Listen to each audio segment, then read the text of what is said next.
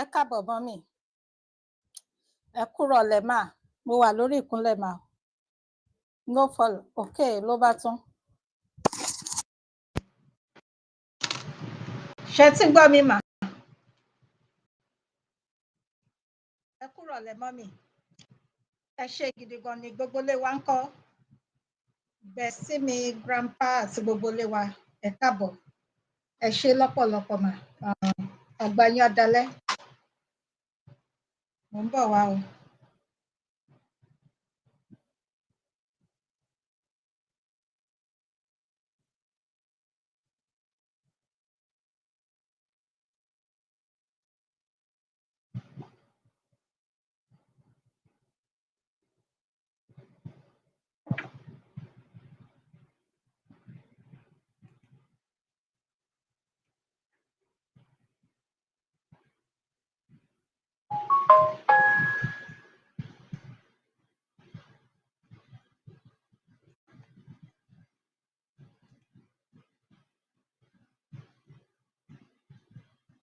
Mo ń pè ètò ní o àti à ń dúró de bàbá ẹgbẹ́ Dr.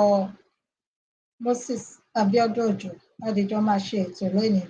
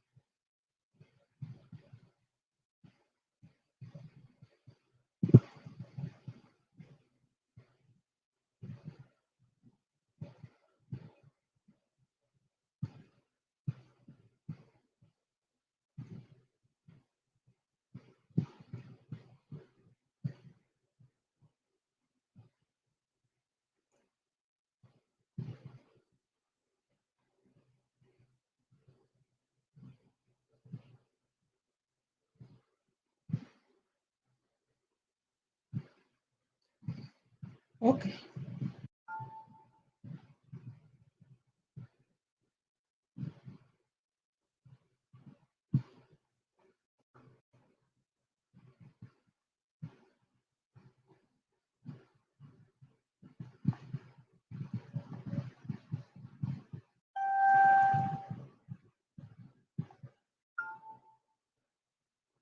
Mo ń pè ètò ní ẹjọ́ máa bínú.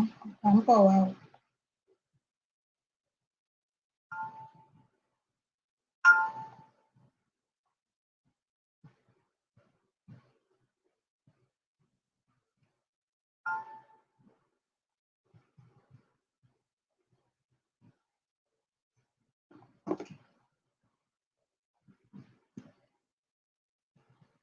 Mo fẹ́ make sure pé wọ́n ti get link. Mo ń bọ̀ wá mọ́mì, ẹ jọ̀ọ́ mà.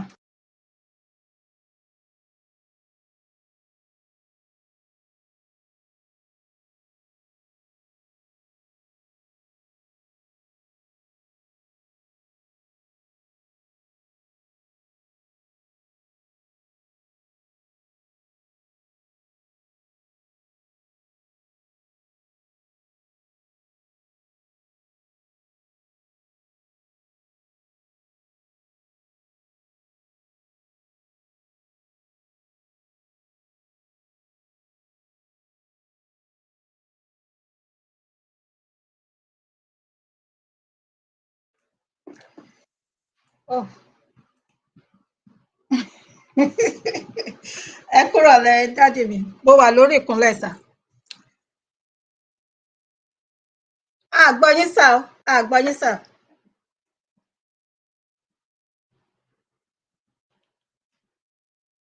Mo ní kẹjọ kẹ má bínú sí mi pé o ti fẹ́ skip mo ẹ fún mi ní ìṣẹ́jú kan 1 second. Okay, sir.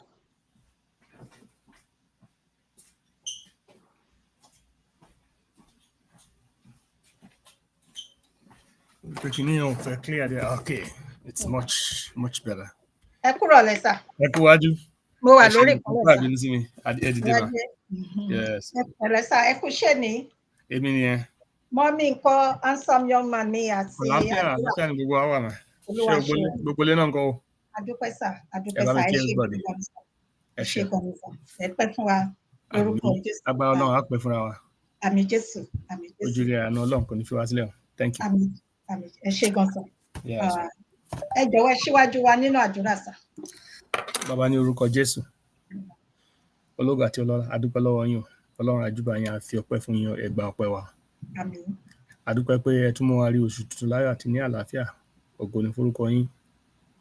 Ìyìn àìlópin ni forúkọ yín, ọ̀gá ògo jùlọ. Àgbéyìnga Ọlọ́run ẹ jẹ́ gbígbé ga nínú ayé wa. Gbogbo tá a bá ti ṣe Ọlọ́run ẹ dáríjì wa o. Àmín. Àmọ́ tẹ̀síwájú ní ètò Olúwa a bẹ̀ yín pé kẹ́ síwájú wa, pé kẹ́ kẹ́yìn wa. Àmín. Ẹ má jẹ́ ká ṣe ohunkóhun nípa ti ìfẹ́ ara wa. Àmín. Ṣùgbọ́n nínú agbára ẹ̀mí Ọlọ́run ẹ jẹ́ ká lè máa ṣe ohun gbogbo. Àmín. Aláyọ̀ yín. Àmín. Gbogbo àwọn tá nífẹ̀ẹ́ sí ètò yìí. Gbogbo àwọn tá ń bá wa pín. Gbogbo etí tí ó máa gbọ́, gbogbo ojú tí ó máa wò ó, yálà lónìí tàbí níjọ́ mìíràn. Kó ló Ọlọ́run lè máa kó má jẹ́ ká ṣe lásán. Àmín. Ọlọ́run kó ti ka kó nífẹ̀ẹ́ wa, kó sì gbọ́ ẹ̀bẹ̀ ọkàn wa. Àmín. Ó fi fún wa gẹ́gẹ́ bí tinú wa, k'Ọlọ́run kó mú ìmọ̀ wa ṣe ní dáradára. Àmín. Aláyọ̀ ọmọ yín, Jésù wa. Àmín, àmín, àmín ní orúkọ Jésù. Akíwa lẹ́ẹ̀kan sí pé ẹ káàbọ̀ sí orí ètò yín ètò wa. Orúkọ tèmi kò yí padà. Ṣé bá ń gbọ́ Fúnkẹ́ Ìyálájé Global, Fúnkẹ́ Ìyálájé orí YouTube Ìyálájé Global Talk Show. A dúpẹ́ lọ́wọ́ ẹ̀yin tẹ́ ń bá wa subscribe. Tẹ́ ẹ bá ti ṣe ẹ bá wa lọ́bẹ̀, ẹ lọ bá wa subscribe. Ìyálájé Global Talk Show. Tẹ́ bá ṣe tán ní ọ̀dọ̀ mi, ẹ bá mi yà lọ sí ọ̀dọ̀ ọ̀gá mi. Ọ̀rọ̀ lẹ́yẹ ń gbọ́ Dr. Michaela. Ẹ bá ṣe bákan náà. Ẹ bá gbàgbé notification bell, ẹ jẹ́ kó wà on torí pé ìgbàkúgbà la lè jáde. A lè jáde ní dédé àsìkò tá a jáde báyìí náà. Ó dẹ̀ tún lè jẹ́, ó tún lè pẹ́. Ṣùgbọ́n ẹ jẹ́ kí notification bell, ẹ jẹ́ kó wà on. Ẹ ṣé àdúpẹ́. Mo kí ìyá wa Fúnmilọ́lá Bello 572 mọ́mì. Adúpẹ́ kó àdúró tì. Grandma bestie mi nìyẹn. Grandma Ella. Àárín yín pẹ́ o. Ẹ káàbọ̀. Ẹ ṣé. Ẹ bá wa kí gbogbo ilé wa. Akí bàbá wa Akínwùmí Azeez. Ẹ ṣé ẹ káàbọ̀. Ẹ má gbàgbé bẹ́ ṣe ń darapọ̀. Ẹ má bá wa pín ètò. Ẹ má like, ẹ má love. Ẹ jẹ́ kí wá kí bàbá ẹgbẹ́. Mo fi tọ̀wọ̀tọ̀wọ̀ dá orúkọ wọn. Dr. Moses Abiodun Ojo lẹ́ẹ̀kan sí ìpínlẹ̀ mi rèé o. Ẹ dìde mà. Ẹ kú iṣẹ́ takuntakun.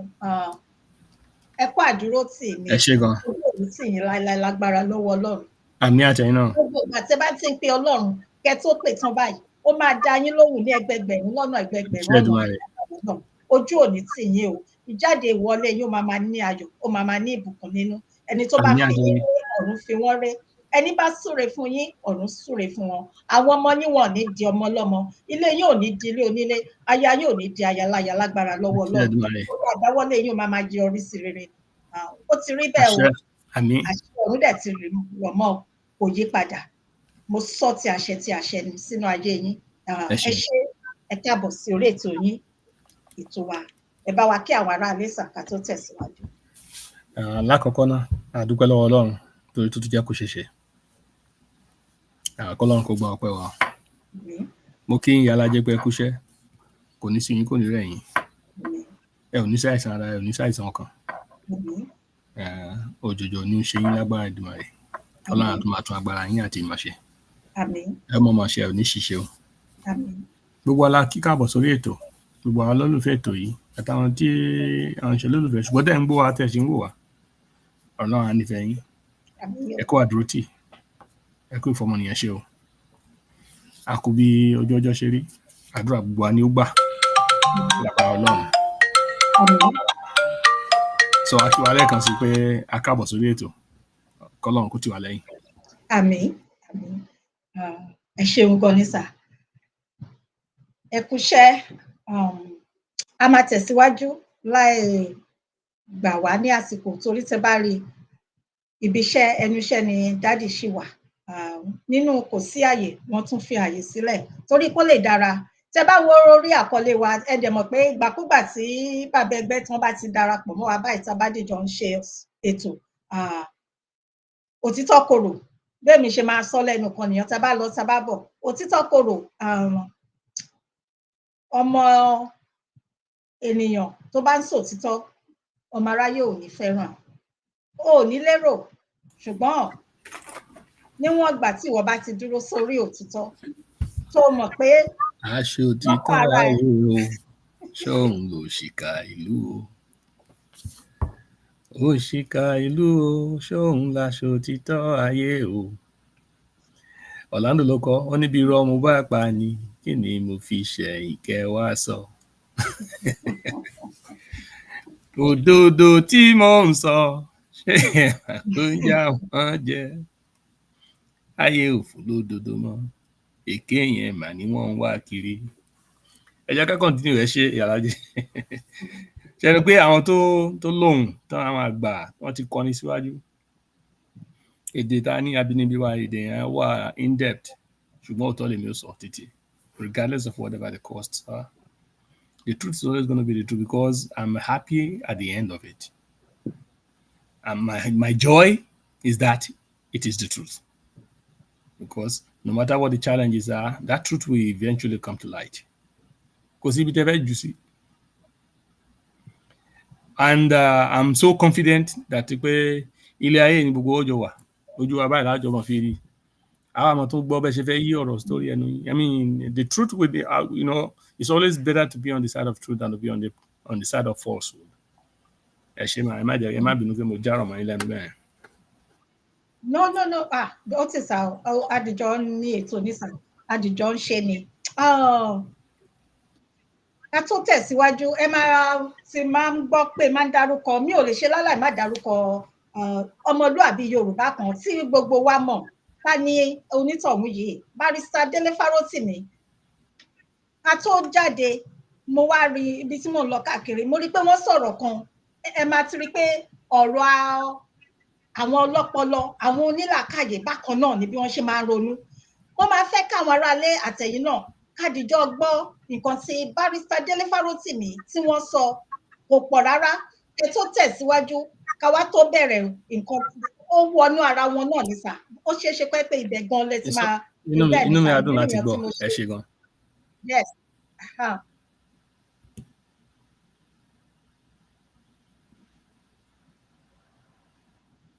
Káàárọ̀ láàárọ̀ ìwé gẹ́gẹ́ ẹ̀yìn ọ̀wá ṣe rí gẹ́gẹ́ bí mo sọ fún yín, mo ní a máa bára wa sọ ìta balẹ̀ rí bára wa sọ ti wà tá a lè jọ gbọ́ra wa.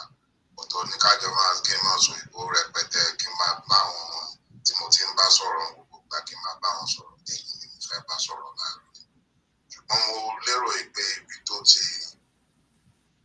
dùn jù ká ti bẹ̀rẹ̀ sí ní máa bára wa sọ àwọn ọ̀rọ̀ ìbò ní ká lọ sínú àwọn òwe àwọn bàbá wa. Ṣé wọn bá àwọn òwe wa kò sí tán fi yàtọ̀ sí àwọn òwe bóyá bí Bíbélì ni bóyá bí Kùránì ni, torí tẹ́lẹ̀tẹ́lẹ̀ náà bọ́lọ́run bàbá yẹn sọ̀rọ̀, ẹni tó bá jókòó dánúrò náà lọ́lọ́run lè rí bá sọ̀rọ̀. Àwọn bàbá wa wọ́n máa ń ronú jinlẹ̀ kí wọ́n tó pa àwọn òwe wọn yẹn.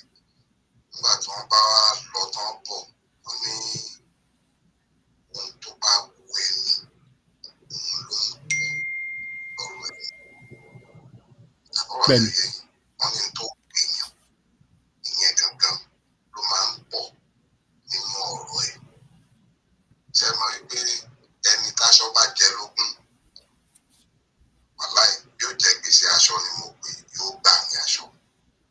Ẹni tí mọ́tò bá sì jẹ lógún, bí ò ní kọ́lé, yóò ra mọ́tò. Ohun tó bá wù ẹni, ohun gangan ló máa ń pọ̀ lọ́rọ̀ ẹni. Nínú ọ̀sẹ̀ tó kọjá yìí, mo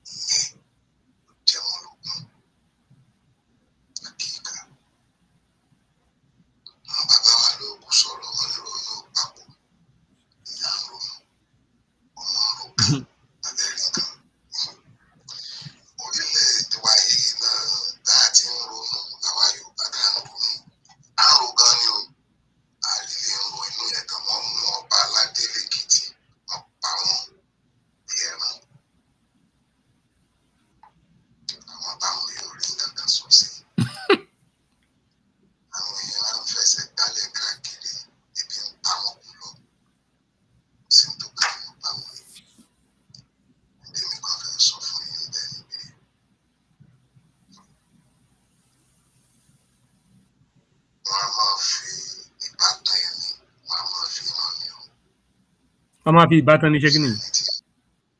wọ́n máa fi hàn ni.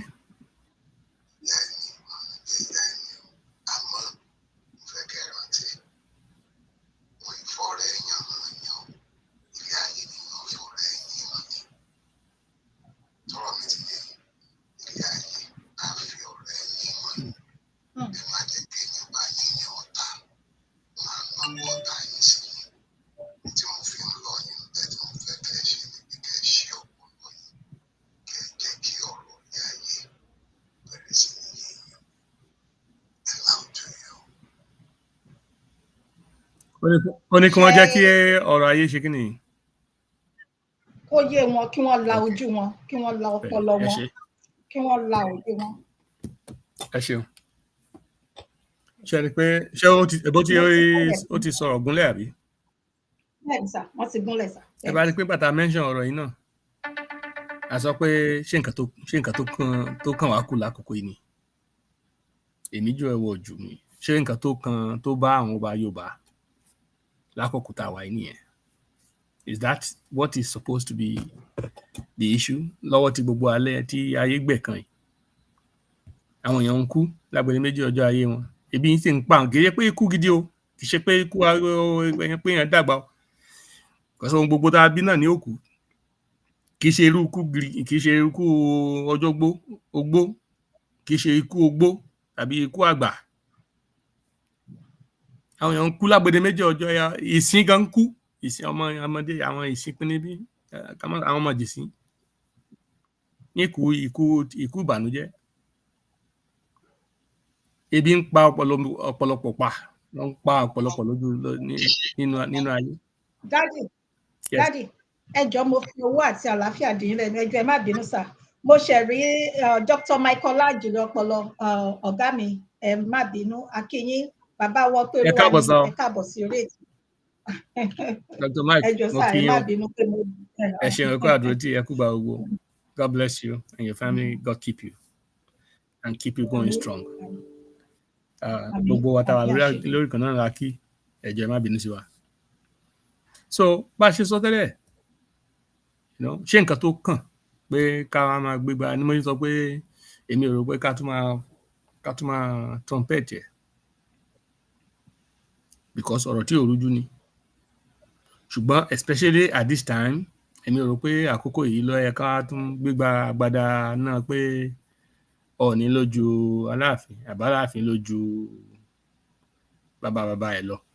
I don't think it's a topic for debate, especially not at this time.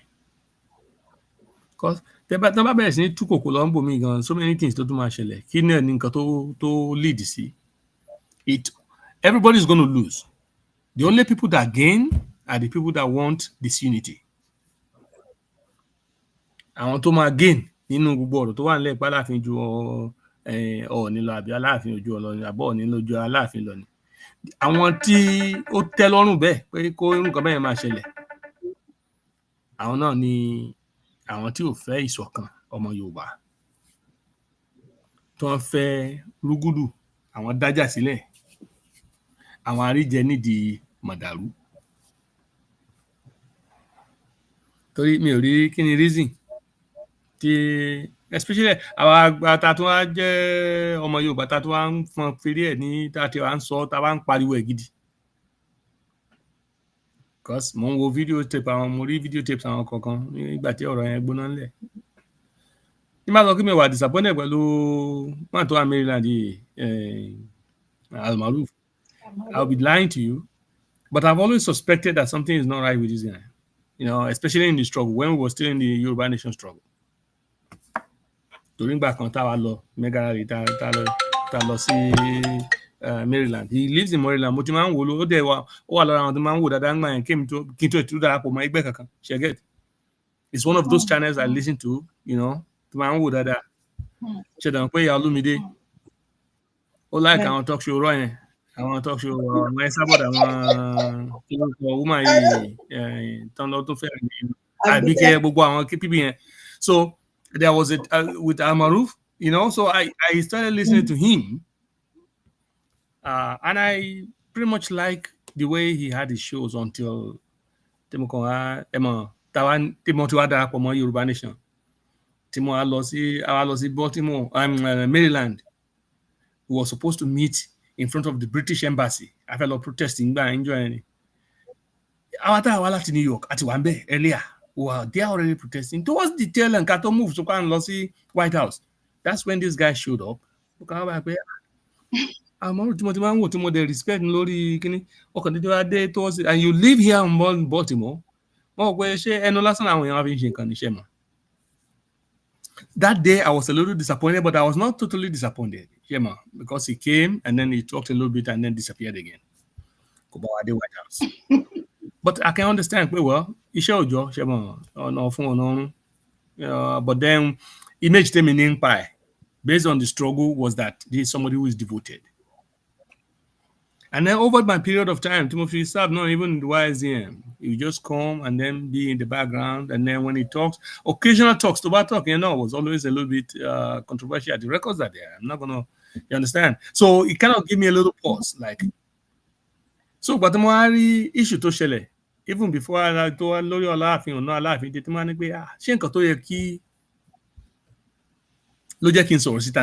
that what Amaruf should be saying? And then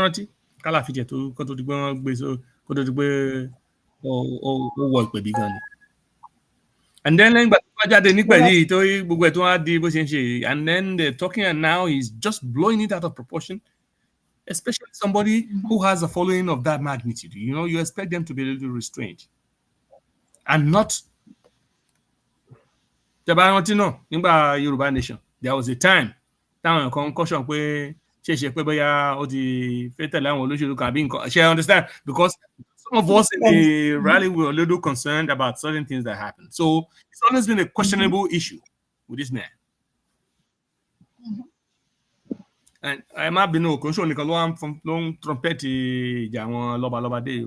but again, I picked him up because it's one of those few people that I watch at some point. But then, because Motiman will tell you that I ring back on, so notifications man come up the cell for me. And then recently, when this thing is so hard, and I've not always listened, but then because of the controversies, when it pops up, I try to listen to what he's saying, and he's constantly disappointed. He's somehow I'm a little disappointed. For example, why would you even be talking? And he's somebody who is supposed to be a knowledgeable man, especially when it comes to Yoruba, our traditions, our customs. Somebody who should know, or I expect him to believe in the notion of a free Yoruba land. You understand? And not a one. If you're talking about a free Yoruba land, you're talking about harmony between the monarchs, not trying to put discord. You understand? So why would you want the Yoruba? Because you pay one coin. Then why? Yoruba Nation is saying that I need an Obawa Teswaju. And you can do that. You are all still in Yoruba Nation. You're all still in there. You're still on there. And you now still putting the Yoruba leaders, or heads or monarchs in disarray. So why are we fooling ourselves? Emma, I seriously think that bright minds. I'm not one of them. I'm not claiming to be one of the bright minds of we should be able to come up with a reasonable solution to dig deeper into their lives. It will have been an avenue where people can brainstorm and see how we can, save our, not only Yoruba Nation, but the entire country. Because if we don't save that country, we're not going to get Yoruba Nation. They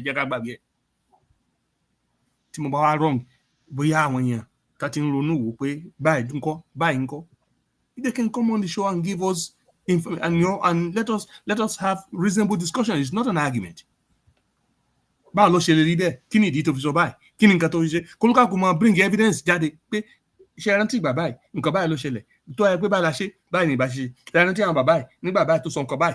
can always bring these things together, because there are reasons why I came to my own opinions, why I make my minds up on certain things.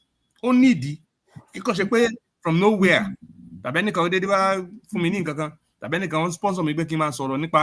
understand. I'm not being sponsored by anyone.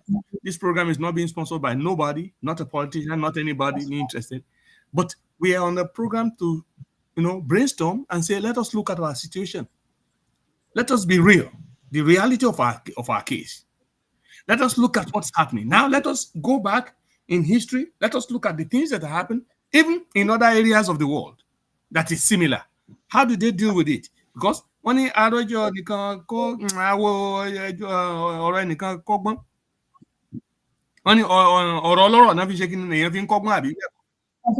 so let us look at other parts of the world that have similar situations, how they dealt with it, how they come out, or how they dealt with it, and how they were disappointed, how it was not good for them.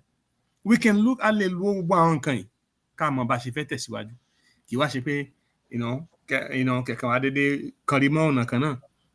same thing over and over and over and over, and then telling people the outcome will be different. It's not going to be different. That means we're fools. And then if you're refusing to listen to refusing to accept other views, refusing to accept other opinions because of nothing else but because you think you know all, or because you think those arguments or those opinions are inferior to you, or worse, because of your own selfish intentions, then you're not truly a patriot of the Yoruba nation. You're not truly a patriot of the Yoruba people. It might actually be an instrument in, unknowing, unwilling, without knowledge, without, an ignorant instrument in the hands of our enemies.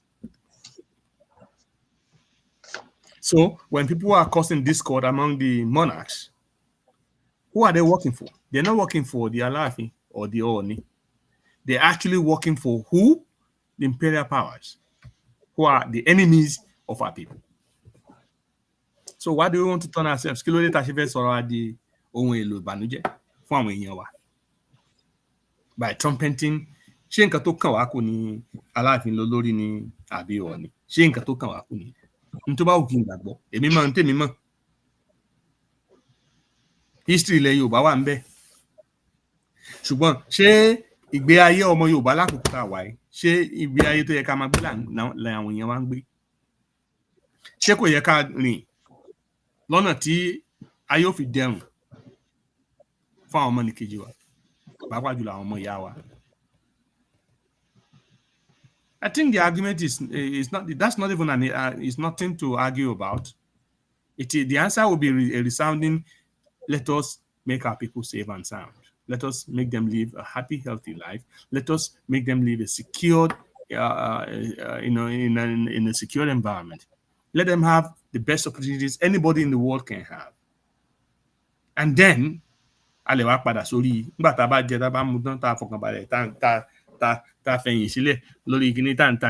we can now start talking with any Aláàfin ju Ọọ̀ni lọ àbí Ọọ̀ni ló ju Aláàfin. We cannot start to talk among ourselves and then really dig deep into our history and find out the facts. Bóyá Ọ̀yọ́ ní orírun Yorùbá tàbí Ilé-Ifẹ̀. No, there could be so many scholars that you'll be surprised how many people come out to talk. Nítorí náà ni mi ò ṣe ní tiẹ̀ ní sọ̀rọ̀ lọ sórí àwọn topic, àwọn video clips kan tèmi rí tí mo ti share, by professors who knows what is what. Even bàbá wa tí mo ń sáàtì lórí bí dáadáa, Professor Banji Akintoye has said it numerous times. You have so many videos about, but that's not where we should be going. About, orírun ilẹ̀ Yorùbá and the type of, the ọba tó jẹ́ kọjá Aláàfin and don't kọ́kọ́ tẹ Ọ̀yọ́, you understand? Which is the ọmọ ló jẹ́ sí Ọọ̀ni Ifẹ̀. Ọ̀rànmíyàn. But that's not where we're going. Ọmọ ń ju bàbá lọ ń gbà mí.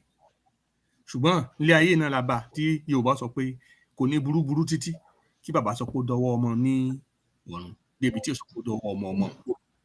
So we can always argue that we're not talking about, regardless of whatever we say, you know, the spiritual head of the Yoruba as a race, the Yoruba people as a race, is in Ile-Ife, which is where we come up from.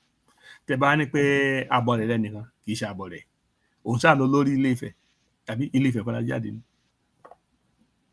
Now my argument on the other side, on the flip side, is gbogbo àwọn bàbá tó ti lọ, gbogbo àwọn òní tó ti lọ, èwo ló ń tẹ̀sẹ̀ àgẹ̀rẹ̀ tó ń káàkiri ìranù tó ń fún èèyàn joyè káàkiri ìgboro kárí.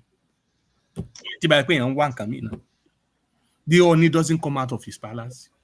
It's somebody you really see. Just like every other monarch should be. Kì í ṣe gbogbo ọba ló yẹ kó dàbí Rashidi. Ẹ má bínú gbà mí lẹ́nu bẹ́ẹ̀ mo ṣe ń sọ bẹ́ẹ̀. Number one, ojú lọ lọ́jọ́ orí nítòótọ́ ó ti fipò àgbà jì mí lọ. Ṣé understand? Ó dẹ̀ ní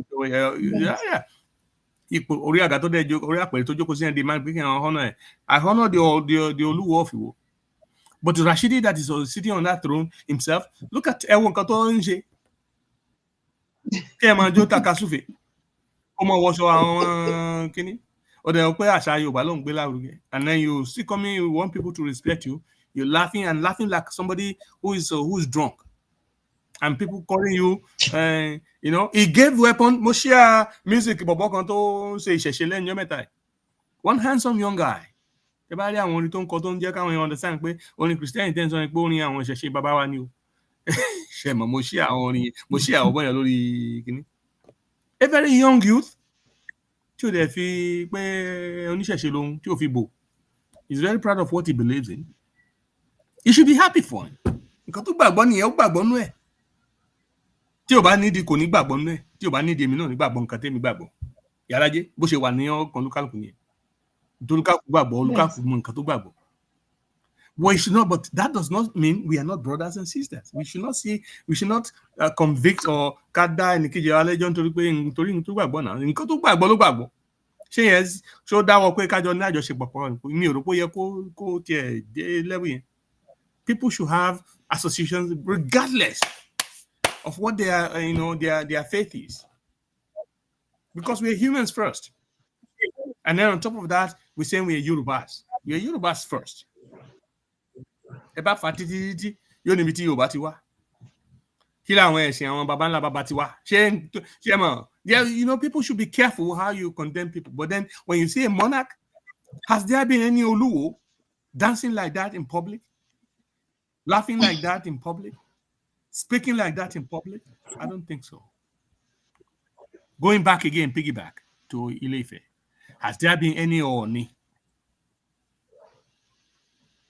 That's just randomly picking anybody up and then making, you know, Ooni náà tí wàá then don't host bí àwọn ọba tó kù yẹn. Kó máa sọ pé òun fi èèyàn joyè. Mo fẹ́ sọ pé mi ò gbọ́ rí pé Ooni fi èèyàn jẹ oyè kankan. Yàtọ̀ sí, I understand. I mean, it's very, very, very rare. I might be wrong. I could be wrong. But this is Ooni that doesn't live. He's not supposed to be living anywhere. Mo ti ka sórí yẹn lọ́nà méjì nsìn. Mo gbọ́ lẹ́nu bàbá Akíntóyè. Mo gbọ́ lẹ́nu professor tó sọ̀rọ̀ lẹ́yìn mẹ́ta yìí. Mo lè ti kà nínú àwọn òwe kan pé when the Ooni was pressured pé kó wá bá wọn parí ìjà kan ní àárín àwọn ọba méjì kan ní Èkó. Tó ní pé the Ooni doesn't leave the palace. Táwọn òyìnbó yẹn sọ pé kó jọ tó lọ́wọ́ gbogbo tó bá pé kó àwọn nídìí ẹni pé kí ni nǹkan táwọn lè ṣe tó fi lè dìde wá bá wọn parí kíní yẹn. Ó ní wọn láti màálù dúdú kọ̀ọ̀kan àbí màálù dúdú sí gbogbo odò tó máa cross kó tó dẹ́kun. Pé wọ́n dẹ̀ láti fi kíní àwọn ẹni pé don't worry. Méjì gan àwọn fi rúbọ. So every stream that the Ooni crossed, they had to rúbọ pẹ̀lú odidi màálù. And then when the Ooni was out like that, ẹ wo àwọn ètùtù tán ń ṣe o. Ẹ wo chariot náà fi gbé o, kì í ṣe kíní o, carriage náà fi gbé o. Tó gba ọ̀nà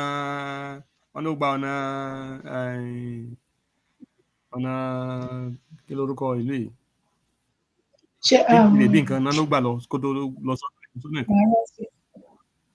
They said every Oba láti Benin gbogbo bí tí Yorùbá ní ṣé kìí ṣe Badagry tó gbà lọ sẹ́kọ̀ọ́ bẹ́ẹ̀ ni wọ́n sọ ibi tí ọba yẹn gbà tí wọ́n fi gbé ọba gbà. I cannot remember clearly and I don't want to misquote it, but every river tí Ọọ̀ni láti cross odidi màálù náà fi rúbọ sí ó ṣàlẹ̀ tutù tó wá ṣe lórí ibi kankan kó dé gbó kọjá. But when the Ọọ̀ni was out of his palace, every Oba in Yoruba land, all the way to Benin Kingdom, every Oba, they moved out of their palace and were staying outside of the palace. Ìgbà tán tó wá gbọ́ pé Ọọ̀ni tún ti padà dé láti Èkó tó lọ yẹn lọ́dọ̀ àwọn òyìnbó tó ti padà sí ààfin nílé Ifẹ̀, including the Aláàfin náà ò sunú ààfin rẹ̀ ìta ló ń sùn o. What mark of respect is that? What type of honor is that? So kí gbogbo wa máa ṣe story yẹn ó tọ́ ni ó rí bẹ́ẹ̀ àbí kò rí bẹ́ẹ̀? Tó bá rí bẹ́ẹ̀ tani ṣé wọ́n ní ẹni tí ọ̀wọ̀ tọ́ sí náà ń bọ̀wọ̀ fún? Èmi wà ní sọ jù bẹ́ẹ̀ lọ whichever way ní tẹ́ ẹ bá gbàgbọ́ kẹ́ olúkàkú gbàgbọ́, ṣùgbọ́n lọ́wọ́ tá a wà èmi rò pé ó yẹ ká máa argue pé ṣé Ọọ̀ni ni olórí ilẹ̀ Yorùbá ni olórí adé ilẹ̀ Yorùbá ni àbí Aláàfin. Gbogbo wọn ni ọba tó ṣe pàtàkì nílẹ̀ Yorùbá. Ṣé Ọ̀ràngún ń sọba nílẹ̀ Yorùbá? Tá bá ń sọ̀rọ̀ àwọn ọba nílẹ̀ Yorùbá, ṣé Ọ̀ràngún lè là ṣó kéré nú àwọn ọba ẹ jẹ́ ká sọ. Ó wà nú àwọn Odùfà. Tá bá ń kí àwọn Odùfà mi wọ́n máa pé Ọ̀ràngún àga àbí ṣé kò sí nú àwọn Odùfà ṣé ká tó máa ìgbọ́lẹ̀ ti gbọ́ tán ti sọ pé Aláàfin kan nínú Odùfà àbí tó gbọ́lẹ̀ ti gbọ́ tán ti ń pariwo Ọọ̀ni nínú ẹ̀mí ò tí mọ̀ bí a kan lọ fi hàn mí. Wọ́n ń sọ Odùduwà mo mọ̀ pé wọ́n lè sọ Oòduà tàbí wọ́n lè ẹ̀ understand but mi ìgbọ́ kan sọ pé Ọọ̀ni nínú ẹsẹ̀ ẹnu fá kankan ẹ ló jẹ́ ká lọ wò ká lọ wá ẹni tó bá rí kan jẹ́ ra mọ̀. Ṣùgbọ́n Ọ̀ràngún àga ó wà nínú Odùfà kò tiẹ̀ sí bẹ́ẹ̀ ṣe fẹ́ sọ. Ṣé ó wá kéré ní àwọn ọba ni tá a fi máa argue? Why? To what argument? Why? Àti Ọ̀ràngún o, àtàláàfin o, àtàlákè o, àti Òsèmàwé o, àti Ọọ̀ni o, àti Ọwá o, ṣé gbogbo wọn ń sọ ọmọ bàbá kan náà ni? Kí là ń bá káàkiri? Why are we going to, especially at this time when our people are dying unjustly and our people are living bí ẹrú? Ìgbàgbọ́ tèmi sọ pé yóò ti pẹ́ tó bàbá taráyé yóò máa lékè bójú wàjà rẹ ò láyé ìmàdó ń jẹrun bàbá. Yóò ti pẹ́ tó dájẹ́ káwọn ará àta yìí kàn máa ba iye wa jẹ́ ní lórílẹ̀-èdè tiwa. And the simple solution ṣẹ́rí ó yí láti máa sọ pé Yorùbá níṣe ń dáyé ìgbà kan, but ìgbà tó ti káwọn òyìnbó ti kó pánpẹ́ tó ti dọ́gbọ́n make sure pé kì í ṣe orílẹ̀-èdè Yorùbá nìkan náà ti wọ̀lì sí lára tó ti wá kún àmọ́ oríṣiríṣi wọ́n make sure pé wọ́n divide wa among different countries. And then they put instruments in place that make sure that we are never we're not in accord, we're not agreeing. And then they start no fi jẹ́ pé ó sì jẹ́ pé tá bá wo orílẹ̀-èdè Nàìjíríà ibẹ̀ ni Yorùbá pọ̀ sí jù àbí? Yorùbá wà níbí ni ó wà ní Ghana ó lọ títí lọ bẹ́ẹ̀ lọ sílẹ̀ Ṣàró ilẹ̀ ṣe alóhùn náà gbẹ̀.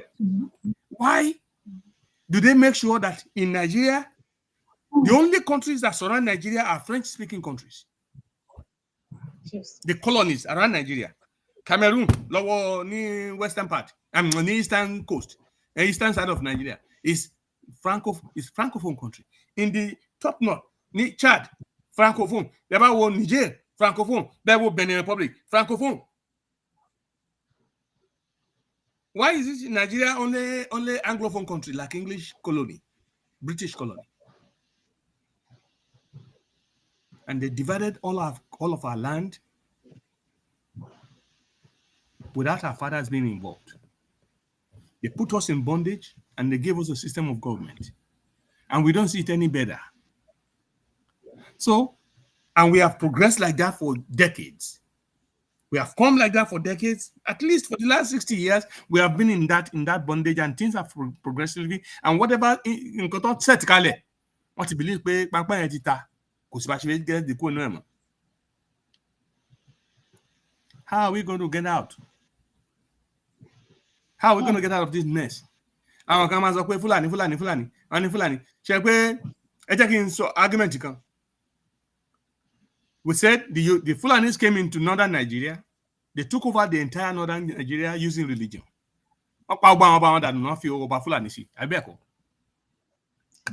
Yes. And that was what we saw. But we refused to connect it to the imperial powers that is using the Fulanis to do that.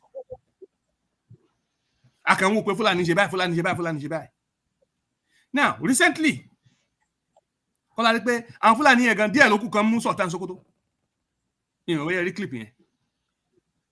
the Sultan of Sokoto recently was almost captured by these terrorists. Who is the head of the Islamic Kene in Nigeria? Is he not the Sultan? Is he not the Fulani man? Eh? So why is it that I'm saying that it is the work of the imperial powers who are equipping some of these Fulani people. They're bringing them from different places. They have them. They train them. American CIA created Boko Haram, mostly with Fulani men, herdsmen. Give them weapons and trainings that none of our military have, and they ensure that they can attack any military installations in Africa without issues. Thank God for Burkina Faso, Niger, and Mali. Ibrahim Traoré was among the military. He saw what was going on. He went to pay attention. He paid attention and said, he was fighting for his own country, and then he saw the games they were playing. Pope John Pope to say, only I'm a man who was shaped by war. This guy saw war in the first time. He saw the games they were playing behind the curtains. There are some secrets that came into his hand while he was on the war front. Now,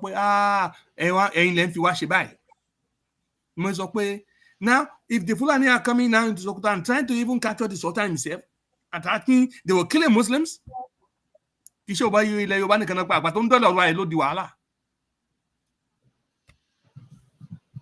And the interest of all these people doing this, those who are arming them, is only to make sure that Africa is perpetually ungovernable, and that we'll continue to seek help from our oppressors, from those who have already put it there, so that they can continue to exploit us, exploit our mineral resources. Not only mineral resources, they continue to exploit our minds too.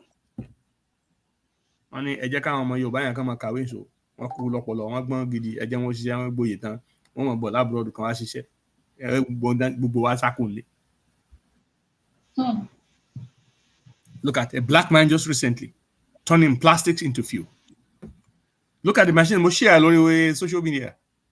Look at that guy. He's also another black man. They will not talk about his achievements.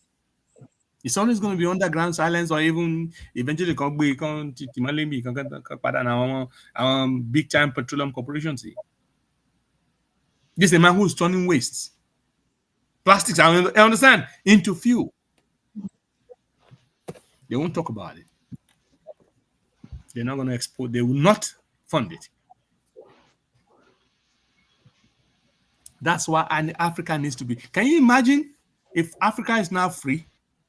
All of these brains developing and innovating in Africa will be selling technology to the world. Yes, technology actually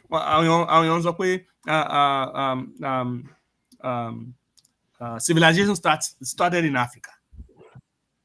Unfortunately, they want us to believe that we never had any contribution towards civilization at all. Now, if Africa is free and our people don't have to japa, you see the type of innovations coming from Africa. Africa will be the lead. This is why they are terrified. They do not want a free Africa. Not only will we be technologically advanced, we also have resources. We don't have to look outside for anything. And then the natural resources, which in terms of feeding, food, and well, is also in abundance in Africa. What does Africa need from anybody? And there is sunshine too. Not even bad seasons like we have, terrifying, killing seasons that we have, in other parts of the world. So why would they want us to be free? This is not a time for the monarchs in Nigeria in particular, or anywhere, to be talking about superiority. It's a time of reflection. It's a time of, working together in accord to find a solution to our problem. But our people don't want to accept what our real problem is. Our real problem is the imperial powers. It's not only the Fulani. Yes, the Fulani is doing what they're doing because they have a backing. Let me see.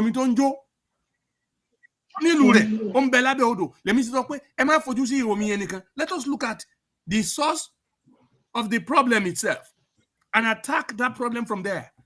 How do we attack it? Ensure that we cannot have foreign interference in Africa. Imperialists. There's no weapon supply. There's no information manipulation. There's no brainwashing. We remove their boots from the ground. They don't have influence in our elections. The Fulanis will be left without anything else. They go back to their normal life.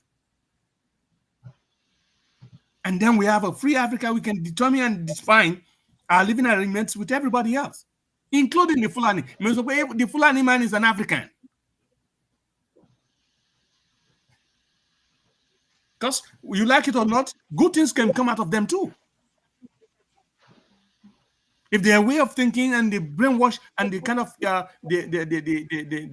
bad information that the imperial powers have given to them, and then the way they've trained them to be animals, especially those terrorists, they're changing people from normal people to terrorists. Who are the real terrorists of the world?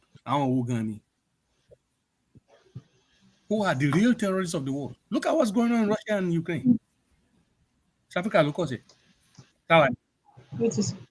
Look at the type of killing that's going on. Look at what's going on in Israel. Look at what Israel is doing. Who are the people that do that?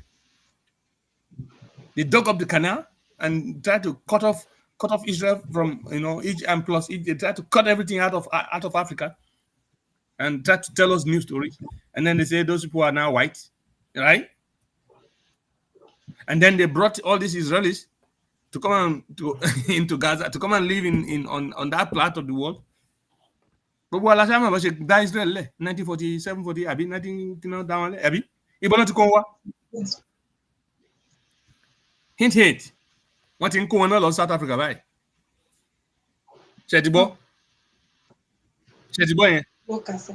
The time Donald Trump gbogbo ariwo tó ń pa àwọn àti Elon Musk pẹ̀lú pé white settlement farming in South Africa. Now they're trying to settle Israelis in South Africa. They're buying land and giving them ports. I understand. South Africa better be careful. You see what's going on in Gaza? They're going to harness the entire West Bank. The real owners of the land they want to throw them out from that place. Using the cover of what? Terror. They say they are Hamas. Hamas.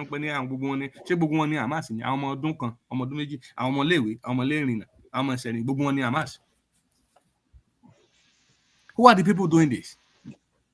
Again, I want us to, as a people, let us look at the thinkings, the way they apply, the way this developed, so-called developed world, how they handle human problem.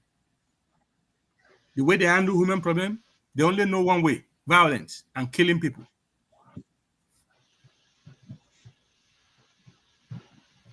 They don't understand the language of peace and conflict resolution. But they want to tell you, as an African, that you're the barbaric one. Why are they saying that? Because they are able to coach and train and create terrorists among us and give us weapons to kill ourselves. That's why I think our dudu and láti kọ́kọ́ re-educate ara wa náà ká make sure pé àwọn influence yìí ojúbọ̀rọ̀ òsì gbọmọlẹ́ òkúrọ̀ ni mo ṣe sọ pé gbogbo pàǹpariwo Yorùbá nation bá ṣe ń pariwo yẹn without any truth, without any nothing, it's not going to work. Yes, it's not going to work. Wọ́n ní àkàrà gírí náà fi ń dojú ẹ̀kọ́ gírípá àbí kí náà gbá ọ̀nà ṣe ń pariwo náà ṣe ń gbowó yẹn náà. Wọ́n ní àkàrà gírípá ló káwọ́ ẹ̀kọ́ gírí àbí ọ̀nà ṣe ń sọ. That means pé ẹni tí ò bá tọkùnrin ẹni tí ò bá tó bó ṣe ń pinnu òye we cannot. These people don't understand any other language except their language, except the language that they speak. Force, power, overwhelming power.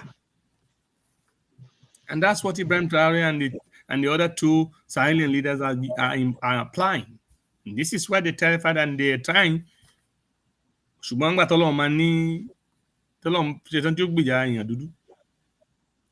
nuclear power is in their corner. Not only one now. 3 nuclear powers on the side of the Sahelian government. This is why Tanti fi attack Burkina Faso. Kishari uta pa nìkan. Kishari uta àwọn ènìyàn wá pa nìkan ló ń ká wọn lọ́wọ́ kò. Ọlọ́run mọ̀ pé Kishari wo yẹn nìkan because they will have looked for another alternative to destroy the Sahelian people because they have the weapons and everything. The bá rántí ńgbà kan France didn't dọ́gbọ́n gbé warship ẹ̀ wá sí Togo. Do you understand? Because they cannot stand it. And they cannot stand to let these people just walk away to let Africa be free like that. They don't want Africa to lead the world. The Bible will clip a woman exposed. So it's impossible to have. How can Africa is not equipped to lead the world? And it's so if we lose influence in Africa, it means that Africa will be what? Leading the world. They don't want that to happen. And this is telling me that they are preparing for war against Africa. Because so bad do it until the preparation will work. The bad people will run alumonjiri to man pa àwọn èèyàn àwọn olórí wa tó bá rí ṣe. Tẹ́lẹ̀ wò pé kò sọ níbi táwọn fi gbé wa kan. Wọ́n ní pé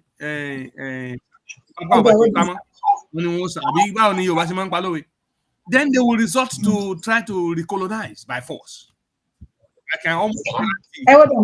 can almost guarantee that Britain, France, and Germany, and all these Western powers, with the backing of the United States, are already thinking of recolonizing Africa. The Bible program Dr. Michael Lashe, before Donald Trump came back to power, that is very, very important. Man, refer back. Let people go and listen to that tape, to that show. Okay, you will understand the thinkings of these people. And so pé Yorùbá nation ṣé Yorùbá nation lè kọjú irú yẹn ni adani jẹ́ ká sọ̀rọ̀ lọ sí tọrọ lọ àti mọ àwọn ọ̀tá yìí o tó Fúlàní wà ńbẹ̀ ṣùgbọ́n Fúlàní yẹn ọ̀rọ̀ tiwọn àbọ̀. Let us deal with the problem, but people want to be relevant and you're not in the military to take over. Let us take over. Let us change the direction of leadership in Africa, in Nigeria. So that when you have the instruments of government, council at the executive meeting, somebody needs the instrument of government in order to change what we need. If you don't have the instrument of government, meaning that you have to seize power by force, how are you going to influence any change? You cannot. Especially with all these powers, you can't.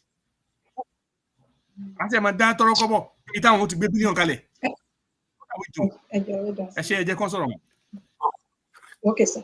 Ẹ ṣé gan. Ẹ káàbọ̀ sí orí ètò Daddy. Ìyálà jẹ́ ǹlẹ́ kú ètò. Àdìjọ ń ṣe ni sir. Ẹ pẹ̀lẹ́ sir. Ǹlẹ́. Yes sir. Dr. Abiodun ju ǹlẹ́ kú ètò sá.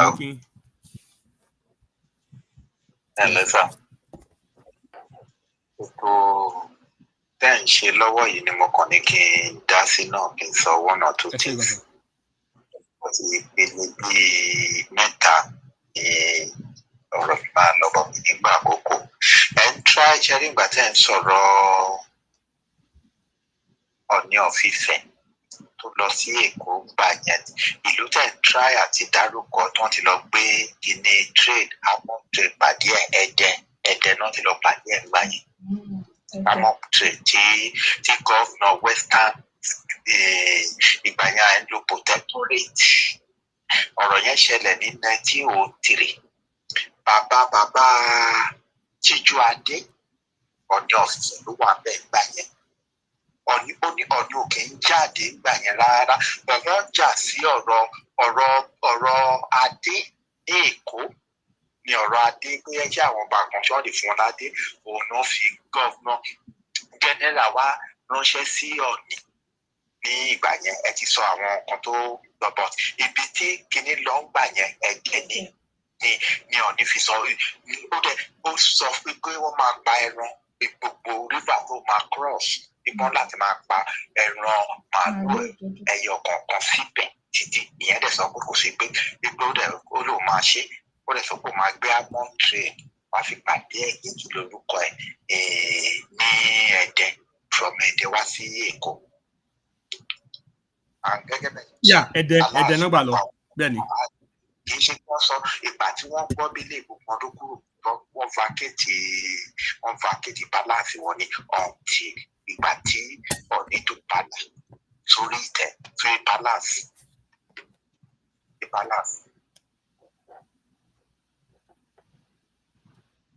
kì í ṣe àwọn ọba tí ò kì í jáde ẹ̀ṣá o ọ̀tá àwọn ọmọ wa dáadáa àwọn ọba wo la ní náà dé àwọn ọba tó jẹ́ pé kò sí pátí tó máa gùn wọ́n tó máa lọ ní tó máa ń gbọ́wọ́ àwọn èèyàn àti díkànnà rẹ̀ àti tọ́ wọ́n máa ṣe ìkàwọ́ ẹ̀ òkè.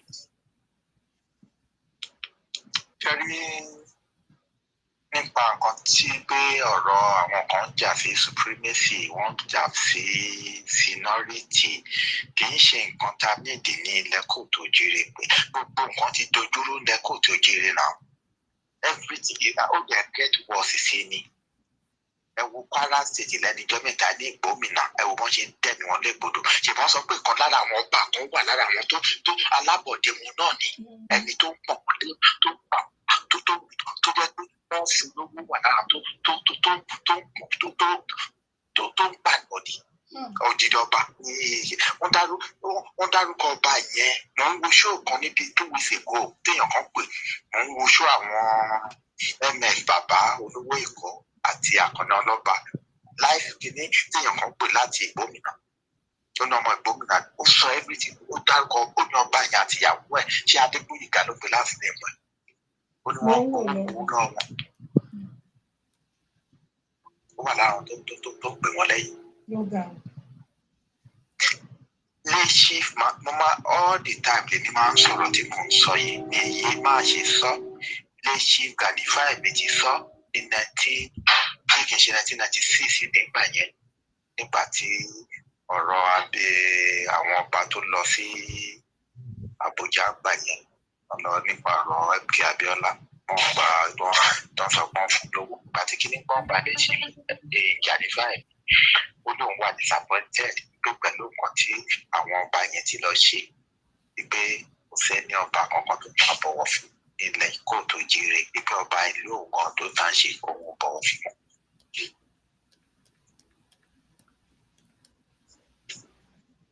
àwọn ọba tani náà dé ṣèbí oríṣiríṣi tani náà dé ẹlòmíì kan tó tẹ̀lé jẹ́ kó wà ní orí àgbèrè ṣèbí kí lorúkọ ẹ̀ Abdulrasheed Akanbi tó wà bẹ̀ yẹn tó tẹ̀ yẹ kó kí ni ìyẹn wá sórí àgbèrè nǹkan ti ṣe lẹ́kọ̀ọ́ tó jíire. King of Babanla lẹ sọ dáadáa.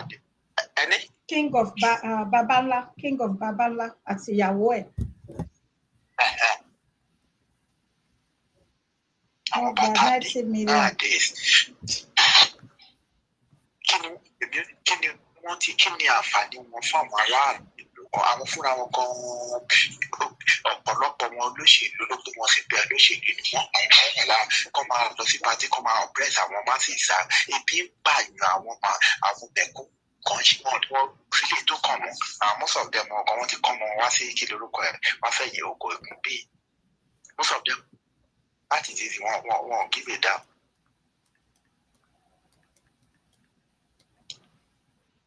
kì í ṣe yẹn ló kàn náà pé kọ́ máa jà sí seniority priority supremacy àbẹ̀.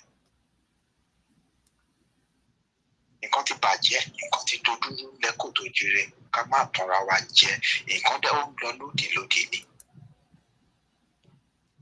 lódì gẹ́gẹ́ bá ṣe sọ ṣé irú yẹn gbogbo kan ṣe dojúrú yẹn dà wọ́n á sọ fún fẹ́ gba Yorùbá nation just a shy play lélẹ̀ náà just the same play gbogbo nǹkan tó ti turn upside down. irú gbogbo tẹ̀ ń sọ̀rọ̀ ẹ̀ lẹ́ẹ̀kan tẹ́ dárúkọ àlùmọ́rù tó wà ní Maryland yẹn àti gba kí lórúkọ tó wà lé almost a couple of years ago tó wà ti tẹ́ sábọ́ọ̀dì ní tó bẹ̀sẹ̀ ń tàn sí ara wọn gbà yẹn ṣe ipò ẹ̀ níta níbi kankan tó wà ní Yorùbá ní ṣùgbọ́n náà wọ́n ṣe àgbègbè wọn èyí tó máa ń sọ ṣé ẹni tó jẹ́ pé lẹ́nu ọjọ́ mẹ́ta yìí ó ń sọ̀rọ̀ ó tún irú àṣàrí dògùnbò tó jẹ́ pé ẹlẹ́nu méjì ni tó jẹ́ pé kan tó bá ó tún bìlíf ọ̀rọ̀ tó ń sọ nípa ọ̀rọ̀ kó tó jíire àṣàrí dògùnbò tó kì í ṣọmọ kó tó jíire ó tún bìlíf ó ti sọ pé lọ́dọ̀ yẹn o n kàn wò pé this guy what is wrong kí ló rán pẹ̀lú ọ̀bọ yìí náà ẹnu bí bọ́ ṣe máa ń sọ àgbàlagbà ọkọ̀ gbọ́n gbà mí àgbàlagbà ọkọ̀ ìgbà míì èèyàn lè má ní western education èèyàn lè má ní education kéèyàn làákàyè wà bẹ́ẹ̀ náà làákàyè dẹ̀ ju ọgbọ́n lọ.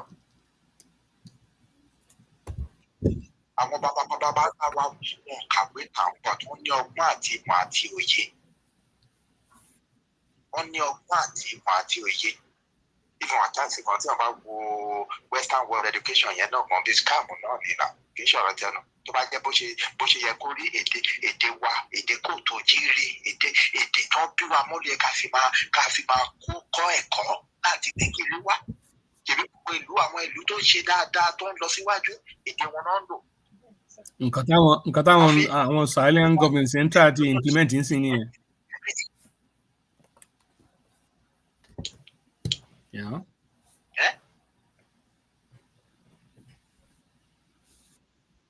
bí scam náà ni téèyàn bá jókòó tó bá wò ó yẹ tó bá wò ó gbà mí.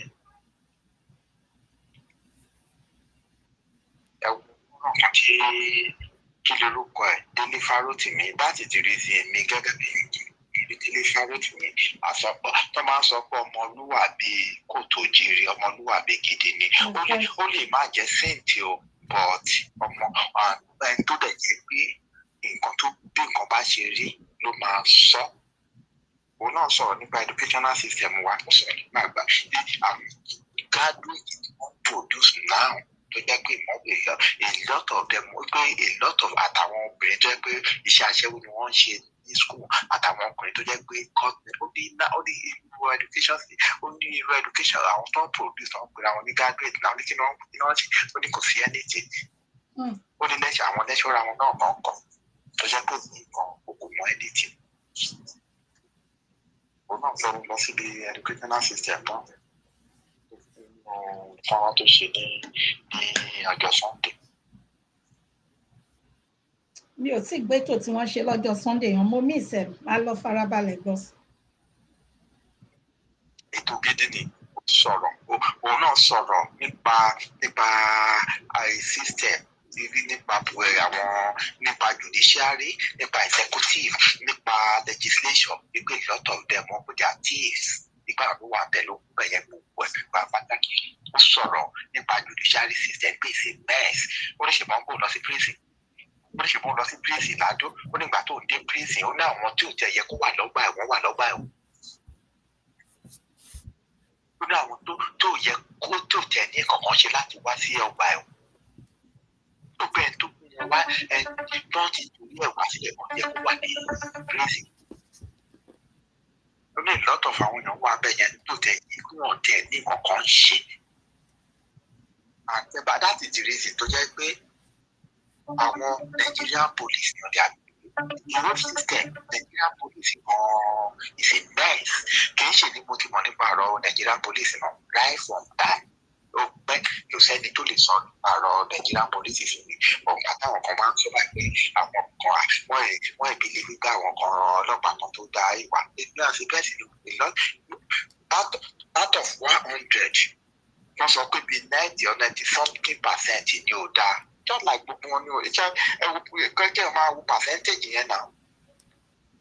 Mo sọ fún àwọn tìbí ilé fọ́nrán kan lórí ìkànnì yín lánàá yàlájẹ́ ìgbà tẹ́ ẹ̀ ṣe ṣó ẹ̀ ń sọ̀rọ̀ nípa ìgbà tóbìnrin yẹn ń sọ̀rọ̀ ó ń sọ gbogbo nǹkan báwọn lọ ẹni tó yẹ kó tì mọ́lé táwọn ọlọ́pàá gbogbo lọ́wọ́ ẹ̀ ṣe bóbìnrin yẹn ń sọ lánàá. Obìnrin tó sọ pé má nìyẹn pé ó ń bá èèyàn kan sùn tó sọ pé bóyá ẹ̀yẹ. Ó ń bá ọmọ ẹ̀ sùn. Tó sọ fún ààrẹ ẹsẹ̀ owó lọ fún ọ lóògùn fún bí ẹ̀kú fi sílẹ̀ nígbà ó dà gbọ́ tó lọ ń petition tàbí ó dà gbọ́ sọ gbọ́ tó lọ ń petition. Bẹ́ẹ̀ni sọ bẹ́ẹ̀ni.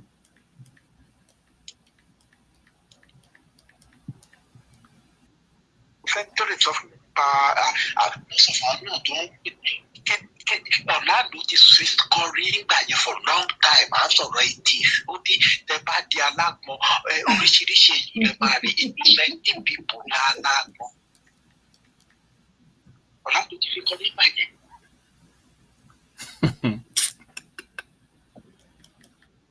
The same thing ìgbà tí Fẹlá wà láyé náà kí ni Fẹlá èké sí?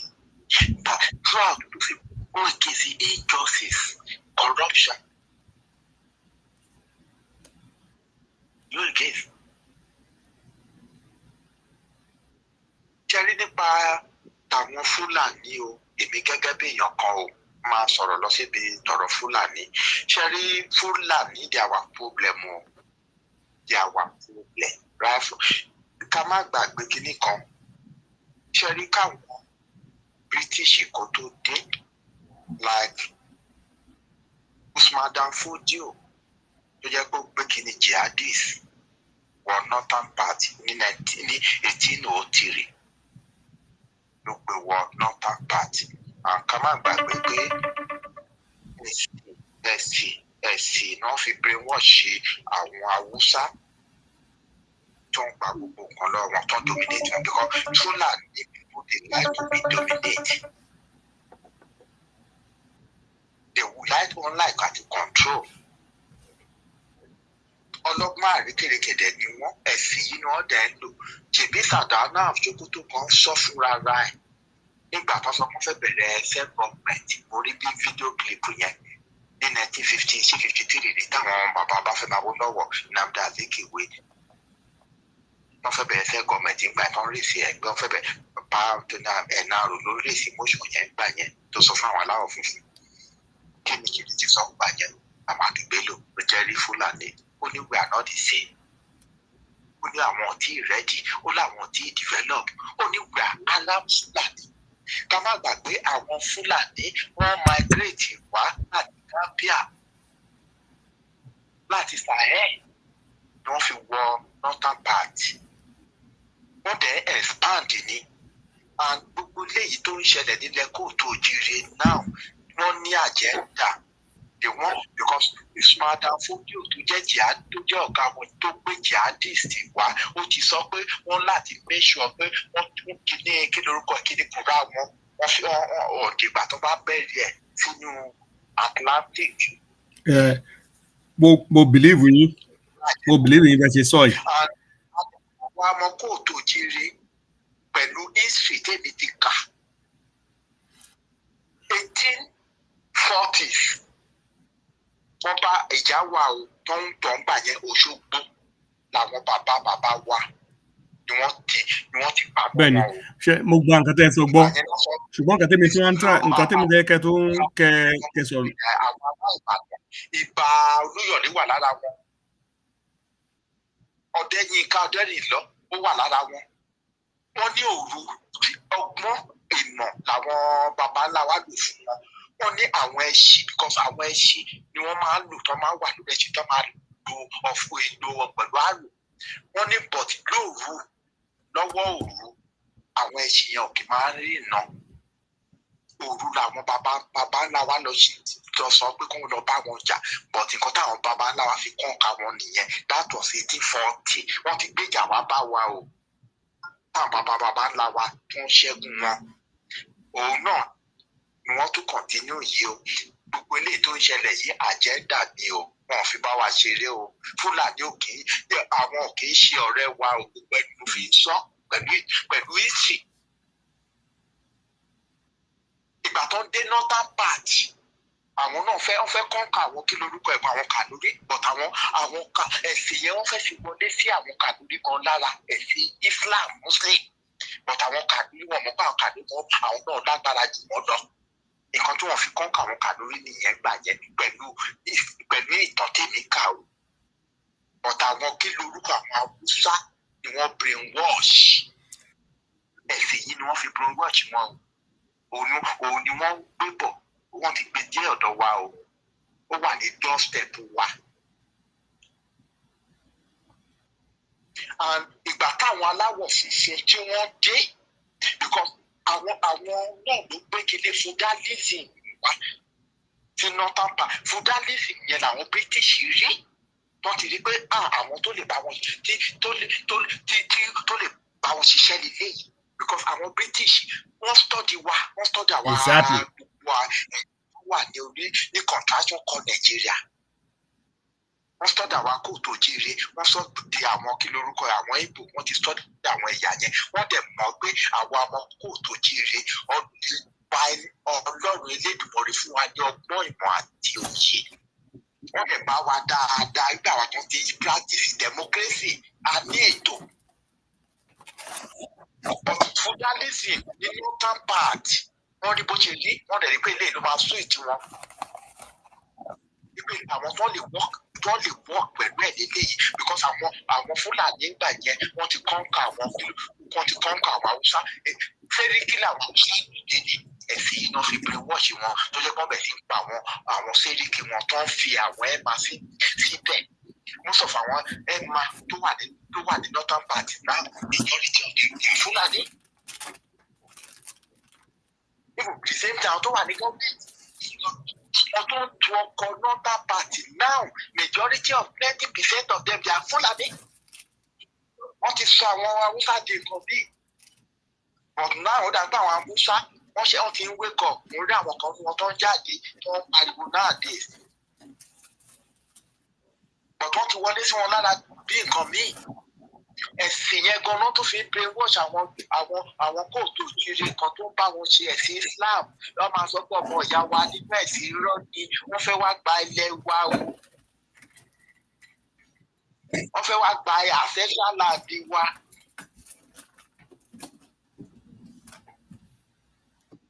wọ́n kàn fún ẹ̀sìn yẹn náà ẹ wọ́ all over the world ṣe wọ́n ṣe ní Iraq wọ́n ṣe káàkiri náà ẹ̀sìn yìí náà fi ń brainwash àwọn èèyàn. àwọn Fúlàní ráṣọ àwọn wọn ò ní bùgbé rárá ìgbà tó wá dé northern part tó ń dé contraction called Nigeria wọ́n ṣe ibẹ̀ náà tó wá ní strong hold. most of àwọn ẹ̀ma àwọn yẹn tó wà ní northern part yẹn kì í ṣe oyè ìdílé náà comparing to ọ̀dọ̀ wa kò tó jíire most of àwọn tó ń jọba ní everywhere ní gbogbo ìlú nílẹ̀ kò tó jíire ó láwọn ilé tó ń jọba ó ní ojúlé irú ìlú tèmi báyìí ìdílé mẹ́ta ló ń jọba ní ìdílé tèmi ní ìlú wa the same thing ló ṣe rí káàkiri nìyẹn. but àwọn tẹ́lẹ̀ yìí àwọn ẹ̀ma wọn kọ́ńkà àwọn èèyàn ní ẹni tó bá ti kọ́ńkà wọn wá sí ohun tó bá jẹ́ lídà bẹ́ẹ̀ bí lídà làwọn kìíní àwọn ẹ̀ma wọ̀nyí jẹ́. fífún àwọn Yorùbá gan tó ń bá wọn ṣẹ̀sìn Islam tó wà wọn fi bẹ́ẹ̀ believe lórí Islam táwọn Yorùbá àwọn rí pé Islam táwọn Yorùbá ń practice gan pé ó ìwà inferior sí ti wọn ju ti northern part. àwọn tó jẹ́ pé ibi táwọn Haúsá Fúlàní bá ti wọ́n fi wọ́n gbà ní ẹni ọmọ kóòtù jíire tó jẹ́ Islam kankan ó dúró ní tó tọ́jọ́ practice the same Muslim ẹ̀sìn wọ̀nyí ó dúró níwájú wọn kó máa jàdúrà fún wọn gbà àwọn dọ́tà náà kọ́ wọn gbà.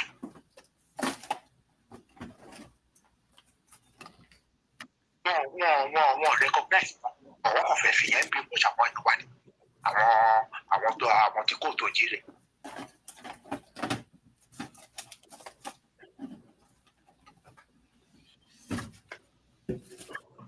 tá máa sọ pé ọmọ ìyá wa ilẹ̀ kò tó jíire lé nìkan àwọn Haúsá àwọn kí lorúkọ apá kan ẹfun apá kan ọsùn tó lé ẹ̀jẹ̀ Fúlàní lára wọ́n ti pọ̀ lọ́dọ̀ wa wọ́n ti pọ̀ ní ilẹ̀ kò tó jíire bí nǹkan míì.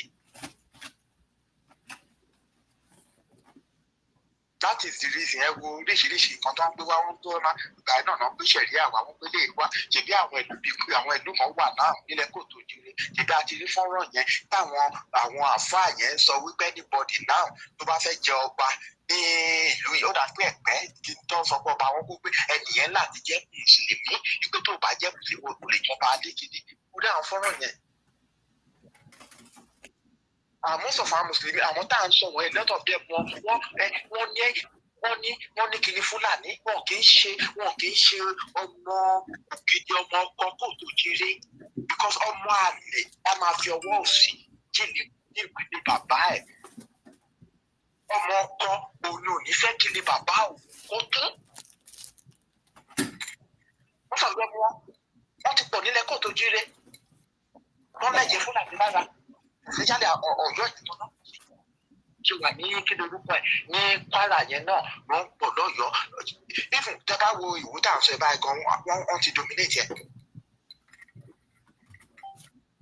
èèyàn kan sọ fún mi èèyàn tí mo mọ̀ dáadáa ó ní ìgbà tó ń lọ sí Ọ̀yọ́ township ó náà máa ń sọ pé àwọn Fúlàní pọ̀ lọ́yọ̀ọ́ ó ní ìgbà tó ń lọ sí Ọ̀yọ́ fúnra ra àwọn náà kó sọ pé bàbá láàfin bàbá Adéyẹmí Dàmídà tí ẹ fi wà láyé wáyé ó nígbà tó ń dé kínní ó ní ìlọ́tọ̀ fún àwọn tó ó ní lọ́ọ̀tù ló sì àwọn Fúlàní ló wù níbẹ̀ lọ́yọ̀ọ́ township ẹnìyẹn ló ń fojú rí bẹ́lẹ̀ ó náà máa ń sọ tẹ́lẹ̀ ó ló fojú rí. ìwọlé nìkan tó máa wo most of our tó yìí ṣebí Abdulrasheed ló bẹ̀rẹ̀ sí ń sọ ń gbà yẹn ẹni a couple of years ago pé kó máa bọ̀ òun gbà wọ́n láàyè wọ́n á ṣe ID card fún wọn wọ́n á ṣe gbogbo ẹ̀ tàbí àwọn náà ti gbàgbé ni èyí gbogbo ẹ̀ ló ń fẹnu sọ́gbà yìí. Kó máa bọ̀ nílùú mo máa gbà yín mo máa kó yín mọ́ra.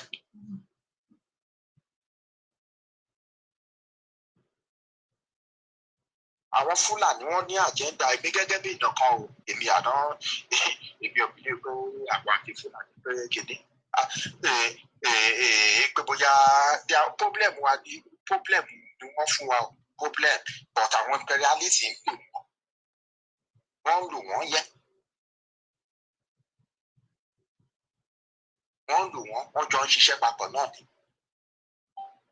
bọ̀tì nǹkan táwọn imperialist ń bá lẹ̀ wọ́n ti rí pé feudalism yìí mú àwọn kankan ló lè bá wọn ṣiṣẹ́ dáadáa wọ́n dẹ̀ ti rí ẹ̀yà tí wọ́n jẹ́ compare to àwa.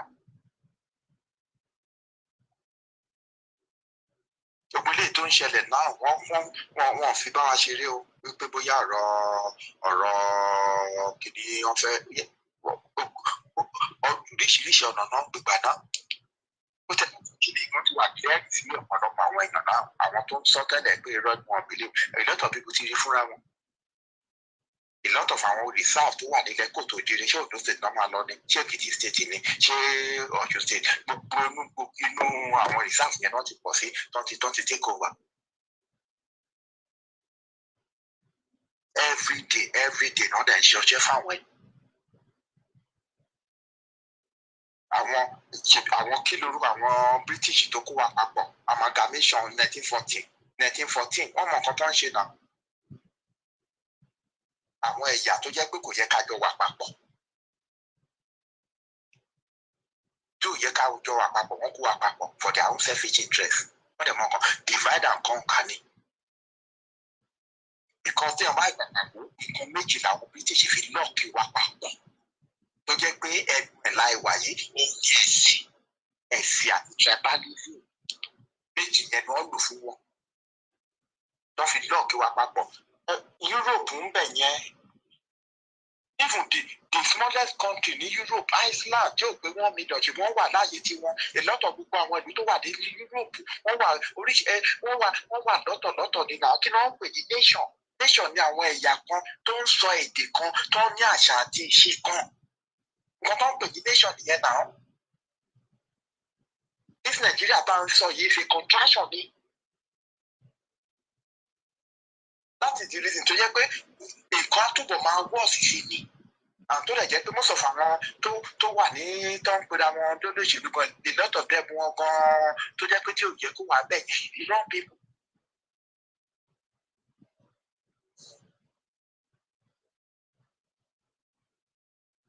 Àwọn Fúlàní àtàwọn British dí wọ́n work hand to hand ni. Gẹ́gẹ́ bẹ́ẹ̀ ṣe sọ lẹ́ẹ̀kan ìyẹn Mr. Abiodun Ojo pé àwọn kí lorúkọ ẹ wo àwọn Yorùbá kan àwọn amọ̀kòtò jíire contraction kọ Nàìjíríà láìpọ̀ sí jù. Àwọn kan wà ní Benin Republic, àwọn kan wà ní Ivory Coast, àwọn kan wà ní Mali, àwọn kan wà ní Guinea tó jẹ́ pé French ni wọ́n ń sọ. Àwọn táwa ní contraction kọ Nàìjíríà àwọn British ló colonize wa tá à ń sọ English. Divide and conquer, divide and rule. Àtẹ̀yìn bá wo ibi tí ọ̀rọ̀ Áfíríkà gan ti wọ́n wá gbà mí kí lorúkọ ẹ̀ Berlin Conference ṣe. Wọ́n ṣe ní from November 1884 to January 1885. Tó ń bẹ̀ náà scramble for Africa. Wọ́n kún Áfíríkà tó jẹ́ pé àwọn fúnra wọn wọ́n jókòó ní Berlin ọ̀bẹ̀ sí Áfíríkà mọ́ra wọn lọ́wọ́. Wọ́n kàn gbin bó ṣe wù wọ́n. Ó wà lára ibi tí gbogbo problem yẹn kan ti wá. Gẹ́gẹ́ bí mo dẹ̀ ṣe máa ń sọ wípé the biggest problem nǹkan tí Áfíríkà gbogbo religion ni ẹ̀sìn àjèjì méjèèjì tí wọ́n gbé wá is a big problem. And people have to be liberated from this religion slavery which is foreign religion yìí. Ìgbà míì kọ̀rọ̀ Áfíríkà tó lè níyànjú o. Because Allah divide and conquer náà ni divide and rule. Àwọn ẹ̀yà méjèèjì tó gbé ẹ̀sìn àjèjì méjèèjì wá fún wa ló kó wa lẹ́rú o. Àwọn ìfúnkan àwọn Arábù kọ́kọ́ wá sí Áfíríkà wá kó àwọn dúdú lẹ́rú which is East Africa, Kenya, Uganda, Burundi, Somalia, Eritrea, gbogbo àwọn area abẹ yẹn. Àwọn Arábù kọ́kọ́ wá. Níbi táwọn Arábù tó ń dájú dé, most of àwọn ọkùnrin tó sọ pé wọ́n kó pa abẹ yẹn, wọ́n castrate àwọn obìnrin wọn ni. Ibi tó ń táwọn Arábù dá ojú dé. Arábù ò rí dídú pàṣẹ human being wọ́n fi less woman wọ́n jẹ́ ìka dúdú sí. Ìyẹn bí táwọn Arábù níbi 11 náà fi wo dúdú nìyẹn. Kó tó di pé àwọn European náà kó tó di pé wọ́n wá wọ́n tó wá kó àwọn èèyàn lẹ́rú. Àwọn ẹ̀yà méjèèjì yẹn wọ́n wá gbé ẹ̀sìn wọn wá. Tí ẹ̀sìn yẹn tó bá jẹ́ kó wà fantastic. Gbogbo kíní wọ̀nyí ṣe critical thinking náà logical reasoning náà tó bá jẹ́ kó wà fantastic ni wọ́n ò ní gbé wá bá wa ọmọ kan tó ń ṣe. Mental slavery náà ṣe lọ gbé wá náà divide and rule, divide and conquer. Because tó bá jẹ́ pé according to right from South Africa àwọn amọ̀kòtò jíire àlẹ́sìn rárá àní ẹ̀sìn àmọ́ pé ọba Elédùmarè wà. Àlẹ́sìn ẹ̀sìn wọn wá gbé bá wa. Láti ìdílé tí màá máa wo àwọn kan tó máa sọ pé wọn kì í ṣe oníṣẹ̀ṣe wọn kì í ṣe kíní gbogbo àwọn amọ̀kòtò jíire oníṣẹ̀ṣe ni wá o yẹn sọ pé bóyá kéèyàn practice ẹ̀ pé èèyàn practice ẹ̀ that is a different thing but oúnjẹ tá à ń jẹ ìmúra wa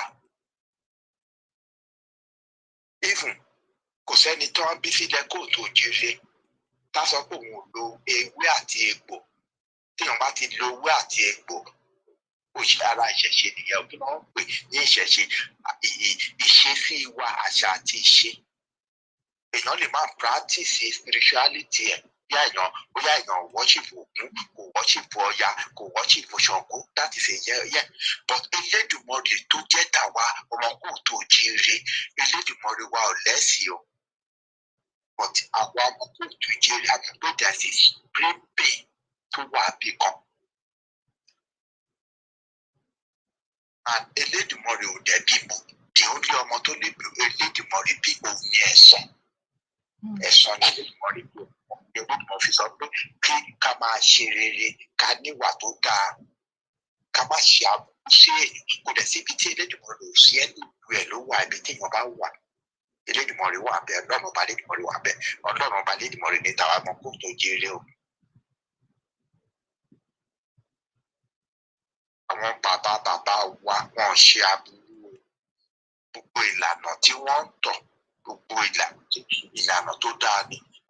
Ifá tí wọ́n ń sọ yìí, Ifá ohun Elédùmarè ni, ohun ọba Elédùmarè ni tó dẹ̀ fún àwa ọmọ kó tó jèrè, àwa ló fún. Àǹtá ni Elédùmarè fún ní ọgbọ́n àti màtí òye àti òní ọba òní kí lórúkọ Ọ̀rúnmìlà. Òun náà fi sọ pé Ọ̀rúnmìlà bàbá Ifá. Gbogbo nǹkan táwọn kò tó jèrè ń ṣe pátápátá, oúnjẹ tá à ń jẹ wọ̀nyí ara ìṣẹ̀ṣe wa nínú àwọn oúnjẹ wa, àwọn ẹ̀fọ́, gbogbo nǹkan tá yẹ. Bá ṣe ń ṣe oúnjẹ wa báwo yàtọ̀ sí tàwọn Ìgbò, ó yàtọ̀ sí tàwọn nọ́tánà. Ṣé àwọn oúnjẹ táwọn oúnjẹ yàtọ̀? Bá ṣe ń ṣoúnjẹ, bá ṣe ń ṣe nǹkan tí wá yàtọ̀.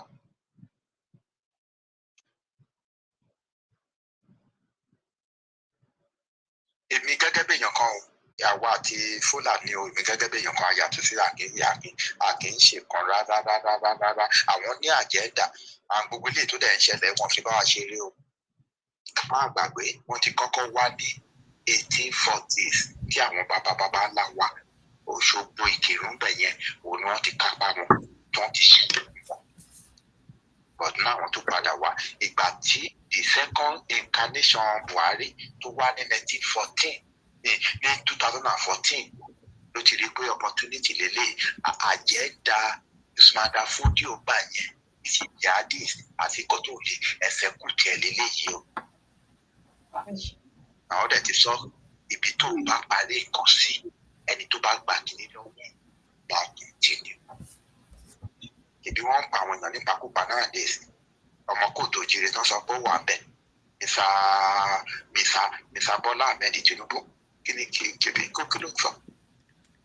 Kí bọ́ ọmọ kóòtù òjìrè náà pé kí ló sọ? Wọ́n ṣe ń pààyàn nípa náà fọṣọ. Gbogbo nǹkan tó ń ṣẹlẹ̀ kò sí nínú wọn tí ò mọ̀, ìgbìmọ̀ àwọn gómìnà àwọn olóṣèlú yẹn gbogbo wọn ló mọ̀. Àwọn sọ̀bẹ̀ mọ́ lélẹ̀ wáyé tó fi ń dalé sí àbọ̀ tó ń pa àwọn kílẹ̀ àwọn give a damn. Kò sí lè tó kan tí wọn ìrìkọ́ síbẹ̀ wọ́n bèlè pé bẹ́ẹ̀ ni wọ́n ti ń pa owó tí wọn. Business people làwọn ohun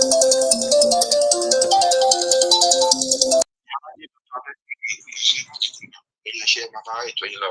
Ẹ ṣé gan ní sà, ètò wa ni ẹ pẹ́ fún wa láṣẹ Èdùmàrè. Ẹ ṣé gan sà. Akínyàwó Rẹ̀mí Ọ̀ṣùgbòyè, Dr. Jonathan Ọ̀jẹ̀dòkun àti bàbá olóyè Akínyìn, ẹ ṣé gan ni. Dádì, nǹkan kan wà tí ẹ fi ṣọwọ́ sí mi ní àná, mi ò mọ̀ bóyá ẹ fẹ́ yà lọ sí ibẹ̀. Yeah, a lè yà lọ síbẹ̀. Oh, okay, ẹ jọ̀ọ́ ẹ má bínú sà.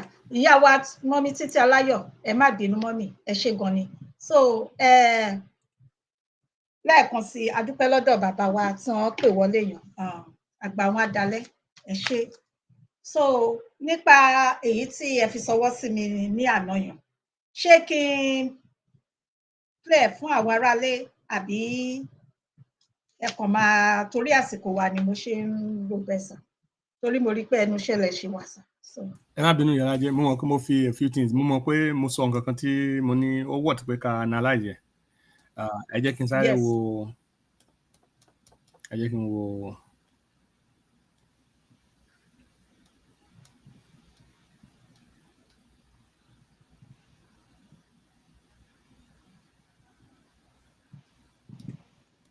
Okay, and then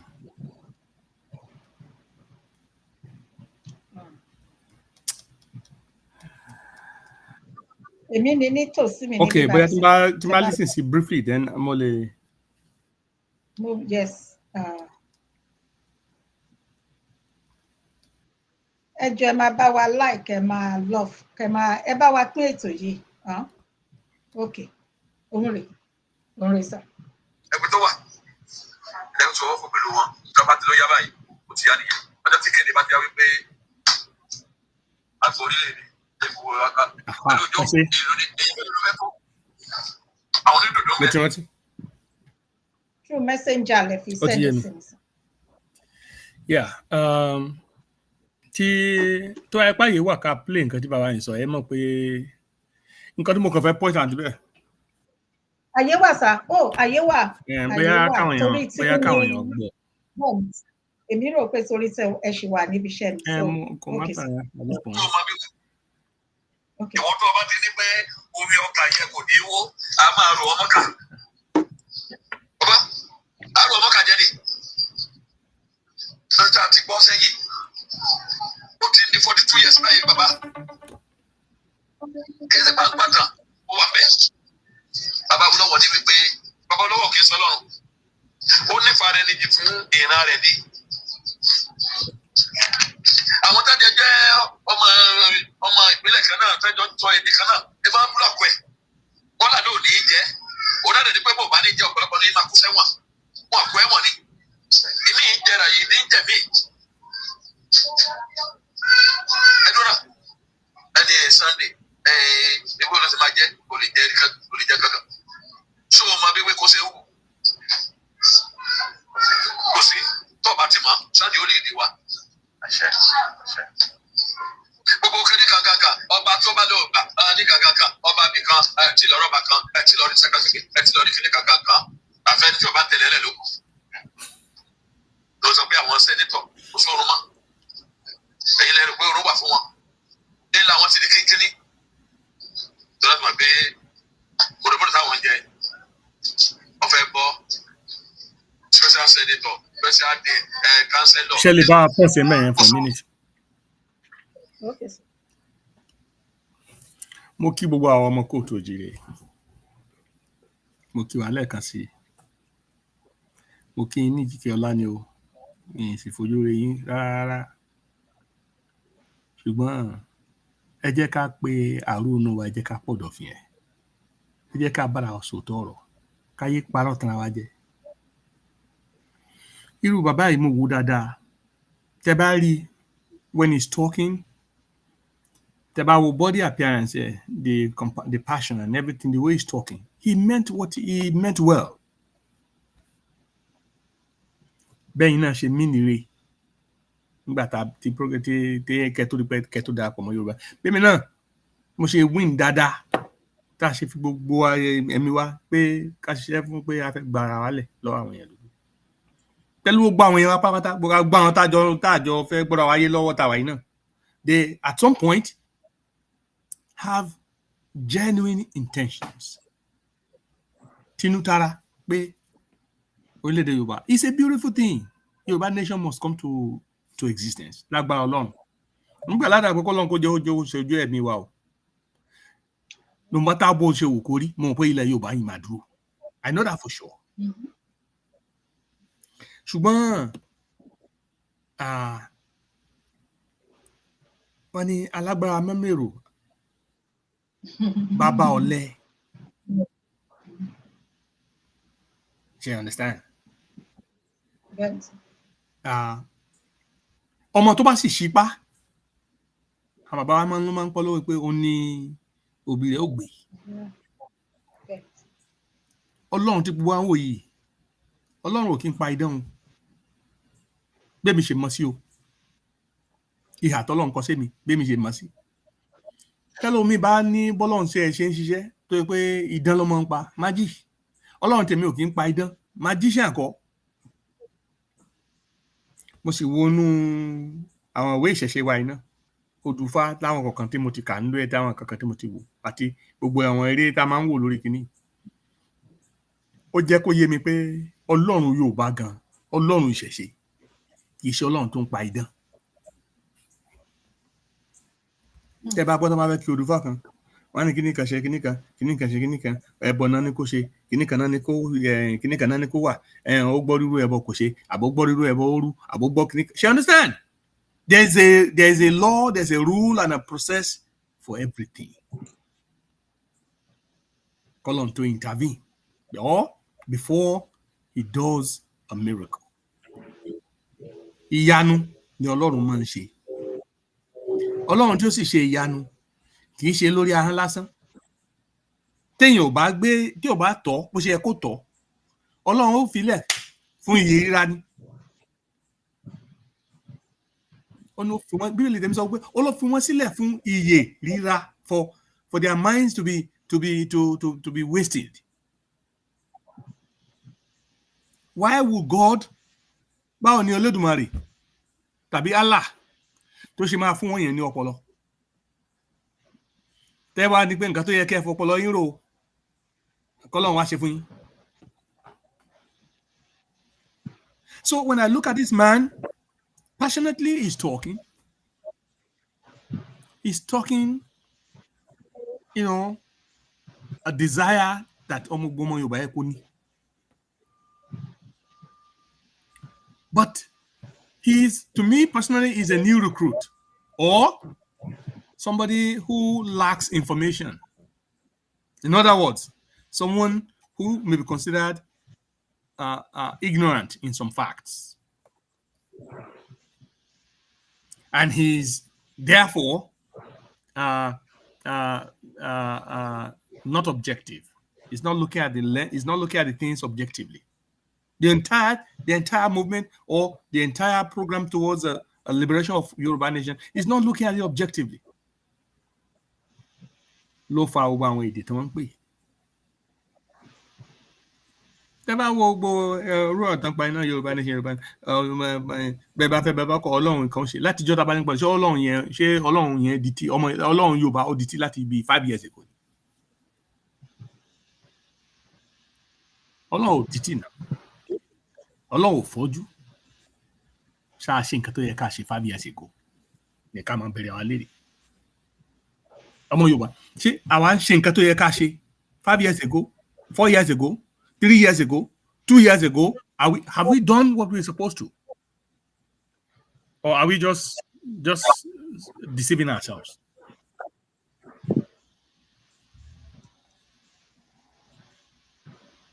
You understand? If we are just deceiving ourselves, then let those who are deceiving themselves continue. Àwa kọ̀ọ̀kan tá ní tan ara jẹ wá. Láti mọ̀ gbé iṣẹ́ tó yẹ pé ó yẹ ká gbé ní ọ̀nà níwọ̀nba bí tí apá ikú wa bá mọ láti gbé. Torí Ọlọ́run ò wo kò ká èèyàn kó tó ṣe nǹkan tó fẹ́ ṣe o. Bíbélì tèmi sọ pé kì í ṣe oníkà tó fẹ́ káwọn ọmọ Ísírẹ́lì lọ jà ńgbà yẹn ó ní pé aṣíwájú yẹn kó mú àwọn èèyàn lọ, kó mú àwọn ọmọ ogun lọ sétí omi. Eléyìí tó bá lóṣòó tó mú mi àtẹlé tó dùbúlẹ̀ tó mú ó ní kó ṣàwọn sọ́tọ̀ọ̀tọ̀.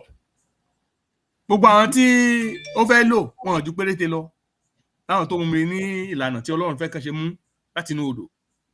Àwọn yẹn ló ṣíwájú lọ ogun. Torí pé Ọlọ́run níjà kò ní sọ̀kalẹ̀ kó wá máa pidán májíìkì lójú ogun. Èèyàn náà ni ó lò láti ṣe miracle, láti ṣiṣẹ́ ìyanu. So nílẹ̀ káàtù òjire Èdùmàrè kò ní sọ̀kalẹ̀ wá jà ìjà wa kó máa wá lé Fúlàní kúrò. Àwa èèyàn yìí náà ni ó lò tàbí kó bá wa lé àwọn òyìnbó aláwọ̀ àwọn tó mú wa lẹ́rù kò ní sọ̀kalẹ̀ tìkalẹ̀ wá o ẹnìkan lọ́lọ́run rí ni. Ṣùgbọ́n lára àwọn èèyàn tí ó lò péréte ní àwọn èèyàn tí ó lò ló máa lò. Ṣùgbọ́n àwọn èèyàn tí ó lò yẹn náà they have to be those who are willing and truthful to do the things that they are supposed to. Kì í ṣe pé kankan sọ pé ara nìkan wá jókòó jẹ ká máa wòran ká máa kọ story every second. Gbogbo ìtàn tẹ́ ti sọ 10 years ago, ìtàn tẹ́ ti sọ 20 years ago, àwọn ìtàn tí ó àtìlẹ́yìn tó nínú ẹ̀ náà lẹ́tún ti rí wọ́n máa takò rọ̀bà tó confusion àtúbẹ̀rẹ̀ ìjà èdè ó tún ṣẹlẹ̀ ẹ̀tún sáré ẹ̀kẹ́ tó bẹ̀rẹ̀ another one. God is not a God of confusion. Èdùmàrè kì í ṣe Ọlọ́run tí ò mọ nǹkan tó ṣe. Ẹ má jẹ́ ká máa fi Ọlọ́run máa parọ́ tan ara jẹ lórí tàbí ká máa fi ìṣẹ̀ǹdáyé kan fi dẹ́rùbà ẹnìkan níbì kan. It doesn't make no sense. Because that means you're self-deceiving yourself. You know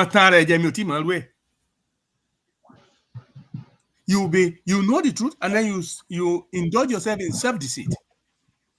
That deception will not allow you to take the right steps to resolve your situation. And who is fooling who? And you think your situation will change? It's not going to change. It will change faces because but the situation itself for the people is not going to change if we continue to lie. It's just the artists, the actors will change stage. That stage, if that stage is not destroyed and rebuilt, you will have the same stage with different actors and the same people in the same situation. Everybody watching and listening to life. So I mean, he should be very careful of the things he's saying because he's not even sure if he's on government.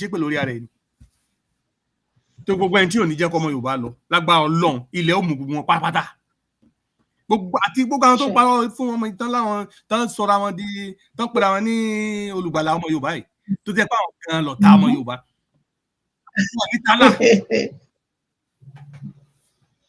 ṣe ẹni sáà mo sọ they will not because the facts are there that we should do what we're supposed to in order to get out of this quagmire. The only way mo sì sọ pé because maybe I'm wrong. Maybe there are some explanations that needs to be said. For example, yes, what he's saying is right. Understand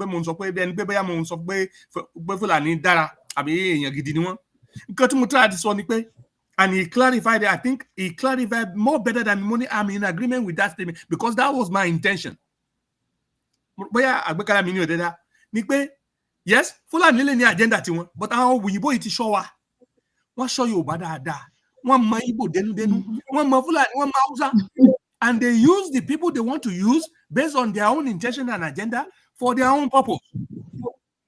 We need to first remove those imperial powers from the Fulanis and then help the Fulanis rearrange their orientation. Ìlọrin nìkan náà rí gbà ibẹ̀ náà ti Òṣogbo náà ti lé wọn padà ká tó ṣẹ́gun wọn pátá ká tó retreat padà sí kìíní. You understand? They were not able to conquer us. But the way they are moving now, with the backing of these imperialists, kì í ṣe pé wọ́n fẹ́ ká conquer the whole of the country. Now kà fẹ́ ká crazy ungovernable environment so that they can continue to exploit us. Àwọn yẹn dẹ̀ ni wọ́n sì continue nínú believe wọn pé African àgbà gbọ́lẹ̀ ọ̀sán wọ́n dẹ̀ yẹn tó back wọn up. This is why I'm saying we need to first resolve that problem first. Cut off their backings. Remove this imperial powers influence from Africa. This is what Ibrahim Traore is doing. He was only controlling for 40% of Burkina Faso. As of yesterday, they are controlling over 72% of that country. He is chasing the terrorists away and recapturing the country. The same thing don't in Nigeria and say, Tetifura. Now they're just killing people over there, and they're coming into the Yoruba land and coming to Igbo land. They're causing this chaos, even though you understand. But they're causing chaos. They're killing people. People are not steady. Everybody is running away from family. Everybody, and then the exploiters, the imperialists, they're exploiting our lands. Including our back mining the gold, the resources that are supposed to be for the entire people. They're mining these golds, they're mining the resources, and they're shipping it out of there. We're using Chinese foreign pseudo companies to get the wealth for themselves. According to Nkitimubo or Nina Wala or Nilefe. Because if you don't mention the name, about George Bush, but don't campaign. He said, if you do not name a problem, you are allowing that problem to manifest. that call them Islamic terrorists. Do you understand? Because he decided that he does not care a lot to offend the Muslims. I'm not saying. Hey, Joy, for me 1 second.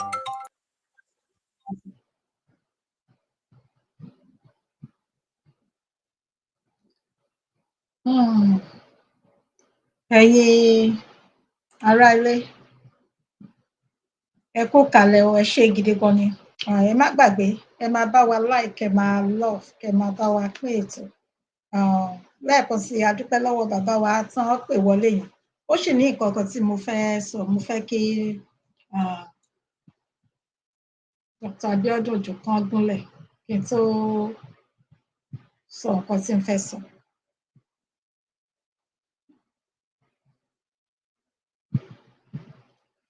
Okay. Ẹ jẹ́ ká máa gbọ́ kinní yìí lọ nígbà tá à ń dúró dè wọ́n.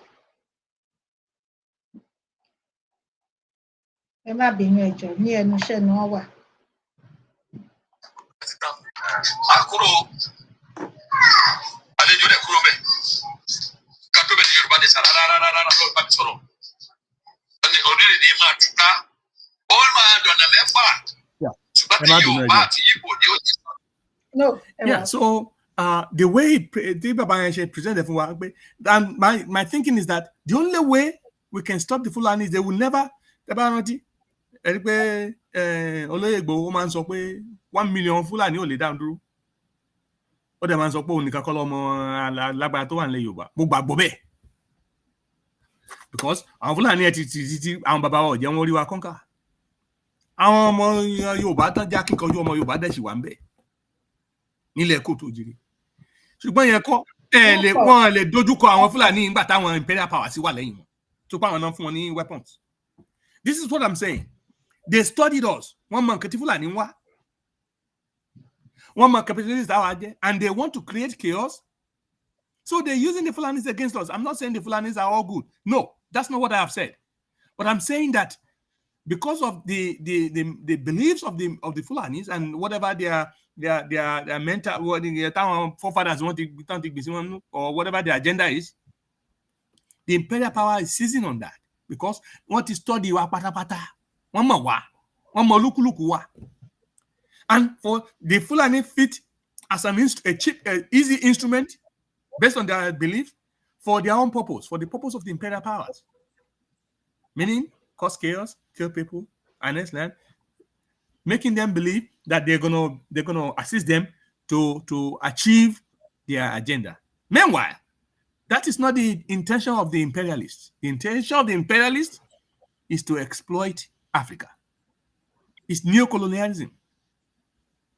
This is what I'm saying. And we are seeing it in the Sahel.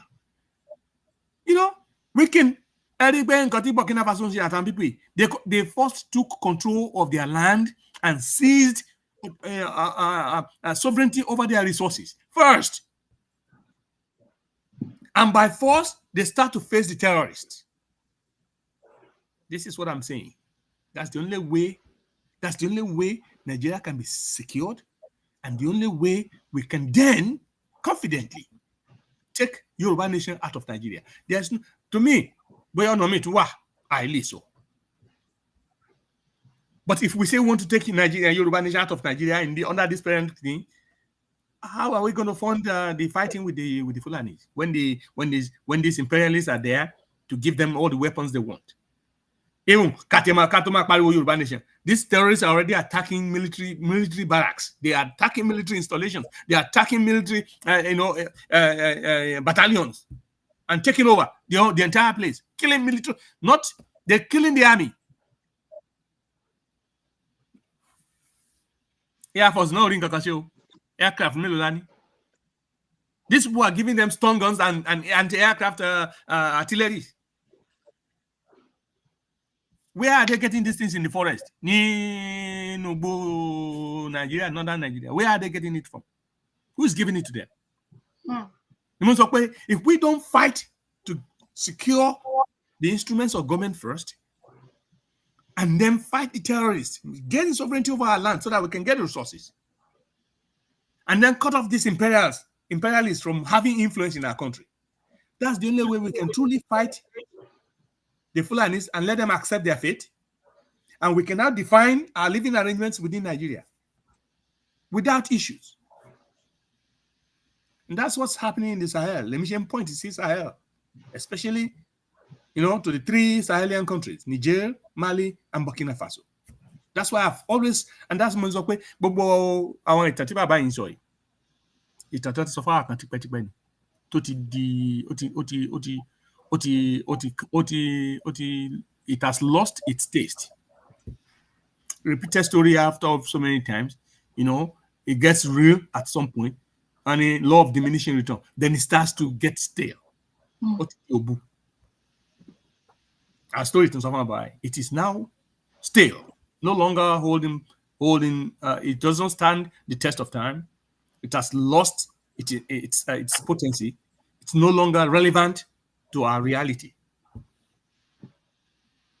But then these old men, because they lack the facts, and because of sentiments, they're sentimental. They're trying to, they should.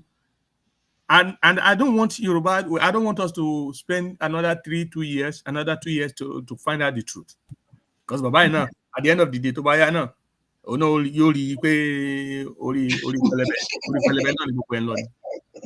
because this is how they have taken us all this while. We're gonna declare.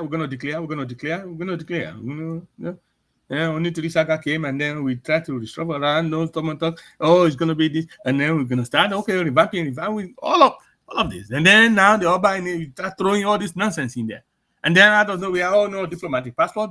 Then okay, Ruba. All of these things. Is this where are we going? And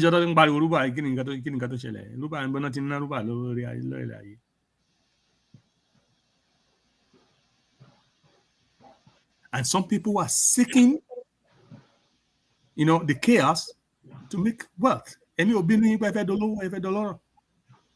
understand?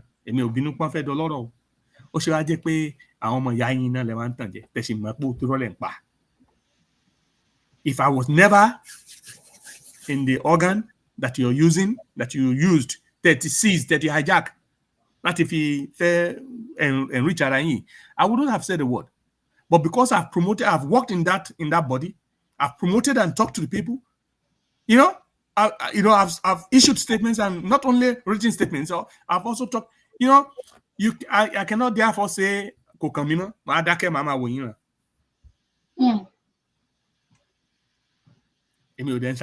I'm not part of you that are hijacking the whole movement for your own selfish intentions. So in the midst of all this administrative chaos, where there's no direction, where people are they are shy of doing the right thing or saying the right things, some people hijack it to make money. They look at the situation to enrich themselves under false pretenses. One is the cryptocurrency called the Ruba. Two, overwhelmingly, I was just one person, and I did not have a vote. I didn't have a vote. I never had a vote inside what do you call it, YSDM councils. Yes, I do have a vote inside the executive council, and then at some point during screenings, when they are vetting for officers. Okay, but inside the Yoruba Council, I don't have a vote. I'm just the secretary, the general secretary that takes minutes, right?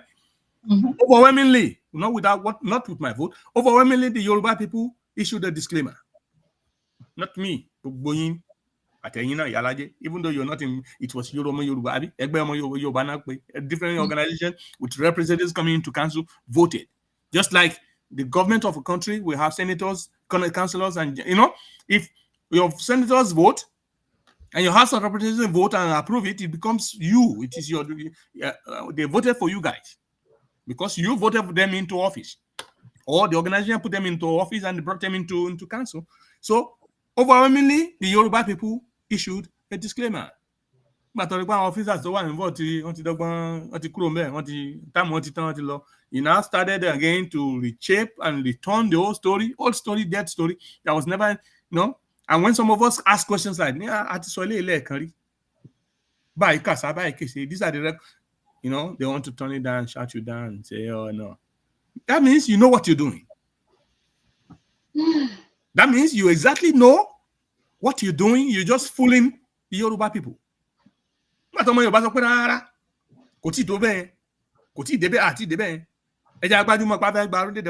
do the right things and just say the right things. So who is fooling who? So this Baba is being sent about body language here. He meant what he's saying passionately, not out of a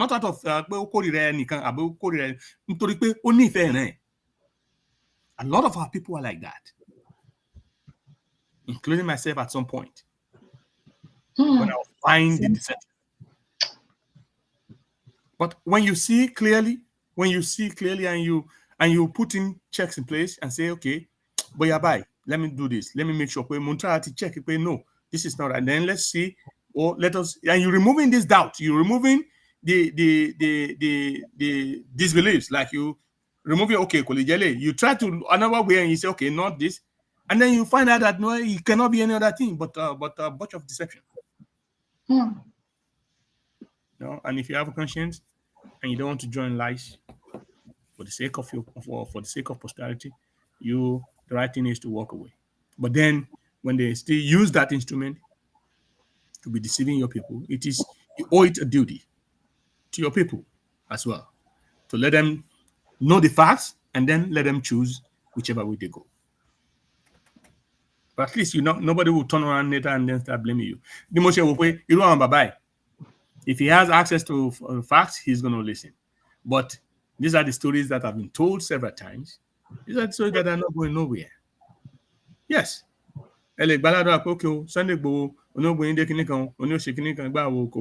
Fine. Yoruba Nation lessons so abi. Then you met die. In Sunday Igboho sọ fún yín pé òun ò sọ Yoruba Nation mọ́.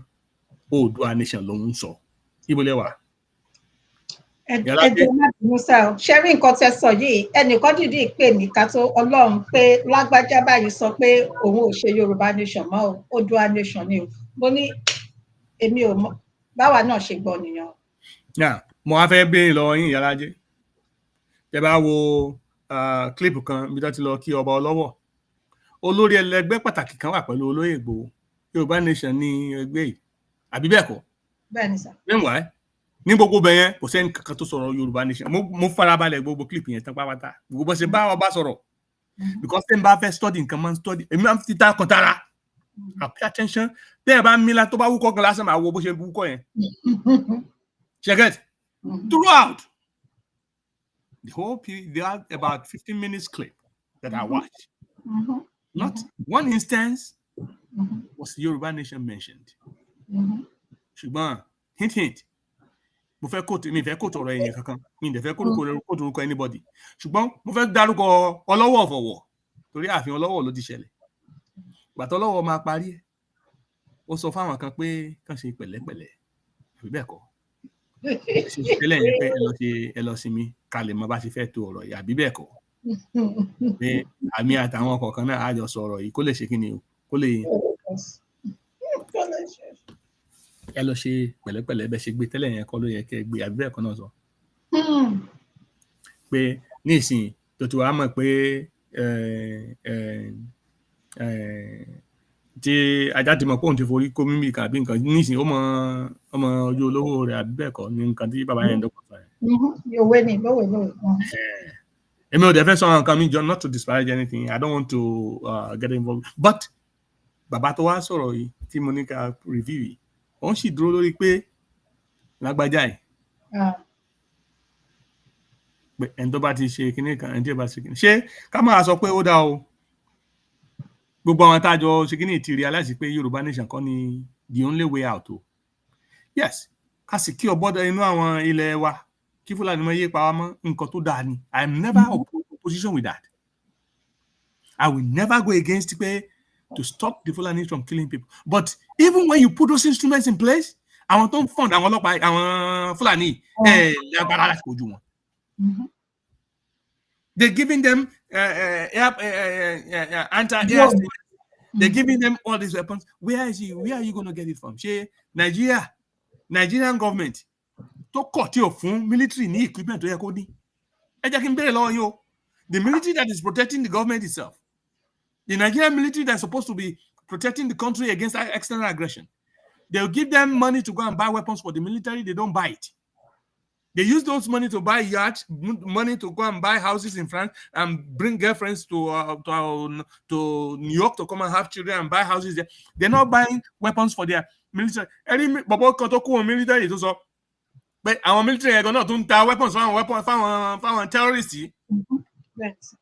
You understand? It's a whole syndicate inside there. The France, the Germany, the British, everybody selling weapons to Nigeria and telling the Nigerian government to sell it back to give it back to the terrorists. They pick one of the few officers. Was resolved here. Bye-bye. In France, or weapons are delivered from terrorists. The same weapons are now, even if they give the contract to secure Yoruba nation, in the Yoruba states in Nigeria, to few people. She only stop Fulani. Yes, but the chaos the Fulani will be causing in Nigeria will still keep Nigeria in perpetuity. So in perpetuity. So they're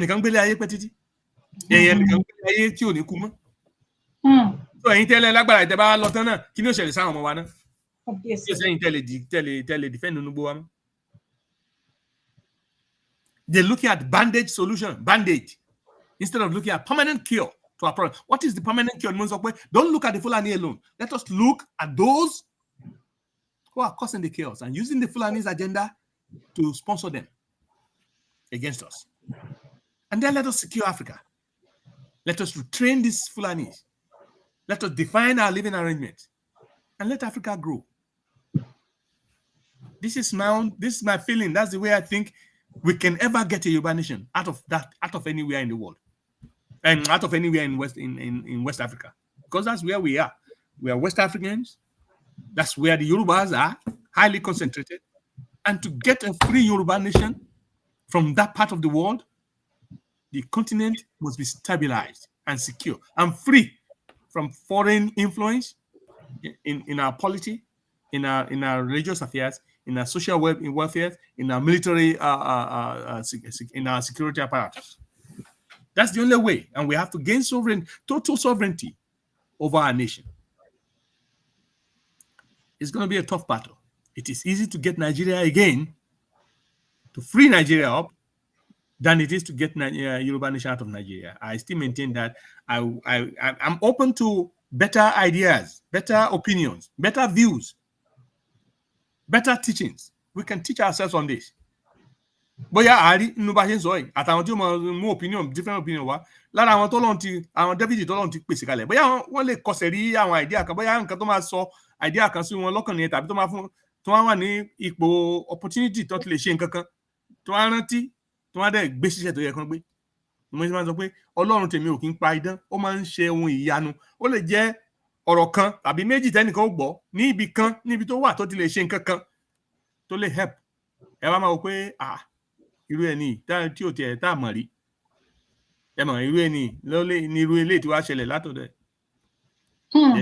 who think any good thing can ever come out of Jerusalem? They come. Look at what has happened. That's irú Elédùmarè tí àwọn bàbá wa tán sìn nìyẹn. Ṣùgbọ́n èèyàn láti gbọ́ irú ẹbọ kó rú. Èèyàn láti gbọ́ híha ìkara wọn kó dẹ̀ ṣe kí ni o kó há. Híha ẹbọ àbí nǹkan. You know, we cannot just sit down and then continue to tell ourselves the same old stories that are stale. Àwọn ìtàn tó ti di òbu. Àwọn ọ̀rọ̀ tó ti ṣálétí. Tí ò múnádó, àwọn ògbòsọ̀ tí ò múnádóko. We cannot continue to be in the same perpetual state of hopelessness and then continue to, but I pity that old man. Yes, the passion is there. But he needs the facts to know you know, so that he can properly realign his thinking. Torí àìmọ̀ irú bàbá ìgànnà lè ní ọ̀nà àbí àwọn nǹkan kan tó lè ṣe so that ọmọ Yorùbá lè tètè kí gbogbo ilẹ̀ Africa ó ṣe tètè bọ́. Who knows? But because he's putting his mind somewhere else, kò ní ronú kan irú ẹ̀bùn tọ́lọ́run bá fún bóyá agbára kan tọ́lọ́run fún láti lọ síbi tó yẹ kó lọ sí ọ̀tọ̀ níbi tó ń lọ sí nìyí. Àkàn máa waste time ara wa. Yes. Who is deceiving who? I'm urging everybody so that we don't deceive ourselves. You know, we cannot deceive ourselves. As a matter of fact, I'll use this opportunity to pay Oloye out Sunday Igbo. Okay, message tó bá lè kan lára kan fúnra rẹ̀. Èmi Abiodun Ojo ni mo ti béèrè pẹ̀lú not out of kini pé maybe it will do Yoruba people, our people, a great service by coming out publicly and telling us, listen, àwọn tó ń gbógun tì wá yìí ló yẹ ká gbógun tì. Yes, Fúlàní ń bá wa torí pé agenda àwọn tó ti ní láti bẹ̀rẹ̀ wá, ṣùgbọ́n àwọn bàbá wa wọn apá wọn ò ká àwọn bàbá wa tẹ́lẹ̀, ṣùgbọ́n àwọn kan onílù tó ń lù fún ròmí àwọn Fúlàní lèmi rò pé ó yẹ ká mójútó kí gbogbo ọmọ Yorùbá ká sùúrù papọ̀ pé àti ọmọ Yorùbá gbogbo Nàìjíríà pàápàá. Yeah, if he can become somebody like, you know, talking truth to power, especially those imperial powers, and then, you know, he can use his influence through the others to convey messages, strong messages, even to Bola Ahmed Tinubu. Bola Ahmed Tinubu being that he has the instrument of government. He has the instrument of government. That's an advantage. He took it, whichever means, by democracy, accordingly, quote unquote, democracy. But then he can use it against those who wants to keep him in power if he loves his people. Look at the president of Ghana. But to take Ibrahim Traoré initially to take Ghana and to take sovereignty gold one. Lẹ́nu oṣù mélòó ni Mahama de president Ghana kò tí pọ̀dún kan. Àbẹ́ẹ̀kọ́. Yalaje, as of yesterday, Ghana is now saying tuition free for institutions in Ghana, tertiary institutions in Ghana. What's the difference? Can the difference here? Because he's taking sovereignty, he's using the instruments of government, being the president, to take sovereignty over Ghana's natural resources. Let me just say, maybe saying enough pa bosu meta. And those if pa won mara won. Mo ko na ti wa ri nkan tan se. E gbo statement to give ngba to open AU lenjo meta to challenge the other African nations against these imperial powers. Because now he knows you cannot please them. You cannot please these people. They won't want to alive you. They have killed so many of our people, our good leaders, that you are not special to them. Our leaders are only special when they're doing their bidding, when they put slavery. We need to change the leadership direction of our country first. And then when we have that instrument of government, we can get Yoruba nation out of that country. That's the only way, I think. Maybe not the only way, but that's one of the best ways to appear as a Miloni. Yoruba nation, now. Wọ́n àti dé lọ́la kíní kan bàbá yẹn náà tó wá sọ gbẹ̀yìn mo fẹ́ kẹ́ play bàbá yẹn they use that man àwọn tó sì ń gbá ọmọ Yorùbá yẹn ni o náà lọ lo bàbá yẹn mo sì mọ àwọn kọ̀ọ̀kan ọkàn mi fura sáwọn kọ̀ọ̀kan mi ò dẹ̀ ní dárúkọ lónìí they use that man to say gbogbo ẹ̀yin tẹ́ wà lókè òkun ẹ̀ láti gbówó kalẹ̀ ẹ̀ máa gbówó kalẹ̀ nísìn. So they use the image of that man, they use his spirituality, they use his honor and dignity. Àwọn bàbá tí àwọn èèyàn ti ń wò gẹ́gẹ́ bí èèyàn pàtàkì láwùjọ tọ́rọ̀ wọn sì tó sì ẹ pé so many people are in the world tọ́rọ̀ wọn ò jẹ́ tí lágbájá wọn ṣe ta ẹ̀jẹ̀ gbọ́dọ̀ lẹ̀. But they using people tó pé tó bá sọ̀rọ̀ ẹ pay attention tó bá bá yín wí nǹkan ẹ ní fẹ́ ṣiyèméjì. They using these people's honor and integrity. Báwọn kan tó ń ṣe lo honor ẹnìkan nínú àwọn kan nínú ẹgbẹ́ tán bà àwọn yẹn jẹ́ tán bà dignity wọn jẹ́. Inú mi dùn pé mo sọ fún àwọn lágbájá yẹn de gbogbo eléyìí you put your online, it's gonna be on you, not any other person. It's your dignity and your name mo tún sọ lónìí èmi Abíọ́dún Òjó ló sọ bẹ́ẹ̀ mi ò tí mo kú dárúkọ èèyàn nísìnyí. Àbí. Mo ń sọ ó mọ̀ àwọn bí tí mo inú bí ẹgbẹ́ tí mo ti sọ wọ́n mọ̀ nǹkan wọ́n mọ̀ ẹni tí mo bá wí. The same way they're using this innocent man to campaign, do their campaign, so that ọmọ Yorùbá ẹ̀yin tẹ́ wà lábúrò ní sí kẹ́ ẹ make sure pé ẹgbẹ́ bàbá yẹn tó ń dọ́gbọ́n mention pẹ̀lú àwọn obìnrin àwọn ìyá wa ní òkè òkun because wọ́n mọ̀ káwọn obìnrin náà máa rí gbájú. Our mothers are very passionate. Kì í ṣe bí wọn mi ò sọ ní láti tẹ́ńbẹ́lẹ́ yín o Ọlọ́run lé dùnmọ́ because Jésù gan ó easy láti kó obìnrin láti kó àwọn obìnrin jọ easy than as before he got his disciples. You understand what I'm saying? So, and when you see these preachers and all these things, mostly when you go to religious centers, whether it's the mosque or you go to church or you go to Sheshe lodge house or whatever, mostly women. Because our mothers are mothers. By nature, God has created them to really care.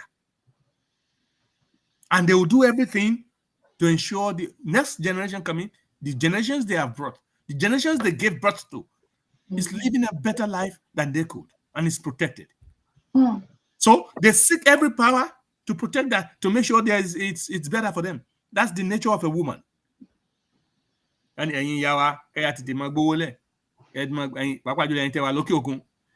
play clip story because now most people in abroad they're shutting up their purses. They're not donating blindly to any kind of stupid cause. Anyway, ó wà lábẹ́ ètò ni ṣẹ́rí mo notice pé àwọn tó ń wò wá ó ń lọ. ẹ má worry ẹ jẹ́ ká continue mo ṣe ẹ pé phone mi bright up nsìn and I saw it. No, this is what's going on. They're using those people, to àwọn story tó ti ṣálẹ̀ ti tẹ́lẹ̀ àwọn ọ̀rọ̀ tí mo ló ti di òbu.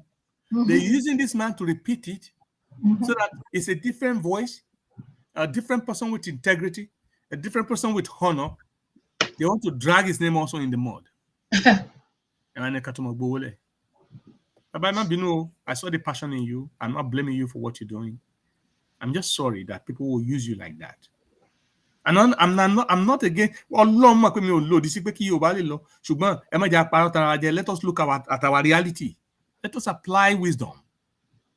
Apply real solutions to our problems. Not imaginary, falsehood.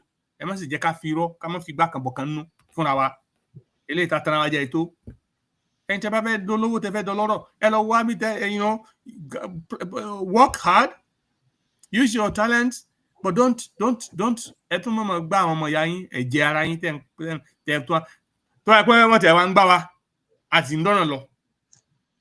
And there is progress in us getting to promised land. Shakwe is a different story. It will be the cost. It will be the cost to freedom, right? But we're not progressing. We're not moving inch closer to freedom. And you bawa. What is that? That's not a cost. That's not cost. That's not the price to pay for freedom. It is a price of for folly.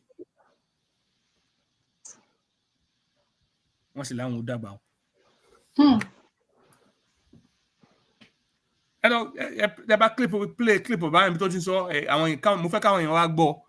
really so because so at the end of the day because more listening when you arrive at that point okay, now it makes sense. It makes sense. You better back on your ball the show now. Okay, sir. So if this can get to him, he should, be honestly, it will be easier for him to get Yoruba back again to where if he's trying to address the real thing, meaning that we should impress on our people and the leadership of this country to change direction. We should support the Sahelian governments and seek, the sovereignty of our nation. Because nípa ṣíṣe ìyẹn la fi lè gbára lé o nínú pápẹ́ àwọn Fúlàní àtàwọn imperialists. And that's when we can now come back to the forest and chase the Fulanis away. because they will no longer have the supply chain for their weapons. There will be no more supply chains for their funding. Are they difficult for one? That's my Juanube, but about his Kionugboa. I beg. If ransom. And then to be easy to talk about Yoruba nation at that point, and I think it will be less bloodshed of our people. But in this particular thing, Yoruba nation for no, and they're killing our people every day. The more we continue to deceive our people, the more we continue to refuse to take the right steps.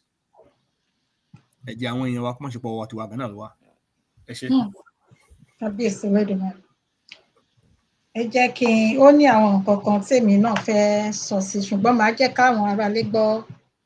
Yorùbá ọ̀nà bá dí mọ́rọ́ ọ̀nà ti dí mọ́rọ́ báyìí ọ̀nà ti dí mọ́rọ́ wọn àmọ́ tí wọ́n àmọ́ bó ti fẹ́ jẹ́ mọ́ báyìí torí pé kò ní pẹ́ kò ní jìnnà kẹ́ ẹ gbọ́ eléyìí dáadáa kò ní pẹ́ kò ní jìnnà wọ́n kéde lágbàáyé pé orílẹ̀-èdè Yorùbá òmìnira wọn ó dúró sẹ́pẹ́. Ẹ pọ̀ sí bẹ́ẹ̀ náà. Ṣẹ́nikẹ́ni tí ó ní lọ́wọ́. Ṣé gbọ́ statement tí bàbá yẹn sọ? Bẹ́ẹ̀ni sọ. Nǹkan tí mo kàn fẹ́ káwọn èèyàn understand pé bàbá yẹn ó lè mean nǹkan tó ń sọ nínú. Because I look at his body language. I try to look at him. He's genuinely saying these things. Èmi ò dẹ̀ sọ pé lágbára Ọlọ́run yóò ṣe bó ṣe sọ yẹn àṣẹ ọ̀run ogun lé o yóò bà lé o. Ṣùgbọ́n a ó kéde orílẹ̀-èdè Yorùbá àwọn oní òkèdè wọ́n sọ pé ó ti dúró ṣẹpẹ́. Àfi tí Tinubu àfi pé Tinubu ó ti fún àwọn kan ní assurance pé òun declare Yorùbá nation because he's the only person that can declare that nation right now and not be charged with felony. You understand, Gamuso? Yes. The president of Nigeria is the only one that can say, okay, I'm declaring there will be there will be Yoruba nation and Arewa nation. I'm breaking the country up into people. You understand? He will not be charged with treason. Why? Because he has the instrument of government, Abi. Yes.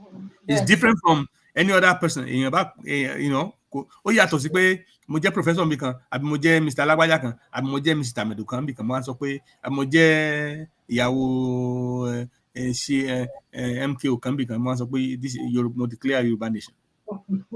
Ṣé ẹ understand kí mo sọ fún yín? So àwọn wo ni ó kéde Yoruba nation? Is it this current administration that doesn't care? To me, he does not care. It doesn't look like he cares about Yoruba people. Ọmọ òṣèdí bẹ̀bẹ̀rẹ̀ káfílẹ̀ kẹsọ́ ọmọ ìdí ẹlòmíì. Gbogbo àwọn tó sọ lánàá tán náà fẹ́ dìbò kí náà ń sọ lónìí. Gbogbo yín lẹ ti rí lórí social media oríṣiríṣi tó kákó èmi ìtẹ̀ tó ń ṣe pé ẹ lè àwọn kan tẹ́lẹ̀ gbàgbọ́ pé wọ́n lè máa sọ pé àwọn jáde wá sípè fún Tinubu. Pẹ̀lú àwọn tó ń lọ níhòòhò sójú òkun pupa lórí òkun tán kàdé ìmú ọmọ wa òṣèdí bẹ̀bẹ̀rẹ̀ èmi ló kàn. Gbogbo ara ti gbọ́ nǹkan tó sọ gbẹ̀yìn àti lójú ọ̀rọ̀ àti rẹ́yìn rẹ̀ Ọlọ́run fún wa lórí ìfẹ́ láti wà láyé láti rí. So who is going to declare Yoruba nation? Ṣáwọn American British tí ó kébi tó ti ń jẹ ọ̀pọ̀ oúnjẹ wọn lẹ́ ń ṣẹ́ mọ́ wọn lẹ́nu. Abẹ́ mọ̀ pé they are really in trouble right now. What a lot of people don't understand is that ìjà ilẹ̀ aláwọ̀ dúdú, it is playing out in Russia and Ukraine. It's playing out in Europe right now and America.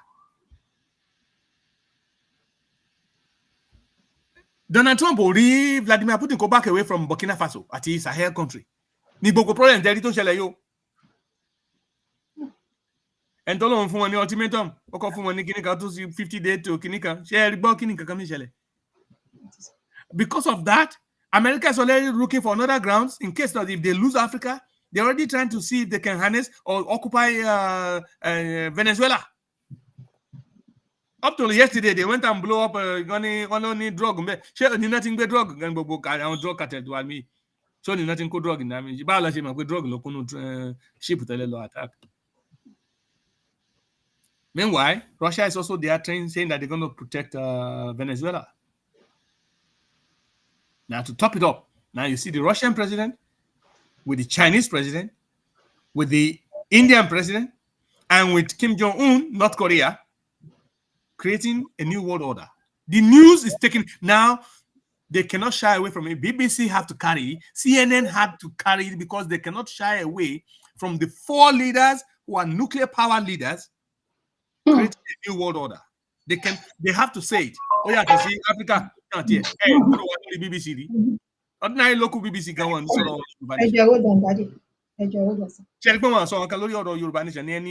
BBC, CNN, they will not say anything about us. That's why Yoruba Nation. Àwọn olùfẹ́ declare Yoruba Nation. Ṣùgbọ́n náà tí ó gbà wá ló ní kílè tó ń ṣẹlẹ̀ yóò ṣẹlẹ̀. Ẹ má bínú ẹjọ́ ó dọ̀sán. Mo fẹ́ sọ fún wa ní ibi tẹ́mi ti ń jọ́sìn níwájú Ọlọ́run tá ní pé jẹ́ tí a ní mi ní on the 1st of every month, the 15th of every month, the last day of every month, there's always a prayer early in the morning. Tọ́lọ́run sì máa fún mi lórí ọ̀fẹ́ láti wà ńbẹ̀. Àwọn messages kọ̀ọ̀kan jáde lẹ́yìn mẹ́ta ẹ̀. Mo sọ fún yín pé gbogbo àwọn ọmọ pátápátá ni màá gba passport Nàìjíríà fún. Ẹ sọ fún mi. Pé ìlú yẹn máa dà. Ìṣẹ̀lẹ̀ kan máa ṣẹlẹ̀ láì kò ní pẹ́ kò ní jìnnà ẹ lọ́kọ̀ọ̀rọ̀ mi kalẹ̀. Mo sọ fún yín pé a kì í fojú lásán gba ìkùrọ̀ lọ́wọ́ fojú lásán gba ọmọ lọ́wọ́ ìkùrọ̀. Ẹ wá sọ pé wọ́n declare Yorùbá nation níṣẹ́ pé ó ti dúró. Wọ́n ti ń jagun nílẹ̀ ní orílẹ̀-èdè Nàìjíríà gbọ́n ti fi ipá gbàjọba kan bí kan tẹ̀tí mọ́. Dáhùn kó wà declare pé wọ́n ti gba Yorùbá nation. Bàbá èmi ò sọ pé nǹkan tẹ́ ń sọ ò rí bẹ́ẹ̀ o. Mo gbà ládùn pé kọ́lọ́ ń jẹ́ kó ṣe o. Ṣùgbọ́n èmi ò ní wọ́n ní ká fi kíní kan sáré kíní kan. Wọ́n ní ká fi iná ká fi iṣu sínú náná ká máa wá kíní kan káàkiri àbí something. But let us do something and then we can, yes, ọ̀rọ̀ tẹ́ sọ yẹn Ọlọ́run jẹ́ ká ṣe ogun. Ṣùgbọ́n at the same time, don't let us pàǹtẹ̀tẹ̀ èrò káàkàn dédé wá dúró lásán ká má ṣe nǹkan tó fi ká ṣe. Nínú ibi táyé nǹkan ajẹ́ làwọn kan ti ń kó wa lẹ́rú tó ti ń gba àwọn àgbà lọ́wọ́ méèlì. Tẹ́lẹ̀ ẹ mọ mọ́ wá àwọn ń ta passport fún yín. Àbí ẹ̀kọ́. Ẹ gbọ́ nínú nǹkan tí olóyè sọ nínú iwájú ilé ọlọ́wọ̀. And I just want to mention something. Ẹ gbọ́ ńgbà tó ní pé òun dé Germany. Èmi ò máa gbọ́. Wọ́n ní pé kóun lọ pé kóun mú passport pé passport ń kọ́. Passport náà ní pé Nàìjíríà ò ní fóun ní passport. Mo kàn tó fẹ́ sọ̀rọ̀ fáwọn èèyàn wa ní o tó ń pariwo diplomatic passport jáde káàkiri o. Ó lọ ní pé Nàìjíríà ò ní fóun ní passport yìí nǹkan kan oríṣiríṣi pé ẹgbẹ́ má bínú dájú ẹjọ́ wọ́n á béèrè náà. Wọ́n ní pàtó tó bí ọ̀sẹ̀ méjì ẹ̀mí nǹkan bá tún pé ń bá kóun padà wá. Wọ́n á dẹ́ gbé ìròyìn lọ response in the government in Nigeria. The passport is not the property of anybody. When you talk about the passport, these people that are using linguistics to turn people around and try to cover their criminal behaviors, Nigerian government refused to issue the Nigerian passport to Sunday Igbo when he was in Germany initially. Up to today. And who issues the passport to any individual? It has to be from a consular office. It has to be from a consulate. Where's the Yoruba Nation diplomatic consulate? Where is it? Who is the Secretary General? Or who is the consul? Who is the Consul General? Who is signing up on that passport? And the property of who?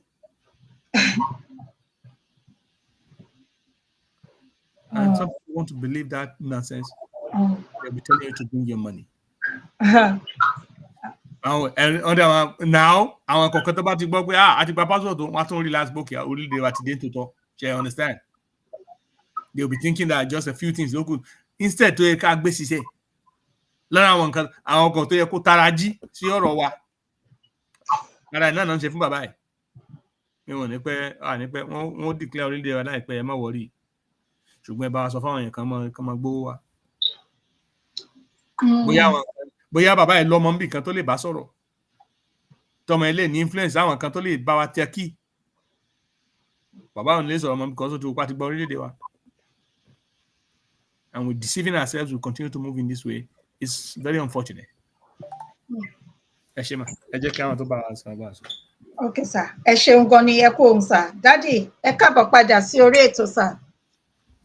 Ẹ̀yà alájẹ kú ètò Dr. Abiodun yọ kú ètò ẹ̀mẹ́kù àtẹ̀pọ̀n ẹ̀gbẹ́. Ọmọ tó dá sí ètò tẹ̀lé sọ náà ni.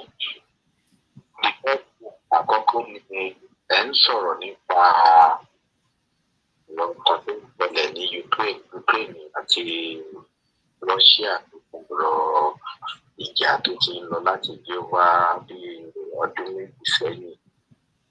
Pẹ̀lú bí àbúyá ẹni lè ní Yàmájọ́ Yẹtẹ̀rì tó dà pé láti gbé ìrọ̀gbé ìpínlẹ̀ tàbí àfihàn ọ̀dà pé bí àtàwọn náà ti bẹ̀rẹ̀. Ṣé mọ̀ pé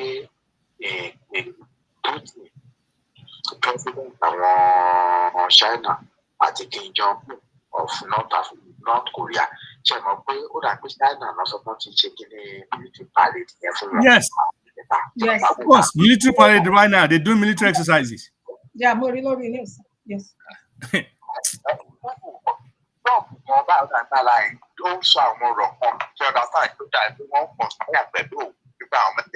Yeah, yes, mo gbọ́ lórí news. Yes, mo gbọ́ lórí news. Sórí Instagram tàbí kìíní kan ni yẹn náà bó nǹkan ṣe ara ẹ̀gbọ́n ọgbọ́n fúnra ẹ̀ ó dàgbò Tani, ara Tani. Trump, sir. No, because our security headman sọ fún pé he has destroyed this country, pé ó ń ba orílẹ̀-èdè jẹ́. Mo sọ fún yín Ìyálájé lórí show, ẹ má bínú o. Mo ní nǹkan bí oṣù mẹ́ta àbí mélòó kan sẹ́yìn. Inú church náà láti ń gbàdúrà. Tí message jáde. Pé kán gbàdúrà fún olórí orílẹ̀-èdè yìí. Ohun táwọn bàbá wọn ńlá wọn ti ṣe títí kó má jẹ́ pé yóò ba gbogbo ẹ̀jẹ̀ ní kinní. Pé ṣé àdẹ̀mọ̀ pé inú ìlú náà gbogbo wa wà. You understand? Èmi kàn wò pé wọ́n ní ká gbàdúrà máa gbàdúrà o ṣùgbọ́n ní ìfẹ́ ìwọ Ọlọ́run ni kò ṣe lórí ọ̀rọ̀ tá wà lẹ́yìn. You understand? Yes, àwọn kan tó ti ní investment ní wa, àwọn tó bá ní investment wọ́n wò pé gbogbo investment ṣé ò ní dojú kùlùkùn báyìí. Wẹ́ẹ́ anibí ta ti ń bọ̀. Ilé bàbá wa kó bẹ́ẹ̀. Kó kàn gbalẹ̀ bàbá ẹ̀ lọ. A ní láti lówó rẹpẹtẹ ká tó bẹ̀rẹ̀ sí ń gbin àgbàdo kó tó mọ̀ hù ká tó jẹun. Ṣé ẹ̀kẹ́tì mo sọ fún yín? So let it be what it is. If our people will be saved, I don't care. Ẹ rí pé most of the time bá sọ nǹkan tó ń ṣẹlẹ̀ máa ń rẹ́rìn ní tí n bá tún post àwọn nǹkan tó mo rẹ́rìn sínú ẹ̀ lórí ọ̀rọ̀ Amẹ́ríkà ìdìbò pé inú mi nílò ní pé ó ń pẹ́ kó tó ṣẹlẹ̀ sí because ẹ̀yin tẹ́ ń fi ìwà ìkà kò tọ́nà kan fi nǹkan burúkú dán yín wò náà ó tọ́ kí nǹkan burúkú ṣẹlẹ̀ sí ó ṣẹlẹ̀ pé nítorí ẹni bí bá ti ń jìyà olódodo náà ò ní ṣaláì mọ́ pinnu ẹ̀kọ́ lọ́run lédùn àìkú mọ́ kó ayọ̀ ni. Ṣùgbọ́n if that's gonna be the kí náà ń pè kíní kan if that's gonna be the kí ni gbogbo yín náà bá ń bá yìí kí ló sọ I'm trying to look for the language. If that's gonna be the unintended victim nínú situation, so be it.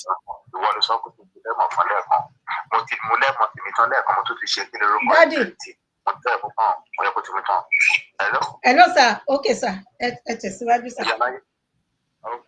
Ṣé mo ṣe rí mo wo military parade yẹn ó lágbára. Ṣé rí àwọn mẹ́tẹ̀ẹ̀ta yẹn ṣé ọ̀dà sábẹ̀ yẹn ẹnu wọn kò àwọn mẹ́tẹ̀ẹ̀ta yẹn. China tó wá ṣe release a new weapon tó ti gbé jáde rí. Military parade yẹn lápò ní agbára gan. Àwọn journalist wọn kan sọ àwọn ṣé ọ̀dà sábẹ̀ yẹn wọ́n wò pé kí ló ń ṣẹlẹ̀ yìí. Kí ló ń ṣẹlẹ̀ àwọn mẹ́tẹ̀ẹ̀ta yẹn wọ́n kì í ṣe wọ́n wà bí kan wọ́n wà bí kan. Wọ́n ní tẹ́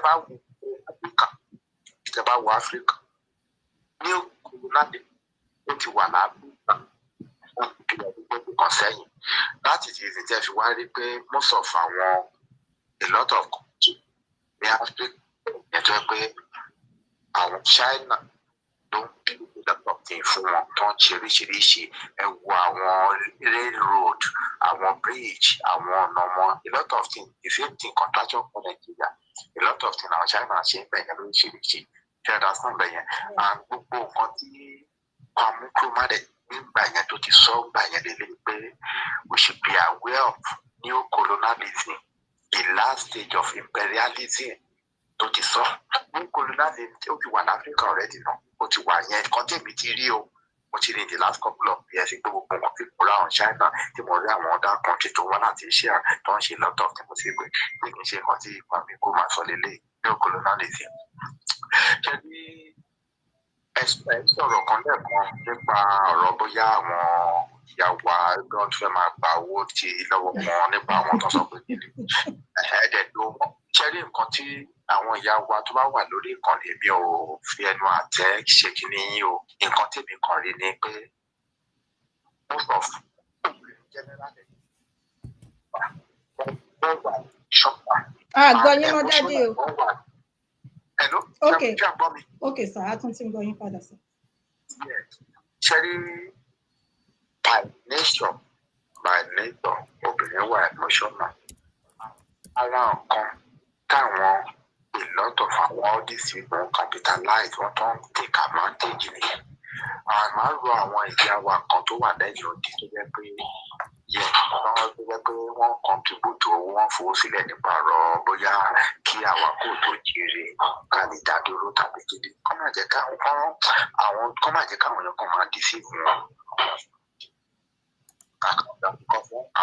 Àwọn people capitalize ilé láti máa take wọn because of bí àwọn obìnrin ṣe rí their emotional being comparing to àwa ọkùnrin nǹkan tí ó ń ṣẹlẹ̀ nìyẹn tí ó jẹ́ àwọn tó ń fowó sí kìíní gbígbé àgbẹ̀ ara nǹkan náà ti parí tí mo dúpọ̀ nítìrí tó dé ìgbà yẹn tó bẹ̀ sí gbọ́n ni tó ń ṣe gbogbo ẹ̀ lóríṣiríṣi tó jẹ́ pé àwọn èèyàn bẹ̀ sí contribute ìgbà yẹn náà ọlọ́run ọba èké lórúkọ ẹ̀ Jesus Christ ló bẹ̀ sí dárúkọ gbà yẹn èmi ni kìíní kan fún èmi ni kìíní bla bla bla wọ́n bẹ̀ sí lọ́wọ́ àwọn èèyàn àwọn ìyá wa kọ́mọkọ́mọ fún fídíò yẹn wọ́n fi owó sí tó ní ọ̀nà tí ò tọ́ fẹ́ pé rọ́ ló wà bẹ́ẹ̀ kàn skáàmù gbogbo nǹkan tó ti mọ̀ rí tó ń ṣẹlẹ̀ nìyẹn ọ̀rọ̀ wípé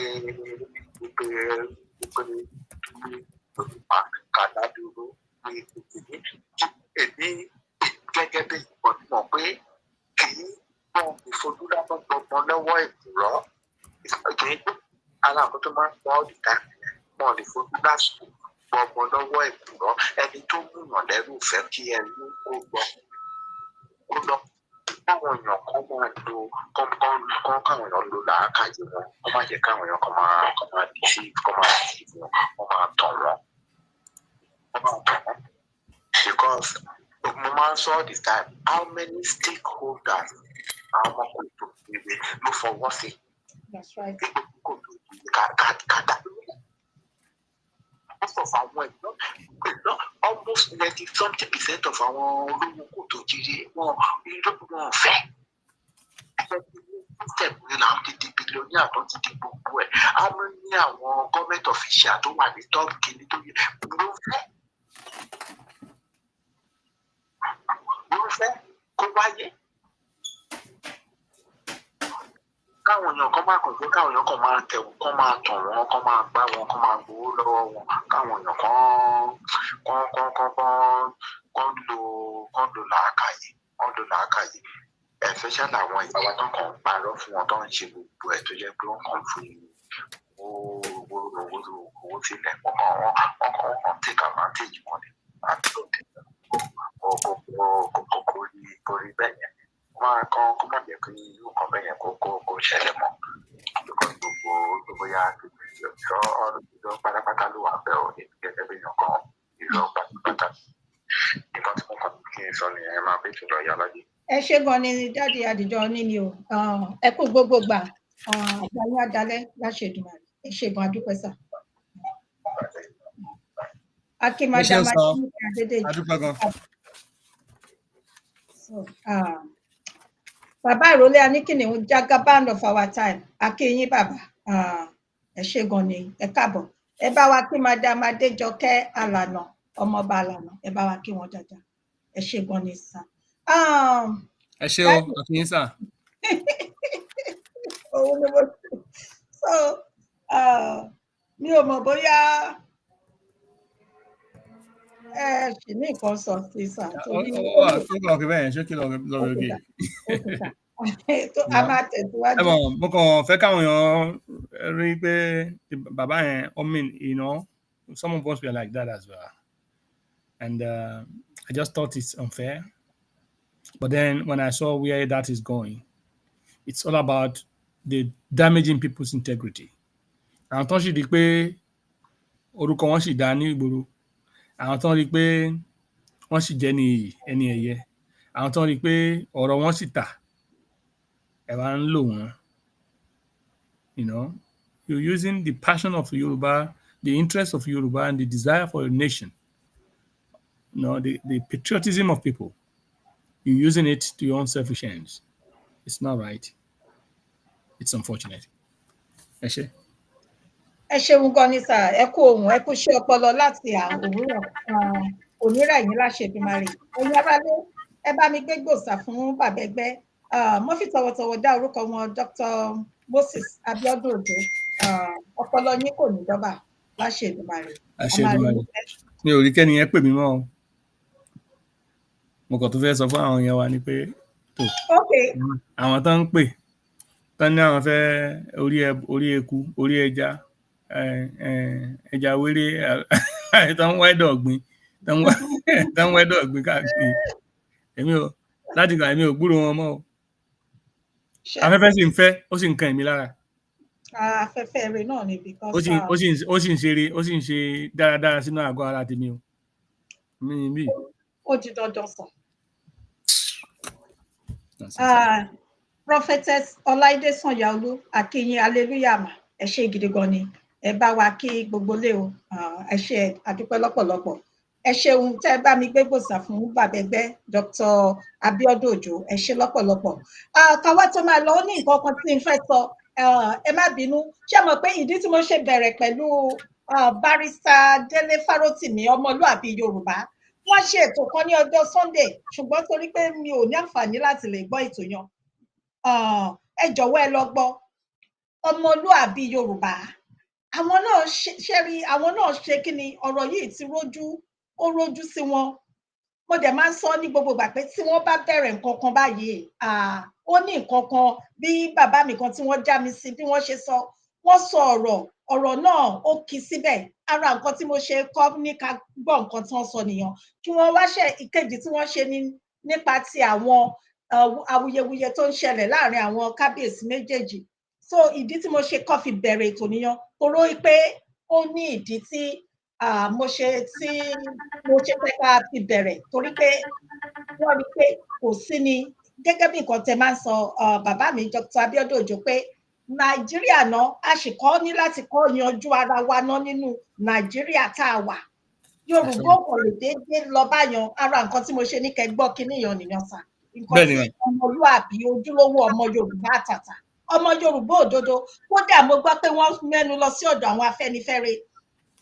Tí Afẹ́nifẹ́re kejì ni, ó ṣe wọ́n pé Afẹ́nifẹ́re méjì ló tún wà. Ó deep, mo máa lọ farabalẹ̀ gbọ́.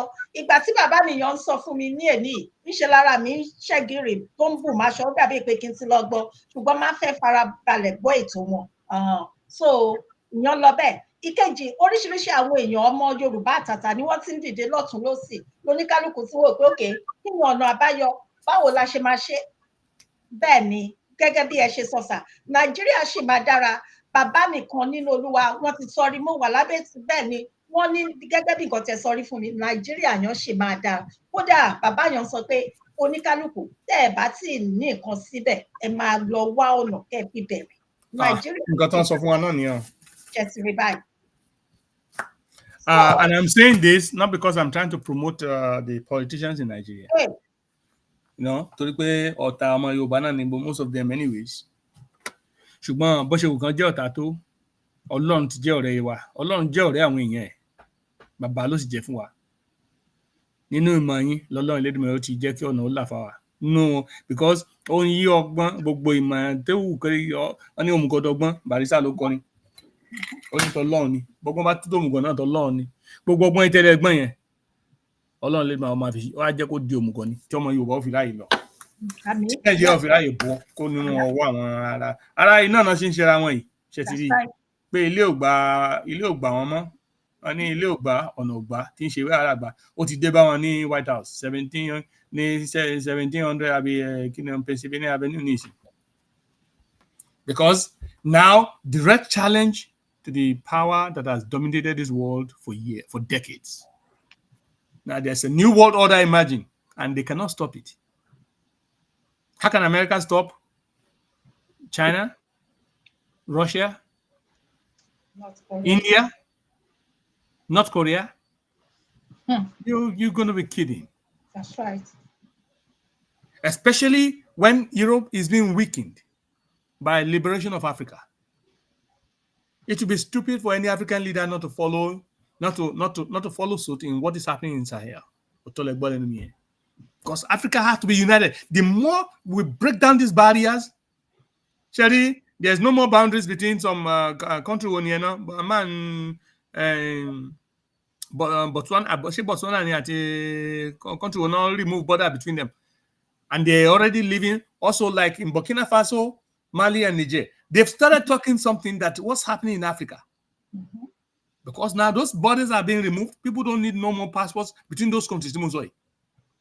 So businesses is flowing. So that means Africans are trading now within Africa. They don't need the and now look at what's happening in Ghana. Ghana is now having free tertiary institutions for Ghanaians. Go on. Say, répétez, English, at the French. Repeat that what you said.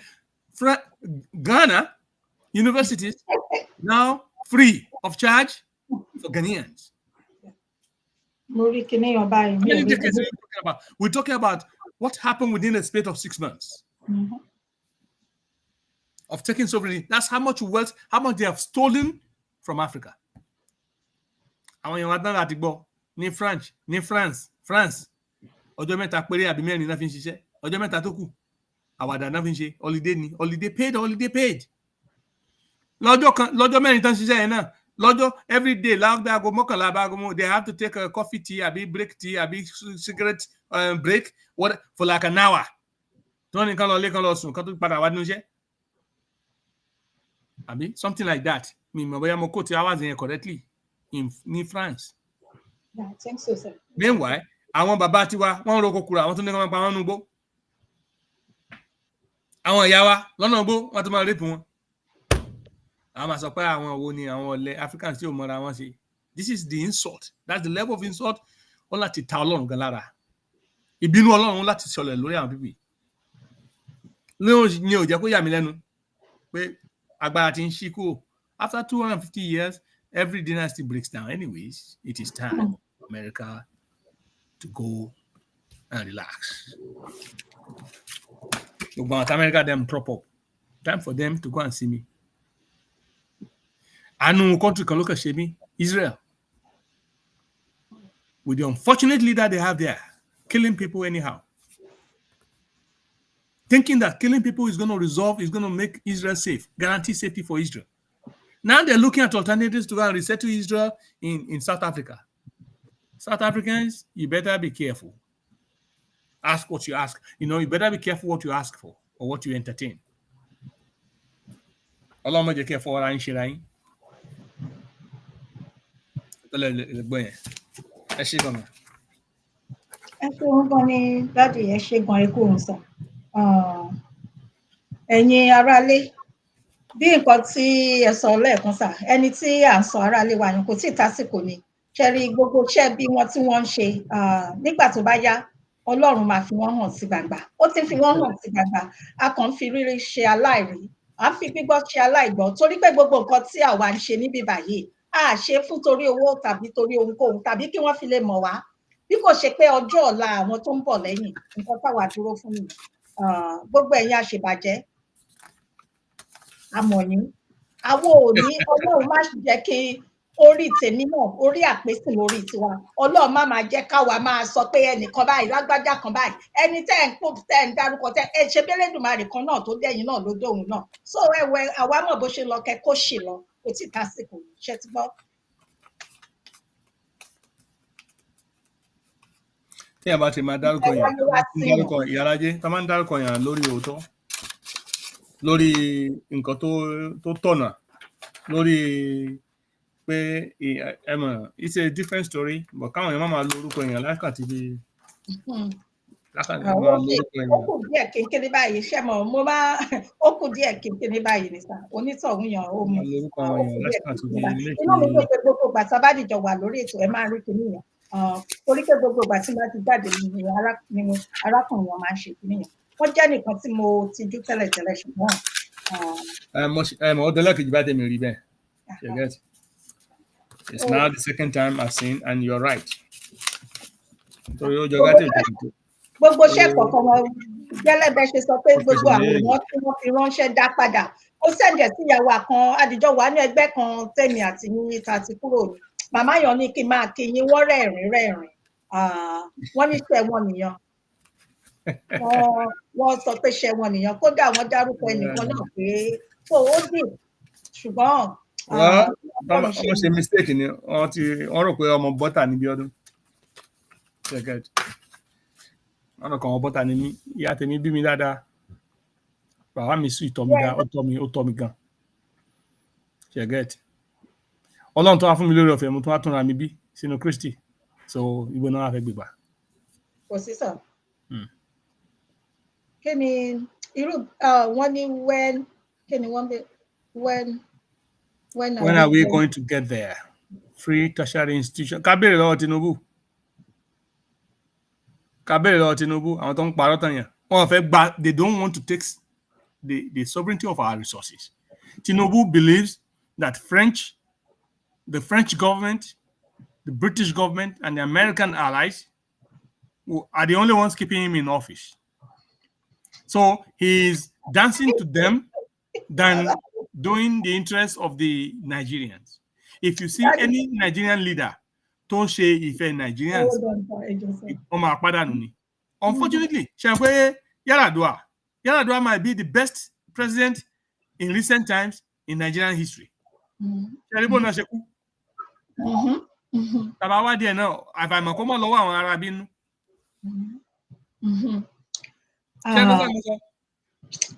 When you see a great leader of Africa that's going to be for the people of Africa, for his countrymen, for his citizens, always they find a way to neutralize them. These people, they are barbaric. They are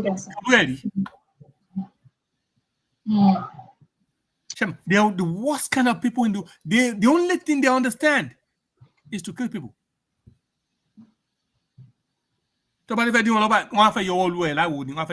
Meanwhile, only now Ọlọ́run tó ń dájọ́ ọba àdájọ́ lágbára Ọlọ́run orílẹ̀-èdè wọn ò ní kò ní bóyá kí n dá kẹ́bẹ̀ àwa náà bímọ síbẹ̀ báyìí. Òun ni sàn ok ẹ káàbọ̀ sí orí ètò bàbá àròlé aníkìnnì ń jágá band of our time. Ẹ káàbọ̀ sáà kí n sà. tiwa mo kí ẹ kú ètò àdìjọ ń ṣe yìí kí brọ́dà mi náà dókítà ẹ kú atótónu ẹ ṣe ẹ kú ọ̀rọ̀ ìlú. Mi ò ní ọ̀rọ̀ púpọ̀ kó má dàbí pé mo kọ́kọ́ jáfì má dá sí. Kíni wọ́n ní tó bá ju kíní kan sókè ibi pẹlẹbẹ náà ló máa fi lélẹ̀. Bẹ́ẹ̀ni sọ. Ìmíì máa ń sọ same ni. Orú bàbá tẹ bá play voice note yẹn àmì wọn. Tó bá tásìkò Ọlọ́run á là wọ́n lójú ẹ̀mí. Àmín. Get kí bàbá kò sẹ́ni kankan tó fẹ́ fún anybody ní Yorùbá kò sí nǹkan kan tó ń pè Yorùbá nation for now in next 100 years kò sí nǹkan tó ń pè Yorùbá nation. Very problem tó wà within the Yorùbá gangan lọ́rọ̀ bàbá Bísí Àkàndé ogun tá a máa jà tí Yorùbá nation bá dé gan á ju ogun Russia àti Ukraine lọ. tó lọ́rọ̀ yẹn kò sí nǹkan tí kẹ́nìbọ̀dì má tanra ẹ̀ àti sọ yẹn àtàwọn tí Ọlọ́run fún ní oore ọ̀fẹ́ pé kán lè máa tọwọ́ bọ àpò kan máa fún àwọn kan lówó wọ́n máa gbọ́ bùkátà àwọn pé wọ́n fẹ́ bá wọn gba orílẹ̀-èdè kò sí nǹkan tó jọ àti ń sọ tipẹ́tipẹ́ Ọlọ́run á dẹ̀ bá kó sí wọn nú.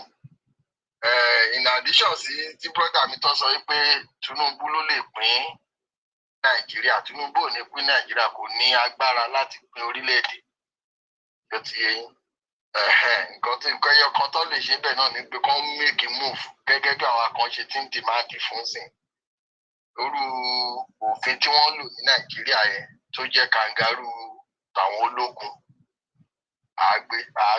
àgbé kúrò àjókòó àṣòfin tuntun ìyẹn wọ́n á dẹ̀ lè fún wa ní bá ṣe ń sọ wípé regional autonomy òun nìkan tó lè jẹ́ pé ó lè mú àlàáfíà bá gbogbo wa ní Nàìjíríà yẹn tí Haúsá máa ṣe tiẹ̀ tí Ìgbò máa ṣe tiẹ̀ tí Yorùbá máa ṣe tiẹ̀ òun nìkan tí ó lè jẹ́ ọ̀nà àbáyọ tí àwa náà dẹ̀ ń gbèrò ẹ̀. Ìyálájé gẹ́gẹ́ bí a ṣe sọ iṣẹ́ rí bí Nàìjíríà ṣe rí sìn Yorùbá ò ní agbẹnusọ Yorùbá wọn ò ní agbẹnusọ ẹ sọ̀rọ̀ ń pa Afẹ́nifẹ́re lẹ́ẹ̀kan Afẹ́nifẹ́re ti lulẹ̀ Afẹ́nifẹ́re kò sí nǹkan tó jẹ́ Afẹ́nifẹ́re tí a ní sìn wọn ò lè sọ̀rọ̀ fún gbogbo ọmọ Yorùbá tó ti yé so fún ìdí kan àbí ìdí kejì òun náà la ṣe ń pariwo yín pé jíngù kan wà tí ó wà lórí ayélujára sìn tí àpapọ̀ àwọn ẹgbẹ́ ọmọ Yorùbá tí akóra àjọ tó jẹ́ pé à ń lọ ṣe program kan ní OAU ní ìjọ Sunday lọ́ọ̀dì 7 àwọn lọ́balọ́ba àwọn ọ̀jọ̀gbọ́n àwọn wọ́n máa wà ń bẹ̀ they have a lot of people coming in and even to our surprise gan Ọọ̀ni of Ife is sending his delegate to that event so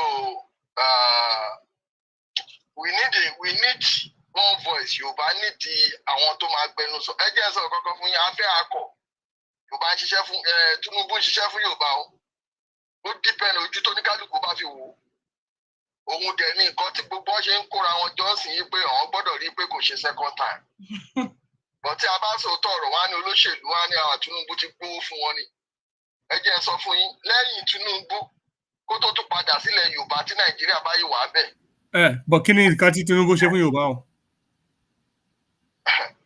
ó máa lágbára. Bàbá ẹjọ́ máa bí nísà kí ni nǹkan tí Tinubu ṣe fún Yorùbá because ṣe rí Tinubu yìí this Tinubu láàyè nàdẹ́kò gbogbo alámọ̀ nǹkan tó ń sọ o. ẹni sùúrù sà ẹ má jẹ́ kí a ṣe nǹkan kan.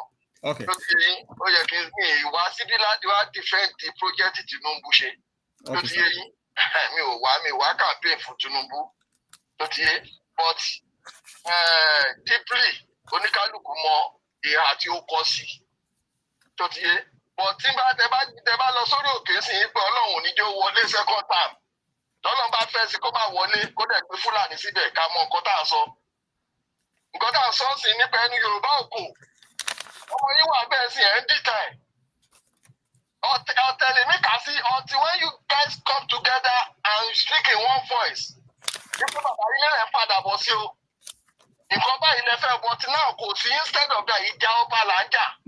ṣe rí nǹkan tẹ́mi ń try láti sọ èmi.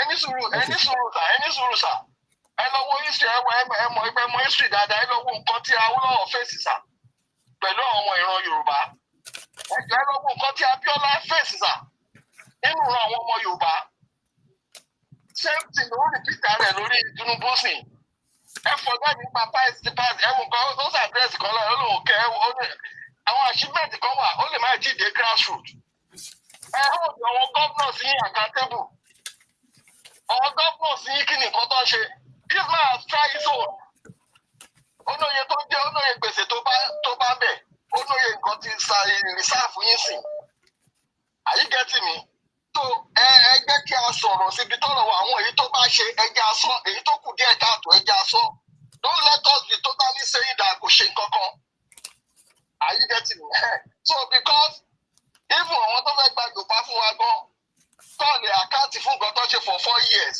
Tó bá jẹ́ òun lọ́kùnkùn àwọn lọ́bọ̀ síbẹ̀ ni. Ẹ máa sọ fún wọn pé fún ìjọba tí wọ́n fẹ́ bẹ́tà ju Tinubu táwa bẹ́ẹ̀ sí lọ. Nǹkan tẹ̀mí sọ bẹ̀rẹ̀ because the solution now àti ní nǹkan tá a ní sí la fẹ́ manage.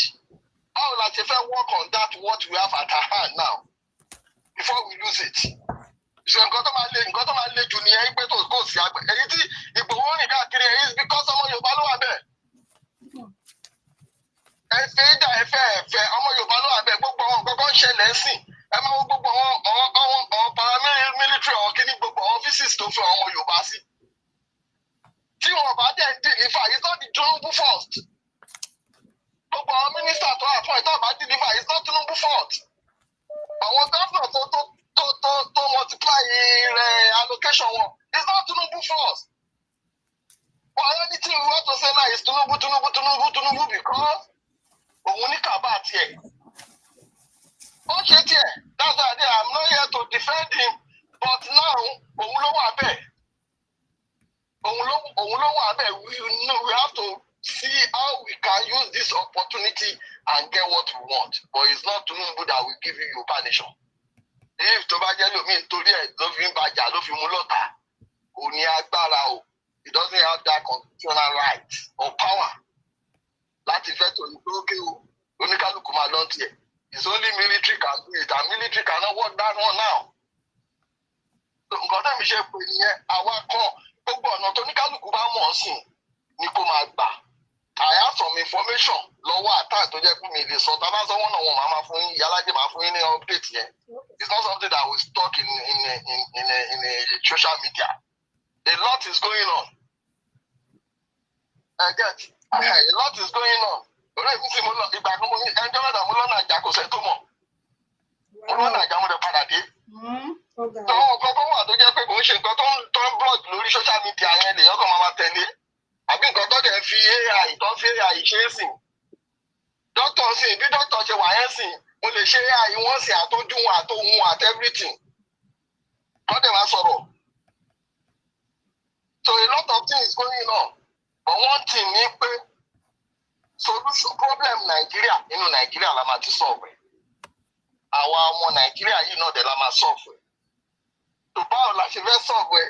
Òun ṣe dìgbà tó bá dìgbà tá a bá takora wa. That's it. The election yẹn wo nǹkan tó ṣe àwọn Biafra wọn ní no election will hold. Ìgbà tó bí jáde ṣé election hold ni. Ṣé election hold ni.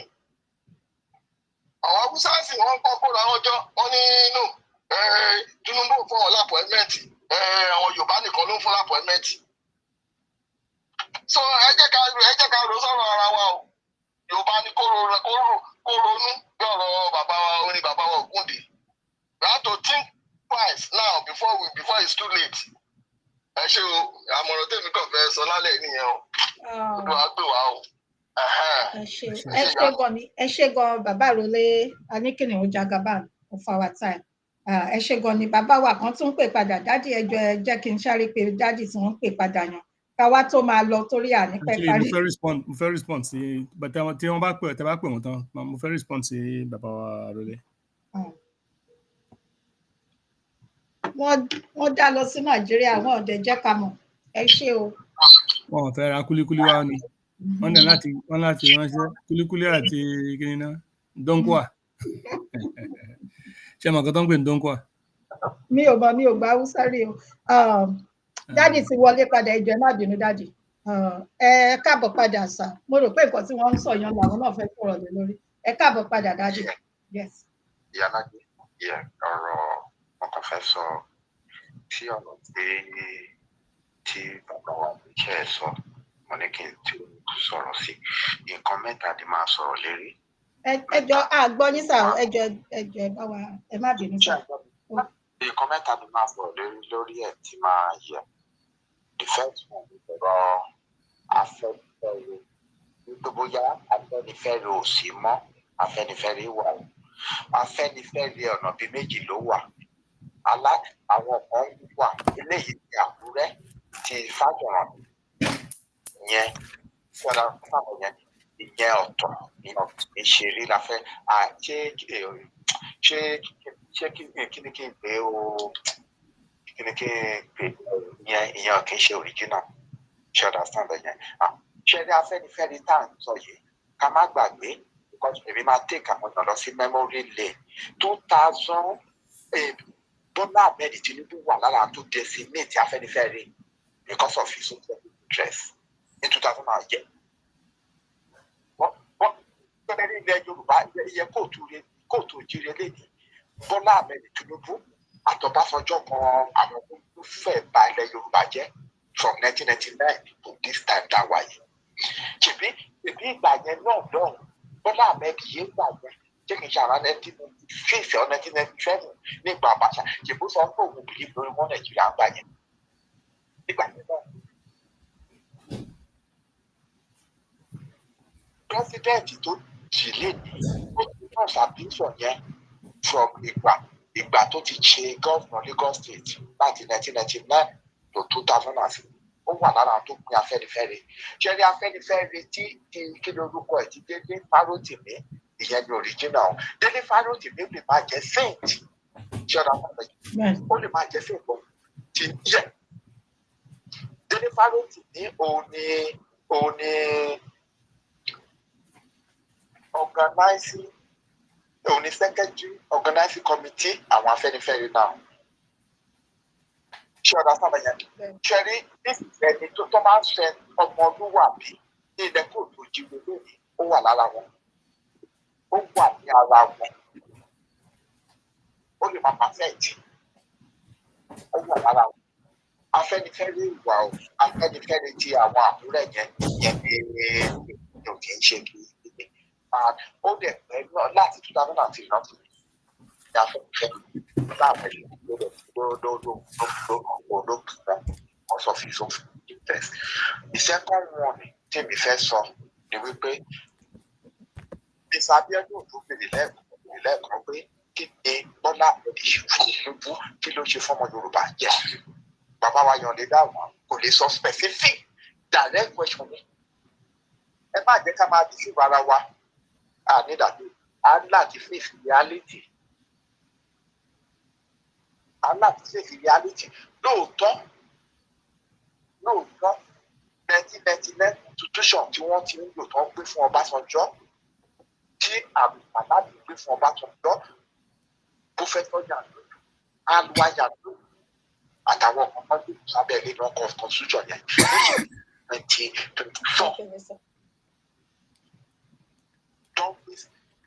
kò sí anybody kò sí president tó lè gbé fún kò sí bó ṣe lè wà smart ní kò sí èkó lè jẹ́ anything work and this is a constitution tó jẹ́ pé ó wà náà president to be the powerful president in the world because of that constitution ó yẹ kẹ́kẹ́ understand kọ́tí mo sọ ní contraction kan Nàìjíríà yẹn ni o ló ti wà mọ́ wá fi ọ̀dà sábẹ̀ pẹ̀lú fraudulent constitution yẹn and most of our northerners àtàwọn politician because ní ìfẹ́fọ́ wọn ò fẹ́ kí wọ́n ṣe bí wọ́n ṣe amendment ní 3 years ago kí ló amendment tí wọ́n ṣe dìrìtì nǹkan wọn lọ kúrò náà amendment tí wọ́n ṣe nígbà yẹn ní 3 years not 3.5 years ago nothing kó tó jáde láti bẹ̀ just for fẹ́fẹ́rìtì náà.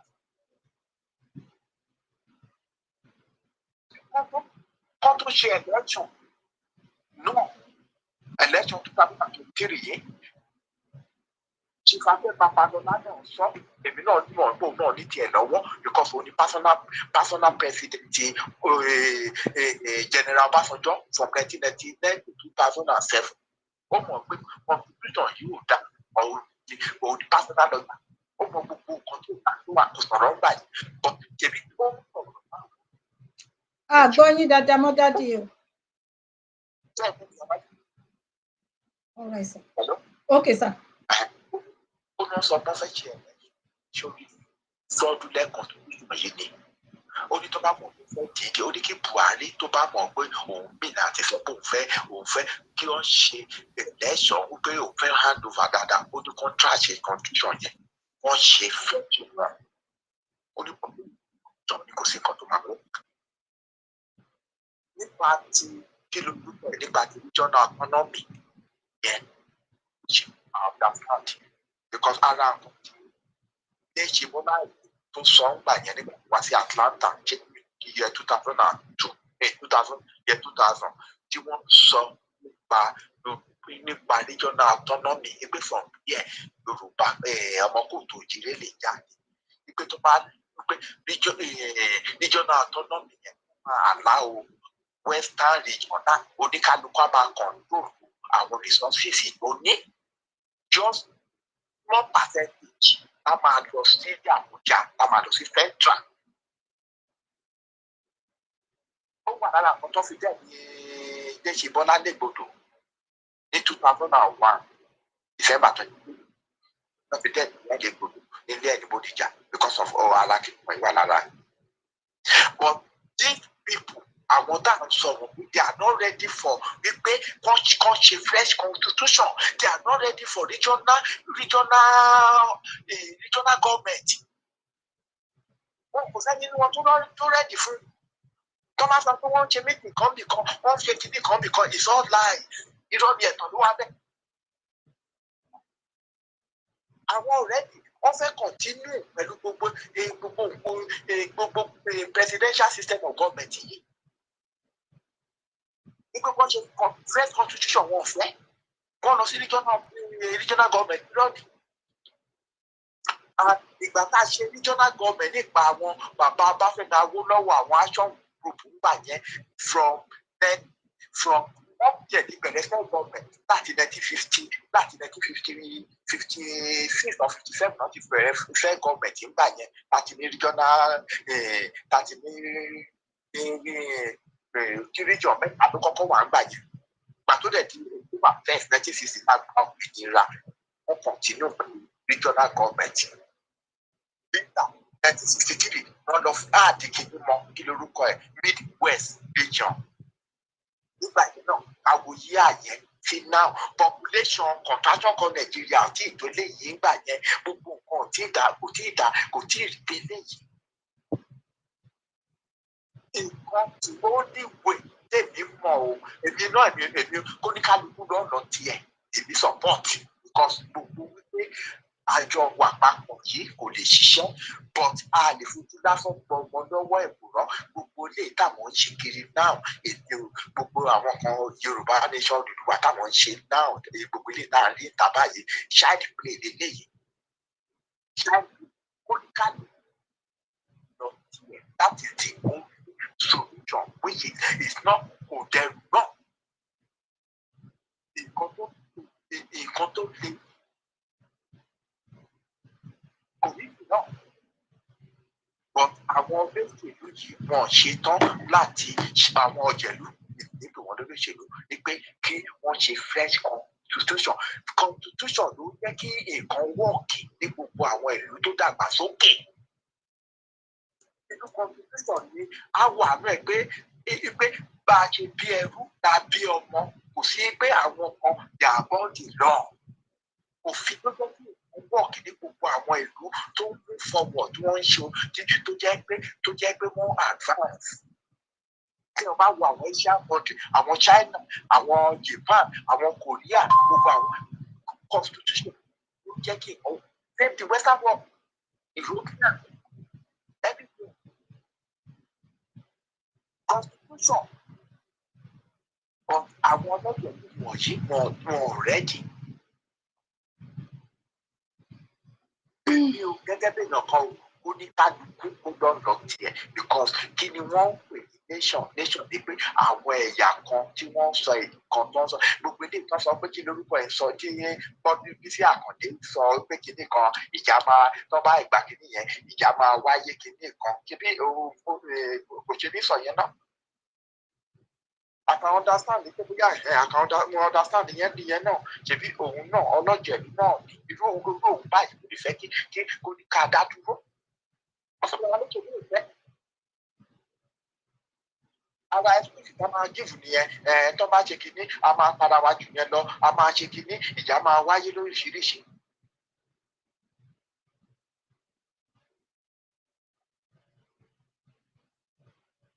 Tribalism ìyẹn lásán ìyẹn ọ̀tọ̀. Àwọn àkíyèsí kan yàtọ̀ lè ṣe àwọn tó lọ kí wàá tó kú wa papọ̀ wọ́n mọ nǹkan tí wọ́n ń ṣe ní àwọn British. Ìbò là ń sọ nípa àwọn Fúlàní tó jẹ́ pé wọ́n fẹ́ wá gba ancestral land wa wọn dẹ̀ fọwọ́ kékeré bá wa mú. It's not a child play. Wọ́n mì ní business. Wọ́n dẹ̀ ní PS. Wọ́n fi dìsífù àwọn Haúsá ní ilẹ̀ Haúsá ń gbàjẹ́. Wọ́n fi dìsífù àwọn ọmọ kóòtù òjìrì tó ń bá wọn ṣe Muslim àti Islam. Tá máa sọ pé ọmọ ìyá wa ní bẹ́ẹ̀sì ni. Wọ́n fi ń bẹ wọ́ọ̀ṣì wọn ní. Ọ̀mọ́ ní àjẹ́ńdà. Wọ́n ní àjẹ́ńdà. Mo ti sọ lẹ́ẹ̀kan wípé ìgbà tó kọ́kọ́ wá ní 1840 tó gbógun wá bá wa ń gbà yẹn àwọn baba ńlá wa wọ́n dúró dáadáa ń gbà yẹn. Òṣogbo wọ́n ti ṣẹ́gun wọn. Àwọn Ìbà Olúyọ̀lé, àwọn Ọdẹ́yìnká Ọdẹ́rìnọlá, àwọn tó jẹ́ pé wọ́n lo nǹkan ìbílẹ̀ gan-an, nǹkan ìbílẹ̀ wà lára kan wọ́n lò. Tó bá ń sọ̀rọ̀ metaphysical, àwa Yorùbá á ní dáadáa nígbà yẹn. Àwọn gbogbo nǹkan tá a fi ń ṣe agbára táwọn bàbá ńlá wa nígbà yẹn ọ̀rọ̀ ẹ̀sìn foreign religion náà fi ń gbà lọ gbogbo kìíní yìí lọ́wọ́ àwọn èèyàn wa. Wọ́n má dẹ̀ ti gba kìíní yìí náà wa tó sọ wọ́n di kìíní tó sọ wọ́n á di kòròfó tó nìyẹn náà gba iná wọ́n máa fèsì wa tá a ní nǹkan tá a lè fi defend ara wa tó jẹ́ nǹkan ìbílẹ̀.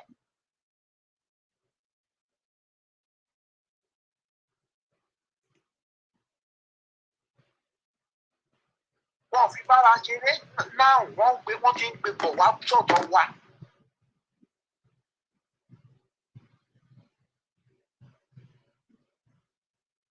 Afẹ́nifẹ́re ìwà o àwọn délé tàkúrẹ́ yẹn ni ẹni oníkìní nìyẹn àti àdámọ̀dà ló máa ń pè yẹ. Yẹn tàkúrẹ́. Bọ̀dé tí tó jẹ́ pé Délé Fálótì lórí sẹ́kẹ́tì wọn ìyẹn ìwọ̀.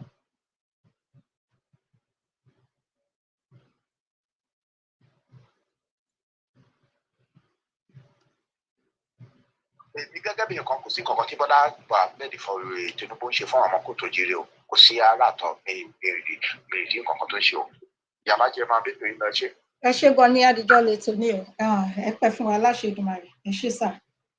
Mọ́mí rí sí ẹ káàbọ̀ dádì máa jẹ́ kẹ́ fún wa ní ọ̀rọ̀ ká tó máa lọ sà. Yes ma actually mo nínú láti sáré ṣe àwọn okay mo kàn fẹ́ respond sí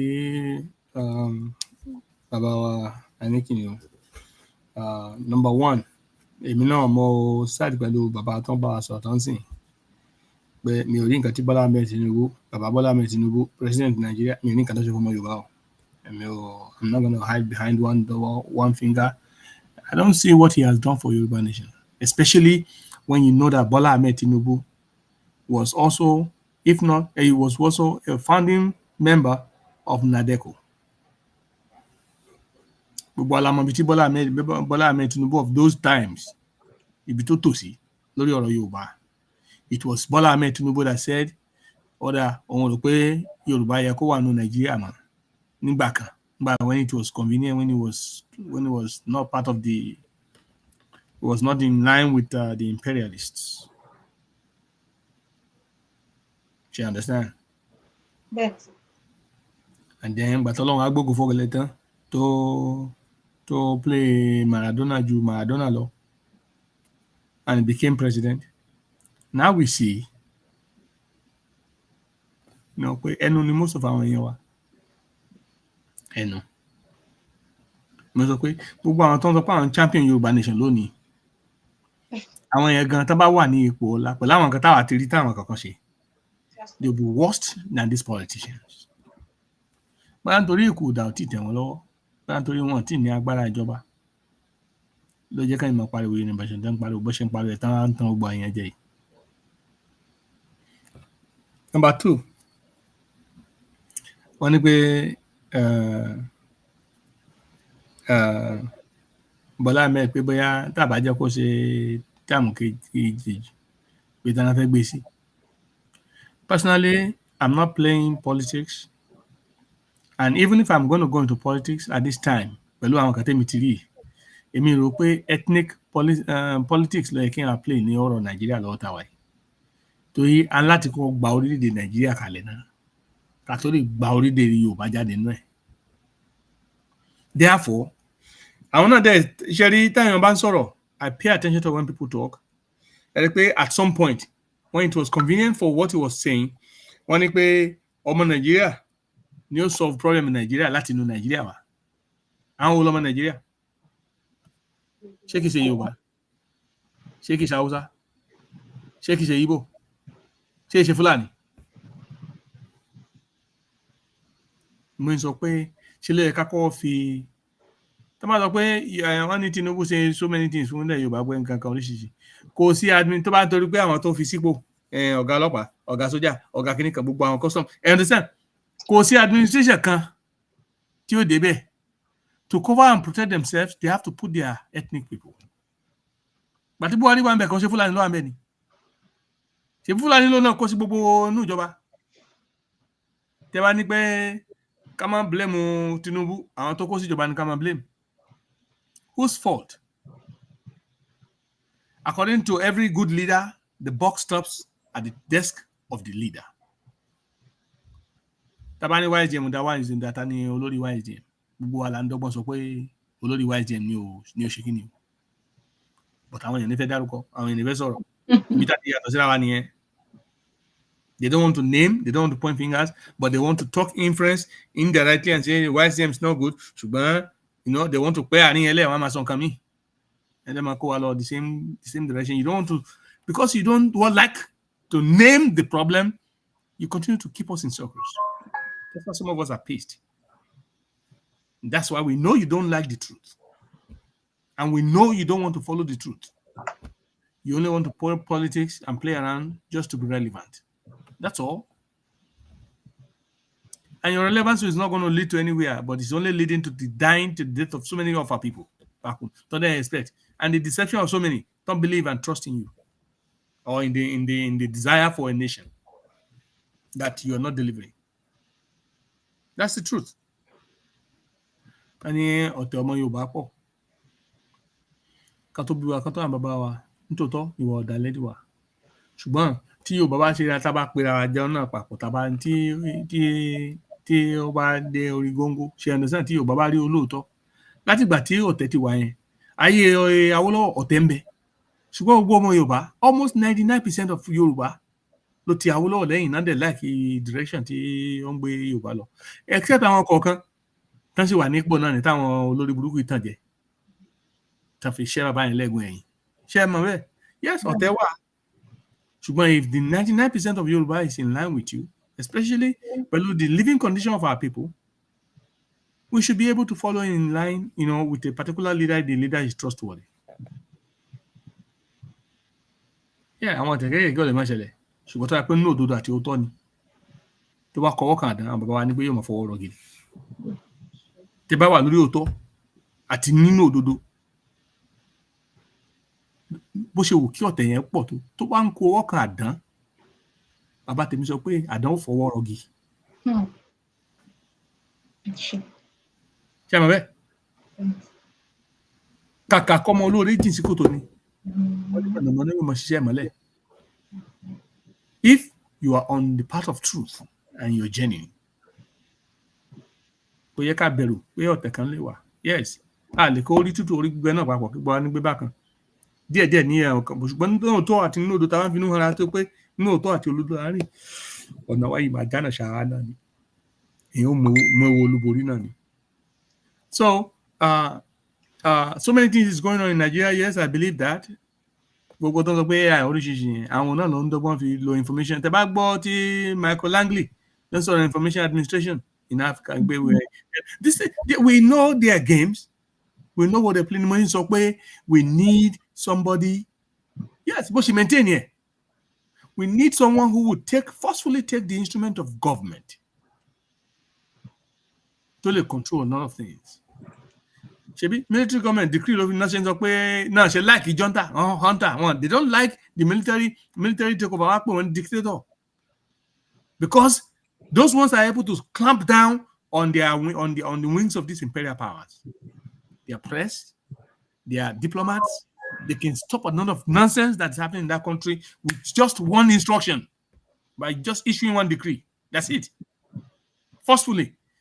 If you think we're going to get it by politics, maybe.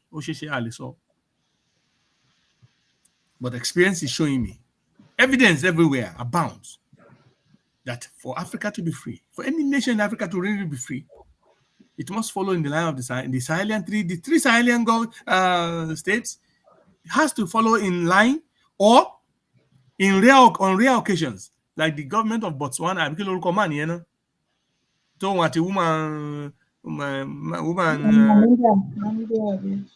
that they're now having no border with, they're making their countries visa free in East Africa. Those Namibia and but I think it's Namibia and but somewhere there. Yes, those are democratically elected, but they changed when they saw what was happening in Sahel, and they took sovereignty over their country and their country resources. Ghana is trying to do the same thing now. Try to walk a fine line. Try to be good to the West and to be also good to the Sahelian people. But change it.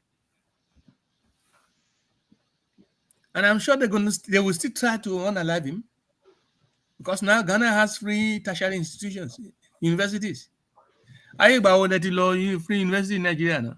Hawaii are free university. But our daily fare. Each hall with very standard kitchens. Our kitchen tools no kitchen kitchen. And I met somebody down the line, 3 square meals. That's stove balcony láti mọ dáná lẹ́yìn kò lè gbogbo ọmọ dáná ẹ máa ṣe oúnjẹ jẹ ẹnìsàn kò sí oúnjẹ olúkálùkù ẹni tí ó mu gàrí ló pọ̀ jù gbogbo street tó pé if you are at Ilé-Ifẹ̀ gbàtí dé ìlú yìí Amẹ́ríkà kò dàbí ilé University of Ife. The streets were lined with trees. Anywhere it was built. That institution, that university was built to survive on to self-sustaining university. With its own power generating plant, water supply plants, and everything. But we're not that well, but not that well. The water system was underground. The electrical system was everything was nice, was beautiful. Ile-Ife, we are down.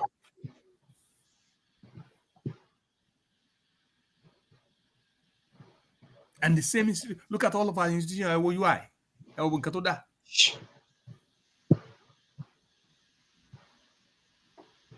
Now we're going to talk to Ghana. Ghana is having free education, free tuition free institution in Ghana. This is what we're saying. So we're talking about if it is Nigeria, we need to save Nigeria. And I'm not talking about politics. Honestly, I personally, Moses ABIODUN, I'm actually seriously advocating publicly for violent takeover of the government of Nigeria and to change the direction of our nation in line with the 3 Sahelian states. That's what I'm saying. I said that. Okay, echo, sir. I'm not to take the wọlé padà. Bàbá rẹ̀ ẹjọ́. Ìyálájé, ẹ̀rí ẹ̀ṣẹ̀ mo wà lẹ́nu iṣẹ́. Mo máa ń ní limitation àmì tí n bá lè sọ̀rọ̀. Gẹ́gẹ́ bí bàbá wa, mo rí pé wọ́n pè padà ìgbà tí mo sáré playback. Tó ní ìgbà tí dókítà béèrè pé kí ni nǹkan tó ṣe fún Yorùbá, pé mo silent. The program is not for debate. Ló bá jẹ́ pé debate ni, màá mọ nǹkan tí màá sọ. Bóyá kí Aládé kó organize ẹ̀. Okay, wọ́n ní tẹ́ bá fẹ́ debate kí bóyá ká organize ẹ̀. Yeah, that's a good idea. Okay. So àfijọ́ sí. Bàbá yẹn sọ̀rọ̀. Àwọn mẹ́ta, Yàlájọ́ moderate láàrin gbogbo. Èmi yìí sọ fún yín, my sister àti doctor Afẹ́nifẹ́re táwa mọ̀ ìgbà tó wà ní 1 òun kọ́ ni Africa sáfẹ́nifẹ́re mọ́. We should not just put sentiment when we are giving details. Ṣé ti yé yín? And then èyí tí bàbá yẹn sọ pé kan fake kan original mi ò mọ fake mi ò mọ original kò sí Afẹ́nifẹ́re ni because Afẹ́nifẹ́re ó yẹ kó jẹ́ agbẹnusọ fún gbogbo Yorùbá ni. Ṣé ti yé yín? Kí ló dé dájàlẹ̀? Jerry Tinubu bó ṣe wà yẹn ó wọ̀nà Afẹ́nifẹ́re ìgbà tí Ọbásanjọ́ dé tó lọ negotiate pẹ̀lú Ọbásanjọ́ ipò Ọbásanjọ́ máa ṣe nǹkan tí Yorùbá fẹ́. Tinubu sọ fún wọn wà Ọbásanjọ́ ò ṣẹni tẹ máa ní MOU pẹ̀lú ẹ̀ o. Ẹ má gba appointment lọ́dà Ọbásanjọ́ o. Ibi tí wàhálà ti ṣẹlẹ̀ nìyẹn. And Afẹ́nifẹ́re go ahead. Ṣèbí nǹkan tí bàbá Bọ́lá Ìgè ṣe lọ gba appointment nìyẹn. Ó wọ̀nù wọn gbà yẹn. Ẹ má bá máa yìí ṣe. Kò ń ṣe ẹni tó nífẹ̀ẹ́ Yorùbá. Ibi wàhálà Afẹ́nifẹ́re ti bẹ̀rẹ̀ nìyẹn. So ìyẹn lọ bẹ́ẹ̀. Wọ́n á sọ kankan yí pé ẹni pé kò fẹ́ fọ Yorùbá. Ìgbà tí màá yìí máa appoint head of the key government agencies. Mi ò mọ ìgbà tí ọmọ Yorùbá ti jẹ́ chief of army staff rẹ̀. Mi ò mọ ìgbà tí ọmọ Yorùbá ti jẹ́ inspector general of police rí. Mi ò mọ ìgbà tí ọmọ Yorùbá ti jẹ́ governor of Central Bank last. Chairman of EFCC. Mi ò mọ ìgbà tí ọmọ Yorùbá ti ẹ̀dẹ̀ o. FIRS tá à ń sọ yẹn tí n bá gbàgbé mi rò bóyá ọmọ Yorùbá débẹ̀ o. Controller General of Custom bóyá lè sọ fún mi ìgbà tọmọ Yorùbá ti ẹ̀dẹ̀ o. Many things ìgbà tá à ń sọ pé kí ló ṣe fún ọmọ Yorùbá. Kẹ̀rí gbogbo àwọn fi àwọn key point tí ó fi àwọn èèyàn sí. Àwọn tó fi síbẹ̀ ẹ wá máa béèrè lọ́wọ́ wọn kí ni nǹkan tó deliver. Nítorí we are talking of just 2 years. And this is the problem tí máa yín fèsì. Ó ṣe tiẹ̀ fún ọmọ Yorùbá. Mo dẹ̀ ní information yìí pé ó wà fún ọmọ Yorùbá. But ẹ lè expect yìí pé bó ṣe débẹ̀ láàárín ọdún méjì kó dẹ̀ yí gbogbo Nàìjíríà pam kó dẹ̀ kó gbogbo ẹ̀ wá sí Yorùbá straight. Ẹ máa wò gbà tó máa kó àwọn aviation department kan wá sí Èkó. Wọ́n mọ nǹkan tó ń ṣe. Like he's not a perfect person, kò sẹ́ni tó perfect. Wọ́n gbogbo ẹ̀ máa lọ díẹ̀ ni. Nǹkan tèmi ń try láti sọ́nsìn torí mo wà ní ìpàdé kan náà lánàá pẹ̀lú àwọn àgbààgbà kan.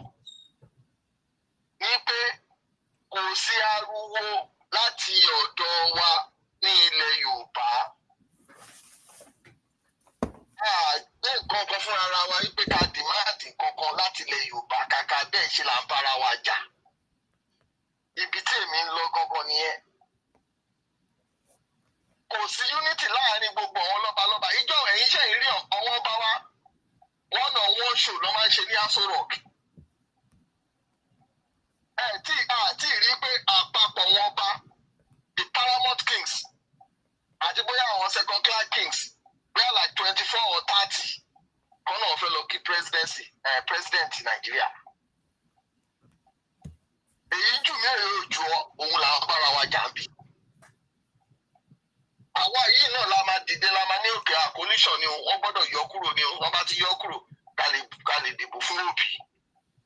Ẹ má jẹ́ tàn yín. Tribal politics ní Nigerian parties ẹ forget bó ṣe lọ. Tribal politics táwùsá bá débẹ̀ ó máa ṣe fúnra ẹ̀ ni. Buhari ṣe tiẹ̀ ọdún 8 yẹn ó kọ̀ wọ́n tiẹ̀ síbẹ̀ ni. Tí Obi náà bá dé sìn tóbi náà bá dé àwọn tiẹ̀ náà ló máa ṣe. That is the way the Nigeria structure. Until when this country is restructured and we have a new constitution, we go nowhere. That is what we are standing for now. But by the time that bá ń dúró di pé ó nígbà tí petrol bá di 600 naira per litre. Mi mọ all over the world. And ní gbogbo àgbáyé mi mọ country tó ní ta convert the 600 naira to dollar equivalent. Bóyá eribi kan tó ti ń ta gas per litre or per gallon. But nǹkan ti bàjẹ́ gbogbo ọlọ́nà wọn bẹ̀ àti Tinubu all of them gbogbo ọlọ́jọ́ ibi tá a dé yìí gbogbo ọlọ́nà wọn bẹ̀ but he's trying his own ẹ̀wọ̀n statement to release lánàá ó ta sí Trump now ó ta sí Trump. Ó lóun ti ṣe ó ní lókàlì ó náà àwọn ò jẹ gbèsè àwọn ò yáwó lókàlì àwọn ò yáwó. General reserve wọn ti lọ sókè gan compare to ìgbà tó wọ́n dé only as at August àwọn ti clear a lot of debt. But báwo ni àwọn grassroots ṣe fẹ́ ní spirit impact positive impact of this government? These are our Southwest governors.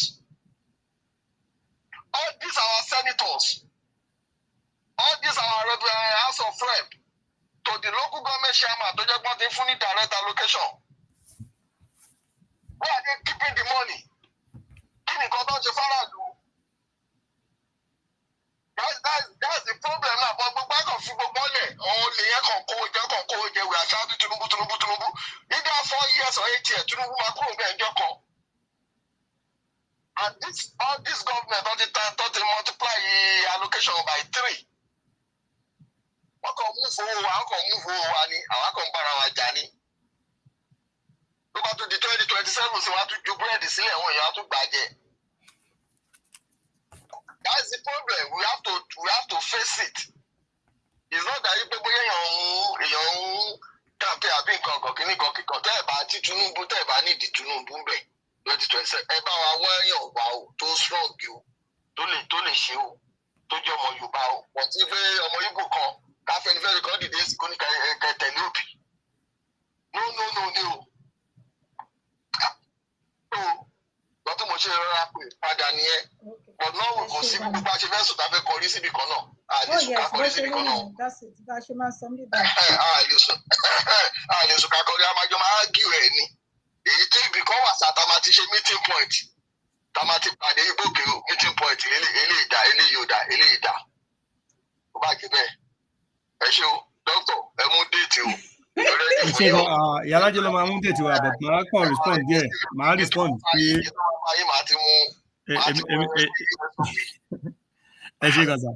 Actually, me not take a note because me say ki ṣe lọ lájẹ pé mo respond àwọn kọ̀ọ̀kan tẹ́ mention àwọn kọ̀ọ̀kan tẹ́ sọ.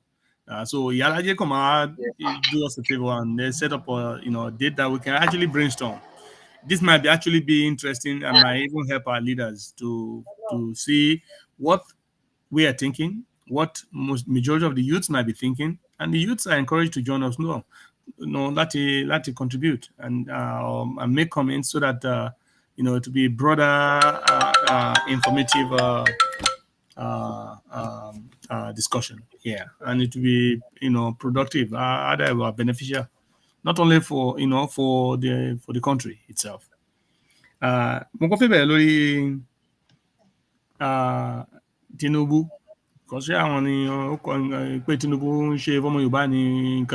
So Tinubu has been there for 2 years. He's the president of Nigeria for 2 years. He's Yoruba man for 2 years.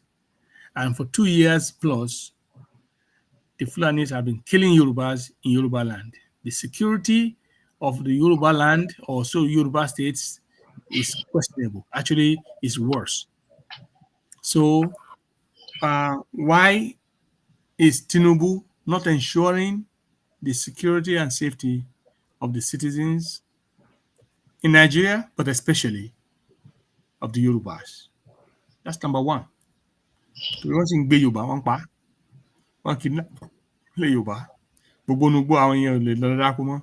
So, if keeping the country safe and the citizens safe is the number one responsibility of any country, of any leader of a country, why is President Bola Ahmed Tinubu failing? If he score pass low security in Nigeria, then that means what I'm saying here is already answered. But if you don't mark him as passed on the security of the citizens of Nigeria, and especially of those of Yoruba land. Shall I mo take a note in that? You mo take a note so that I mean I respond to that. Security, okay, but I take a note so that I so can you disturb thought my own line of thought as well. Will buy my window. So okay. Security, yeah. Okay. Bombshell Rufai àti other people àti lánàá tẹ́ bá wo Channel News feedback on security. The issue of security is kind of a political. Who is the leader of the country? Baba, excuse. If you're phone leader, excuse. If there's failure, there's failure. The buck stops on the desk of the president. The buck stops on the desk of the president. I don't like to give them excuses. Let me tell you, you can just take the first 2 years of Jonathan, the first 2 years of Buhari, and the first 2 years of Tinubu and compare the insecurity issue. Baba, every president have their scorecard. Every president have a scorecard, and I don't like to compare. I'm trying to talk about one particular presidency. Security architecture of Nigeria. There is security architecture of Nigeria. Our people that are so want to take our long one in charge. Okay. Shall I cut him on so padà báyìí? Shall I be that means Nigeria must first be secured, meaning that we need a leader that will take and remove this foreign influence on our land. Everybody the responsibility. If you are not fit, you take it. Let me tell you, the state tell me what I'm be. National guide, every day long. You know we can enjoy this. I will not take note in it. Shall we play back and forth here? Progressive. And then Federal is saying that he's sending a national guide down to the state, to the state. And the state governor is saying that no, you can't take my responsibility. Then he's got the way the system works. It's not a military something. It's not a military something. The way that we do it's not that if people party there, yeah. Oh bad, sir.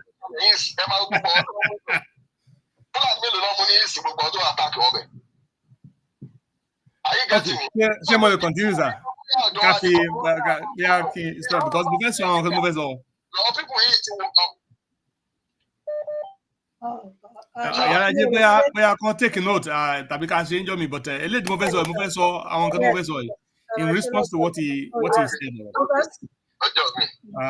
So motivate or security issues. You understand? I appreciate on the other thing. Can't take a note or can repeat again, but about so replay and you can respond to it at the time. So the first and foremost responsibility of a president of any nation is the safety and security of the citizens. So if we're not grading Tinubu as passed in that level, he failed. Even though he's the president of Nigeria, he controls the instrument of government. He decides what happens. Especially in the country where they don't really court to down be foreign Trump judge can say, even though he's rocking through it, but then he still has some challenges, even with the courts, with the court system. In Nigeria, it's not like that. The president kind of wields absolute power. So if there is no security for the people, especially in Yoruba land, who's to blame? I blame BAT, Bola Ahmed Tinubu. That's number one. Number two, also then, one-on-one show. One of our leaders were our Obawa, our Kankan. Everybody is going to Aso Rock. It's a one-on-one show. And that's correct. Observation one. Any clear to Mozobe? But you allow Pade Kori to sọ̀rọ̀ pa Bola Ahmed Tinubu. Nígbà táwọn ní pé kọ́ yan delegates on about pé kọ́ rán létí Yorùbá nation. a fẹ́ gba orílẹ̀-èdè wa ọmọ ò ní ṣèdí bẹ̀bẹ̀rẹ̀ ó ti dórí àga náà o kí ni báwo la ti fẹ́ tọ̀ báwo la ti fẹ́ ṣe ẹnìkan wá rán wa létí pé láyé ìgbà kan pé ṣe ní ọlọ́yàn kan lọ bá Bọ́lá Ahmed Tinubu lórí àwọn sensitive issue that I don't want to bàtà àwọn yẹn débẹ̀ ó gbọ́n ọjọ́ kan náà ó gbọ́n kan tó fẹ́ sọ ló bá dẹ̀ wọlé ló bá lọ gbowó jáde ó fẹ́ ní ẹ lọ́wọ́ pé kó gbà pé nǹkan kan mẹ́rin you understand now and then tí a sọ pé àrí yẹn video clips kan wà tí mo share pẹ̀lú yín tí kan náà àwọn Afẹ́nifẹ́re yẹn ó dà pé yẹn ti jẹ ọba nísìnyí. The man was very diplomatic when he was answering questions táwọn reporters ń béèrè lọ́wọ́ ẹ̀ especially lórí ọ̀rọ̀ Yorùbá nation. Bàbá yẹn ó wà very diplomatic kò lo language tó wà he is very careful what he said. So that tells me that Baba that now a monarch ó dà pọ̀ ọba ìlú kan ní nísìnyí that means he is deliberate with his words. Pé ó ronú kó tó sọ nǹkan tó ń sọ ó dé nǹkan tó ń sọ yẹn ó mọ nǹkan tó ń sọ. Bàtà ń béèrè question tó dé ọ̀dọ̀ Bọ́lá Ahmed Tinubu. The guardrail gave way. Ìkóra níjànú yẹn ó mọ̀ọ́mọ̀ túlẹ̀ ni. He started talking about Bọ́lá Ahmed Tinubu. Ó ní kó tó sọ fún pé òun ló ń sọ báyìí. And he said something as a matter of fact because he was so convinced, especially because he knew Bola Ahmed Tinubu, and because what he said that day coincides with nǹkan tí mo ní mo ti gbọ́ tẹ́lẹ̀. You understand? Ó ní Bola Ahmed mọ̀ bá ṣe ń dẹgbẹ́rú. Ìyẹn Bola Ahmed Tinubu. So when you say that our Aba are not in union, they're not in cohesion, the leaders are not, everybody is going to have to work one-on-one because that is the way he operates. He never gave them the chance to have a coalition to talk with them because they'll be able to convince him and he'll have no way out. This man likes a one-on-one so he can divide and conquer everybody. So whose fault is it? That they chose to be going one-on-one? Yes, àwọn kan lè jẹ́ ọpẹ́ fún káwọn kan lè ṣe bó ṣe gbọ́n náà lọ́sùn tó kọ́ ní síbi kan ni. Bó ṣe ń wo yẹn o àwọn ọba kan wà nílẹ̀ Yorùbá tó pé kí Yorùbá dá dúró wà lọ́kàn wọn ó mú lọ́kàn wọn gan. But you can't know them because they cannot talk. And because this man allows a one-on-one kind of dealings with people. So there's no coalition of no force behind their talks. He's able to conquer and defeat them solo. One second.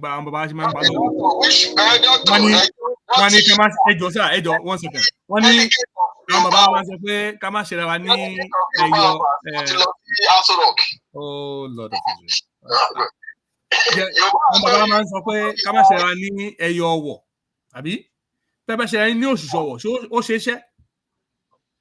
Bola Ahmed understands that fact. This is why he chose to deal with leaders one-on-one. He's able to conquer and defeat them, especially within the office of power. Again, I'm going to blame Bola Ahmed Tinubu. I don't see what he's doing. That's number two. That's the most what I'm saying is I could be wrong. Maybe I'm wrong. Even before Tinubu comes, before Tinubu, can you tell me the last time that the team of our Obas in Aso Rock? There is a problem in our traditional DDC. It's not that Tinubu is having divided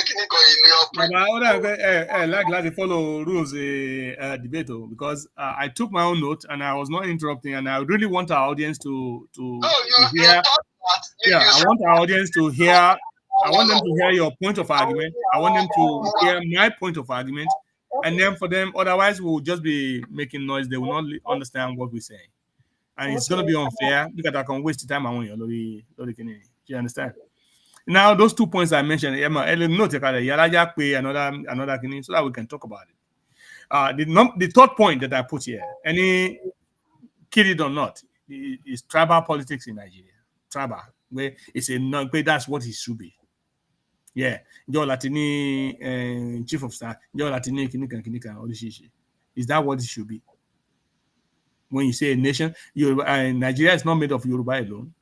Nigeria is not, these imperial powers that created us, that put that country like that carved us, out of the way they carved us. They know that we are different people. They know we are different nations within that country. So should we be playing tribal politics if we really want our nation? In America, I mean, there are different. There are some native Indians. They even don't want to make you almost redundant. You know, regardless of what we talk about in this country, they still cannot openly play that ethnic politics. They'll be thrown in that box, especially with the generation that is coming up now. Look at the race in mayor, the race for mayor in New York City. Everybody should pay attention to that. That guy, Mondoni, is an African man from Morocco. And a lot of the youths are really voting for. They don't care about what these other people are talking about. They're not playing tribal politics, even though some of the hidden politics, some of the policies against Africa, they do not want it to be open to their citizens because they will lose power. The citizens will vote against their leaders if they know 1/10 of what their government is doing to Africa. This is why they have covert operations, and that's why they created the CIA. To keep all of this in secret underground, they only left some whatever is open. They're not stupid. But should Nigeria be playing tribal politics? Nini become law on to abandon tribal politics. Can make sure pass secure country and come see foreign influence. At that time, kò sẹ́ni tí ó kọ́ Hausa àti Fulani àti Igbo pé ẹ jẹ́ ká define living arrangement peacefully, and we'll still be neighbors coexisting together in the same area, geographical area. So that tribal politics is what the instrument of the imperial leaders who chose to Nigeria. The same thing when you go to Emini Sunni, Emini Shiite, even when you go to the Arab world, they're playing this, they're using it to divide and make sure those territories don't agree. Especially when you go to Syria. They play that politics in Syria so bad. They say Shia Muslim, Sunni Muslim, this Muslim, that Muslim. This is what they do best. It is the instrument of the imperial powers.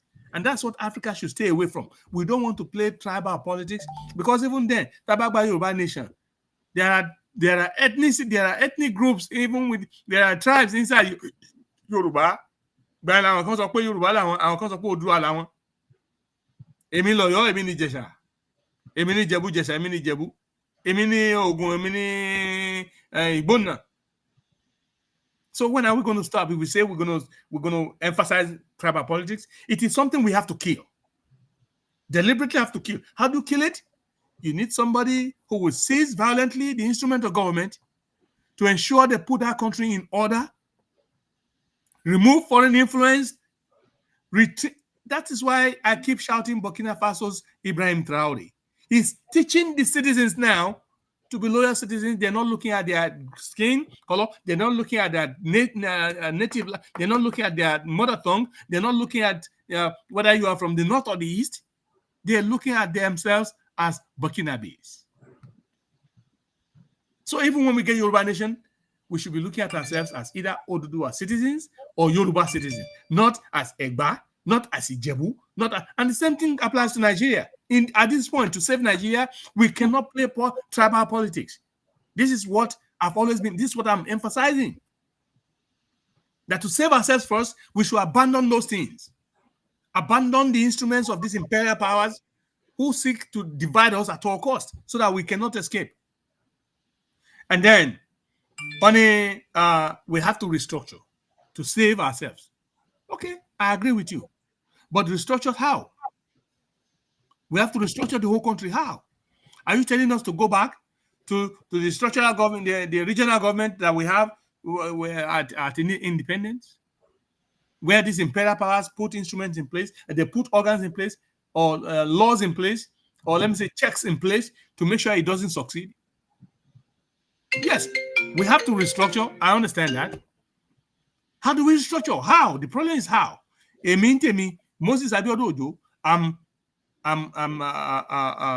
advocating for a violent seizing of the government, of the instruments of government a violent takeover of the government, a redirection, to follow a different path, and in line or something similar to what is happening in the Sahel. That's what my own restructure means. I would like it. Restructure Nigeria, because it is interesting. I think that is the point. How do we restructure the governance of Nigeria so that the Nigerian people can be free and secure, and then nations within Nigeria can determine or come to an arrangement, living arrangement within that geographical region. Wọ́n tún sọ pé àwọn tí Bọ́lá Ahmed fi sínú kínní ó ti yan ọmọ Yorùbá náà, ó ti yan èmi ò rò ìbàjẹ́ Yorùbá ló ṣe, ìbáṣọ ọmọ Ìgbò ló gbé síbẹ̀, tó bá yẹ pé wọ́n ń ṣe nǹkan tó tẹ́ àwọn èèyàn wa lọ́rùn tẹ́bí mọ̀ pa àwọn èèyàn wa tí àwọn jẹ̀wá bá ṣe ń jẹ̀wá ẹ̀, don't take sovereignty over the nation itself and then remove this foreign interest and continue to serve the people of Nigeria. Nobody will have a problem with Iba Lomukanuri if he's a deputy leader, because if he's a custom, it doesn't matter who is in government. But again, Tinubu is in government. He chose the people he wants to choose to, and then the governors who were elected by the people. You're telling us that our hold them accountable. How do we hold them accountable? Is he not the president? Isn't it the responsibility of the president to hold his direct reports responsible? He's not doing it, meaning that he's in cahoots with them, or he's giving them a pass back. Again, the whole thing stops at the doorsteps of the president. He's the one that is not holding the governors accountable. He's not holding the ministers accountable. He's not holding the commissioners accountable. I want to hold accountable. Hold accountable. Emefiele tó fi ojú rẹ̀ dán ni tí Buhari lo Emefiele tán fẹ́ kí ó fẹ́ dojú rigging election rú fún Tinubu tán change currency. Ẹ bá rántí gbogbo politics tó tán play yẹn. Nígbà tí Ọbasanjọ́ tí Ahmed wọ Aso Rock tán tó fẹ́ mú Emefiele, ṣé kò mọ bó ṣe mú Emefiele mọ́lẹ̀? Ẹ̀tọ́ tó fi lẹ̀. Kí la fẹ́ máa parọ́ tán ara jẹ fún náà? They know what to do. He has the instruments of government. If he chose to use it, he uses it. When he chooses not to use it, it's his choice. We cannot absorb Bola Ahmed Tinubu from all of this. He is responsible. That's why I'm not kidding myself. What has he done? He has not done it. To me, I'm not. Oh, wow. Ẹ̀yin aráalé. Mo mọ̀ pé mọ́mí Títí Aláyọ̀ ṣì wà pẹ̀lú wa. Ẹ̀yin mélòó lẹ tún kù pẹ̀lú wa láti ìgbà tá ti bẹ̀rẹ̀. A kú àtàárọ̀. Ẹ ṣeun gidigidi gan ni. Mo mọ̀ pé tẹ bá wo dádì náà ti ń gba call. Bóyá mọ́mí ló ń pè wọ́n yan pé ibo lẹ wà. Rárá, kò tẹ̀ ṣóun. Ìkan náà staff meeting pé tí bẹ́ẹ̀ sọ mi ò dáhùn, so follow the chain of command. Ọ̀gá mi wá pè. So, immediately recall, and I know what it's about, and it's okay.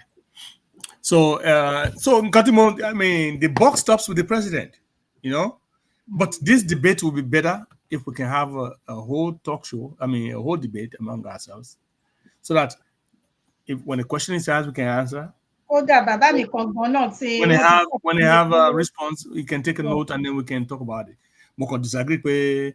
Bola Ahmed Tinubu is the best thing for we are Yorubas. No, I'm looking at it that we are Nigerians first. We have to secure Yoruba and get Nigeria in line with similar to what is happening in Ghana at least, or preferably to my choice, what's happening in Burkina Faso. And then when that country is secure and safe and everybody is returning back to Nigeria to build it and everybody is happy and everything, and there's no insecurity in our land, and people can go back to their farm, and people are living, and there is transportation, there is healthcare, there is free education for our kids. We can now start talking about this is called Yoruba Nation. This is the type of government leadership we want to have in this part of Nigeria. That will be easy negotiation to talk with the government and what type of relationship we're going to have. Nigeria is not going to exist on its own by itself. We are not going to exist in a vacuum. Just like Yoruba Nation is never going to be in a vacuum. You are always going to be in relation with and you know, in association with other neighboring people or countries. Or I understand. So when there must be some living arrangement, some understanding and law that governs everything, and the rest of Africa. Hopefully, when the rest of Africa unites eventually, there will be Nigeria inside Africa. There will be Ghana in there, but we will call United Africa, and every nation can be a state. It doesn't matter. And Yoruba nation can be a state can be a nation within a state. It doesn't matter. We're still going to have a Yoruba nation that has its own set borders, without really physical borders or immigration borders. You understand? At least boundaries, that markers that shows that this is Yoruba land. This territory, from this point, you have come. Welcome to Kansas. Everybody, welcome to welcome to this and that. You don't have to have borders and immigration at every checkpoint. It can be free with no visa. It can be visa free, but it will have what? Markers that shows you are now in Yoruba land. And then you see the people with their traditions, their clothing, their food, their education, their talk, their language, and everything will show it you are in Yoruba land. That's all we want. And our people will be living life. Our children will go to school, hopefully with no fees, no nothing. They will compete adequately with their counterparts. They will be innovators and improving our lifestyles and our health. You know, in Africa, without jackpot to anywhere. That's my own belief. Oh, wow. Gbòòsà fún gbogbo àwọn bàbá wa. Ẹ bá mi gbé gbòòsà ká tó máa lọ. Tẹ́ bá break record. Àkọ́kọ́ tá interesting, Shema. It's very interesting. Yeah. And I think this is exactly what Yoruba Nation should have been doing initially.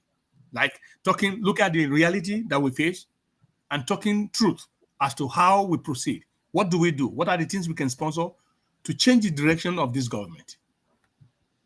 No, instead, people want to say we're going to take our country, we're going to declare our country, we're going to make ourselves governor. They will talk about making themselves, you know, coordinators and councillors and chairman of, I think,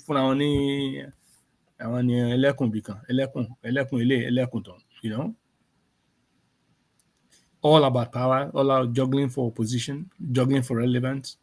And then when they're supposed to speak up, when you're hearing the same false information, they don't want to say anything because they don't want to step on the toes of the leadership, just so that they don't lose their ranking and the possibility of a position. Yeah, tí dáàdì bá ti kúrò lórí aago ní gbà kọ̀ọ̀kan kan mọ́ lẹ́yìn dáàdì. Ẹ káàbọ̀ sà. Ìyálájé. Ẹ pẹ̀lẹ́ sà. Ẹ gbà jẹ́ kí n gba àkókò ní ẹ kàn fún mi níbi 2 or 3 minutes. Ṣé rí a lot of ọ̀rọ̀ tí Mr. Abiodun Ojo tí wọ́n ń sọ, which I do agree pẹ̀lú wọn. Ṣé ọ̀dà fún wa? Bẹ́ẹ̀ni sà. Valid point wọ́n make. Valid point. Ṣé rí Abacha wọ́n ṣe paint as if Abacha sọ kéde kan. Only if there is any insecurity in any country, that means some people on top have something about it, do something about it. Yeah. So they go within 14 hours, when they fish one out. Only people in power, people in government, they do something about it. Because people are insecurity to ìṣẹ̀lẹ̀ yìí. All over contractor Nigeria, ṣe understand it? One more nǹkan tí ṣe now. Ká má gbàgbé ní 2014, Mr. Bola Ahmed Tinubu ló ṣe lọ ṣe alliance pẹ̀lú Buhari because of his own selfish interest. Because of his own selfish interest, gbogbo ọ̀rọ̀ pé kọ́ ọmọ kóòtù jíire, ó kó wọn sí position pé kí ni that kò sí kankan bẹ̀ yẹn náà. It's called self-protection in government. Self-protection. It's called building a firewall against for the presidency. Èwo ní pé bóyá wọ́n kọ́ ọmọ Yorùbá sí àmì ọ̀yọ́ kí ni ẹ̀wọ̀n nǹkan tó sọ lẹ Yorùbá dà náà feudalism kan ti wà níyẹn lẹ yóò kó tó jíire.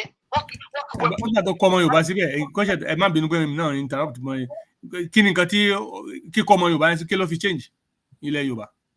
Ọlọ́jọ́ ìbò tí ìjẹ́lẹ̀ ti nà ẹ jẹ́ ká máa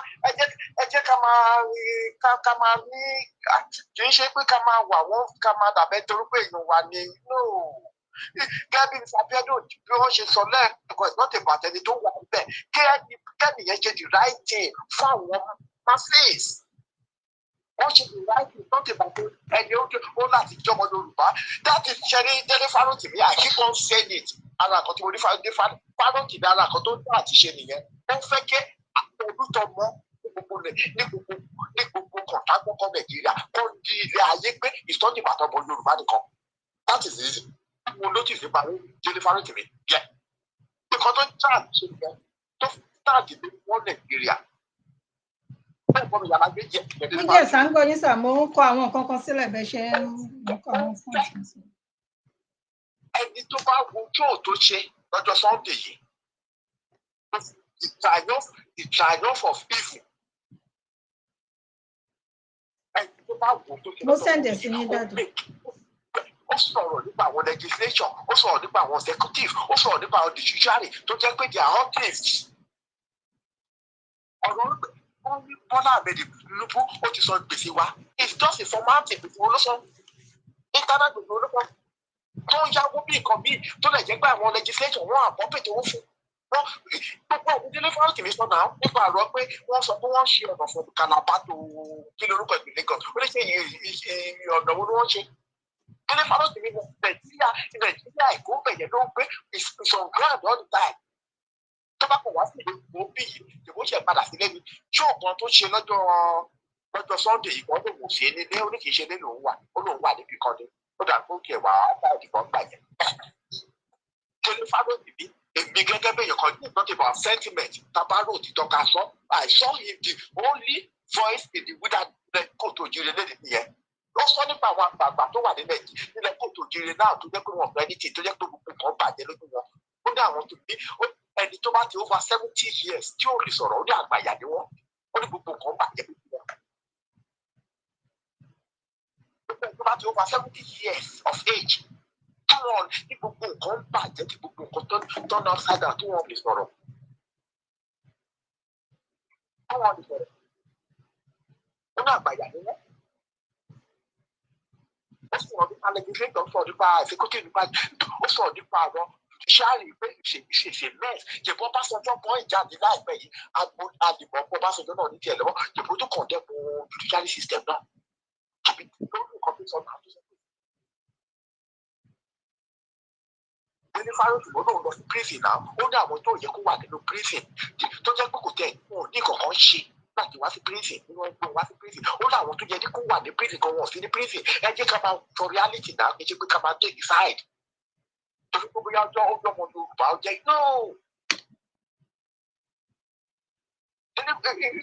ìjàbí àti pé òun ló ṣe àlàyé àfi pẹ̀lú kí lórúkọ Buhari náà.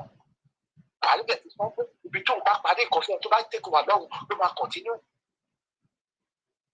Ó yọ ọmọ Yorùbá ní kí lórúkọ ẹ̀ Chief of Inspector General Police òní àjọ àwọn EFCC òní kìíní jẹ̀bi wọ́n wà bẹ̀yà for their own selfish interest wọ́n fi wà bẹ̀yẹn náà. Pẹ̀lú àwọn ọmọ for their own family. Àwọn ilẹ̀ Yorùbá lè ní àwọn almost 90% of àwọn Yorùbá ló live from hand to mouth dà lẹ́yìn náà jẹ́ poverty. Ẹ jẹ́ ká máa wà realistic náà. Ìyàwó ajé pẹ̀lú ìgbésí yẹn tẹ́ bá lè tẹ̀ mí gan máa I would like to join. Yeah, mo ti rí kíni yín sir. No problem. Ẹ jọ pé ọjọ́ méjì yẹ ká sọ̀rọ̀. Okay sir. Ọlọ́run ọba lè gbọ́ ni mo fi bẹ̀ yẹn jọ. Okay sir. Mo máa bá bàbá àròlé Aníkìní wọn Jagaba náà sọ so bẹ́ẹ̀ ni sir. Mo ní tàjọ́ lábẹ́ kìíní anytime any day. Okay sir. Ẹ ṣe ìyàlájẹ ọ̀dọ̀ ọba lè gbọ́ra máa pọ́n nílé. Àmín. Ọkọ àti màtó ìgbẹ́jọ́ ọpọlọ yóò ní dàrú lágbára Elédùmarè. Àṣẹ Èdùmàrè àtẹ̀yìn náà sọ. Ọwọ́ àwọn ẹni bí wọn nípa ayé lágbára Elédùmarè. Àṣẹ o, Èdùmàrè àtẹ̀yìn náà bàbá mi. Ẹ ṣeun gan sà. Ẹ ṣé yàrá. Ẹ ṣé sà. Ẹ ṣeun sà. Yeah, you're allowed to set up a discussion group so that that can be like it's good because honestly, it's good that we're able to because share it's either my way or the high heavens, and that's not right. We have to really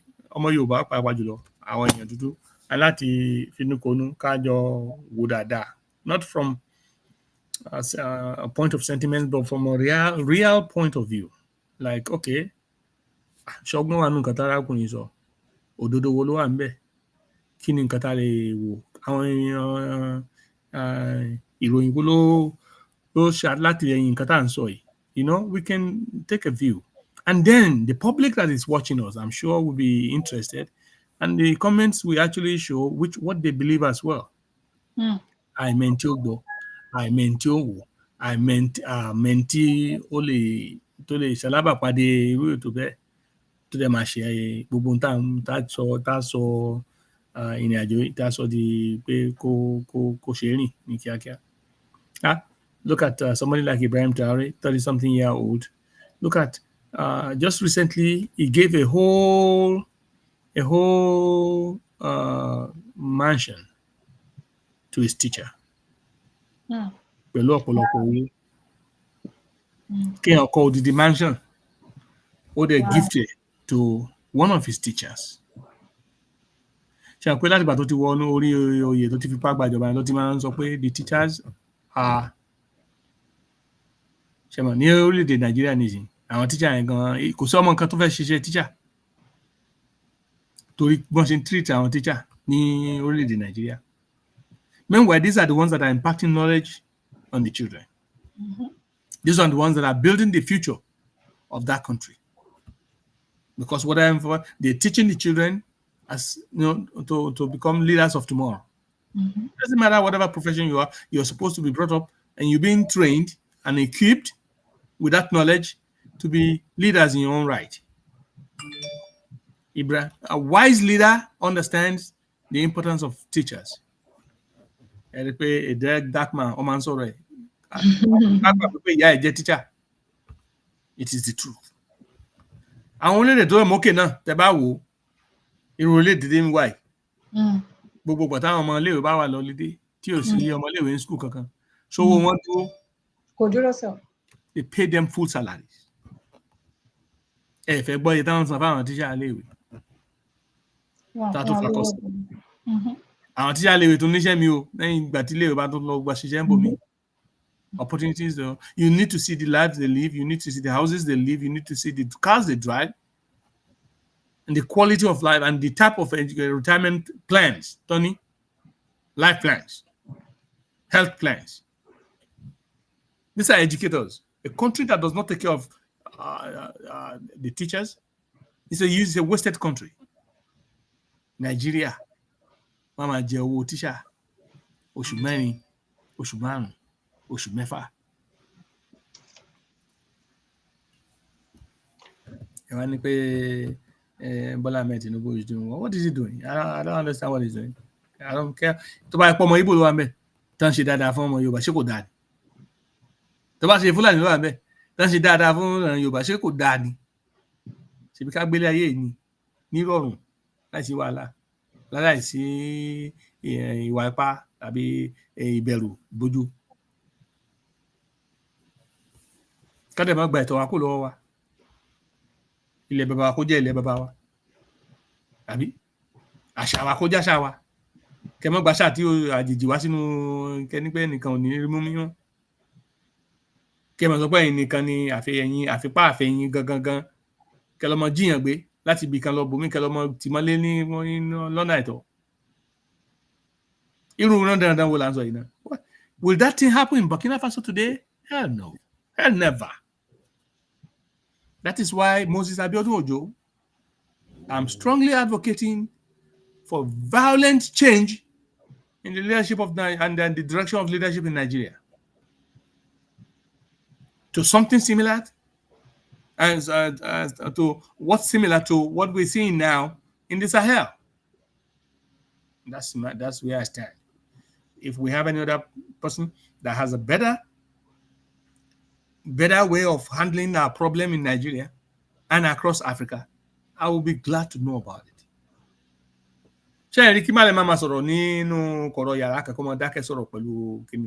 This man is speaking loudly. He's speaking intensely.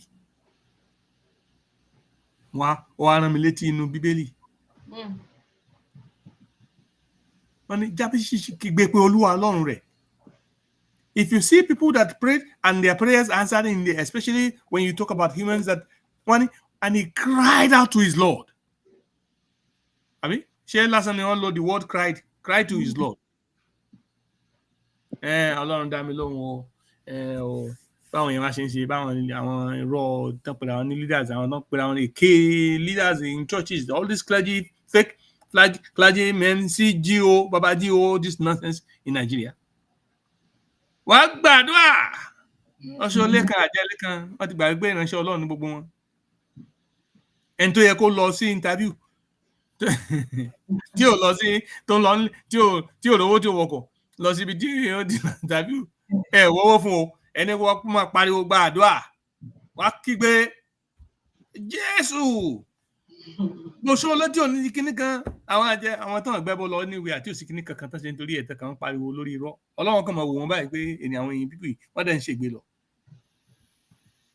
Ẹ̀ ń fẹ́ ìrànlọ́wọ́, ẹ̀ ń fẹ́ àánú, ẹ̀ ń fẹ́ iṣẹ́ ìyanu Olúwa, ṣùgbọ́n yìí gangan òun rìn tó yẹ kí ẹ rìn.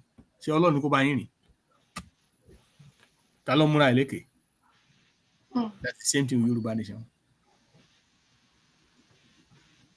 A fẹ́ gba orílẹ̀-èdè wa. Ìwà ń sáwọ́ ní àwọn kan tó yẹ ká ṣe àṣẹ, ohun tó yẹ ká rí àfẹ́ rí, òkú tó yẹ ká gbọ́ àfẹ́ gbọ́, àwọn ọ̀nà tó yẹ ká tọ̀ àfẹ́ tọ̀ ọ̀nà tiwa yẹn ṣá kó dájẹ́ tiwa. Ẹ̀dẹ̀ fẹ́ máa gbowó kankan máa sọ pé àgbà lọ́la ó ti dé tán ìyọ̀nà kíní kan ti ṣe. At the end of the day, nígbà tẹ́ bá borúkọ àwọn yẹn jẹ́ tán, ẹ̀tún wa lọ wá àwọn míì tán orúkọ wọn ò tí ì bàjẹ́, ẹ̀tún ní ká máa repeat the same story tẹ́ ti sọ fáwọn kan tẹ́lẹ̀. Ẹ̀tún ẹ máa gbowó jáde ní o, owó lọ́rọ̀ yín kan náà ní sí wọn tún mọ̀ kówó jáde. Nígbà tẹ́ bá tó bá yẹn jẹ́ táwọn yẹn rí pé kò já síbi kankan, ẹ̀tún lọ wẹ́lò míì tí o ti tọwọ́ bá torúkọ ẹ̀ ò tí ẹ̀tún gbé sórí kíní kó máa pariwo Yorùbá nation. Ẹ wo. Yes, Yoruba nation is going to stand regardless of what people think or whatever say. And people can be so confused about, if I'm confused to you, that's because your mind wants to be confused. I'm not confused at all. I know exactly what I'm talking about. Will Yoruba nation ever come to existence? Yes, I say it will. And it has always been in existence. It has not been allowed to flourish.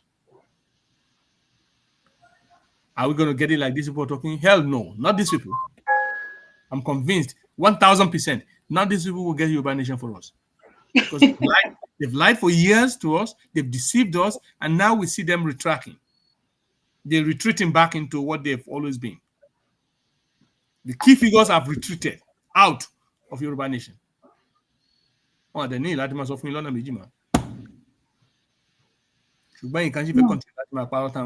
can continue to do that. Èmi rò pé tí gbogbo ọmọ Yorùbá bá tètè fi inú wọn kò kún pé òótọ́ wà nínú nǹkan tárakùnrin sọ àti pé ibo la fẹ́ gbé gbà. Tẹ́ wá pé ìpàdé ọmọ Yorùbá pé kí ni nǹkan tó yẹ ká ṣe pé ká tí wá bá ṣe fẹ́ change leadership ìgboro ìlú yìí. Tẹ́ ẹ̀ bá wá bá ṣe fẹ́ change leadership ìgboro Nàìjíríà kẹ́ make sure pé ẹnìkan wà tó lè gba ìjọba lọ́wọ́ yín, tó lè gba instrument ìjọba, tó lè gba agbára ìlú yẹn lọ́wọ́. Whichever way tẹ́ bá gbà, ìbá ṣe through the ballot or it could be through the guns. That's the only way. And that person will be the one that will remove every instrument of this imperial power from our land and remove their influence on our and gain total sovereignty on that country and the resources. And then form alliance, because form alliance, a bond with the Sahelian governments, so that we are more. Because I want to prepare Ogun. They're already preparing for war against Africa. If they cannot find any other means to remove these leaders in the Sahel, And if this continues to spread across, they will eventually fight us. And the only concern, thank God, because now they're having a challenge. Something is seriously challenging the authority of the United States. And that is China, Russia, North Korea, Iran, and India. All nuclear power countries, except for Iran.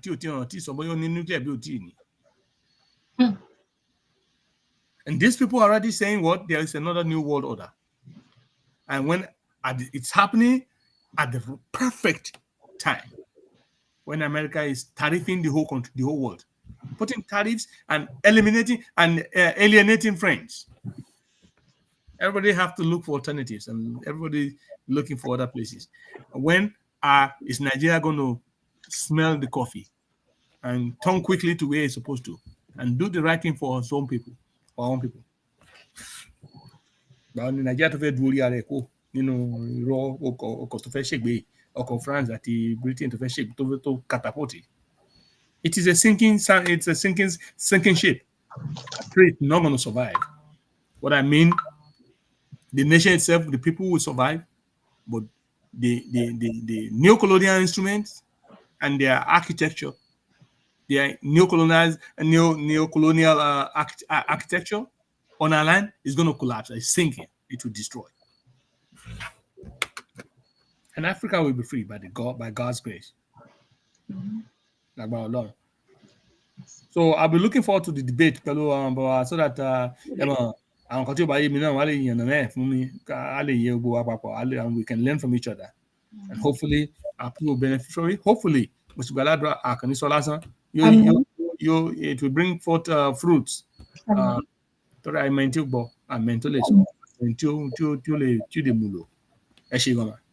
Wow, ẹ kúṣẹ́ láti àárọ̀. Ẹ bá mi gbé gbòòsàn lẹ́ẹ̀kan sí fún bàbá ẹgbẹ́. Mo fi tọ̀wọ̀tọ̀wọ̀ dá orúkọ yín lẹ́ẹ̀kan sí Dr. Moses Abiodun Ojo. Ọpọlọ yín kò ní dọ́bà o. Ẹ kú ìfẹ́ ìran ẹ̀ ní ṣe lásán lágbára lọ́wọ́ Ọlọ́run. Bákan náà a dúpẹ́ lọ́wọ́ àwọn bàbá wa méjèèjì tí wọ́n pè wọlé. Bàbá àròlé Aníkìnìún Jagaban of our time. Ẹ ṣé. Bàbá mi kejì náà mi ò ní dárúkọ wọn, ẹni tí Ọlọ́run mọ̀, èèyàn wa dáadáa ni wọ́n ní orí ìkànnì wa. Bákan náà àgbà ò ní tán lórílẹ̀. Ẹ ṣé lọ́pọ̀lọpọ̀. Bákan náà ẹ̀yin aráalé ẹ ṣeun, ẹ kú àdúrótì, ẹ ní dánìkan ṣe ilé ayé yín o.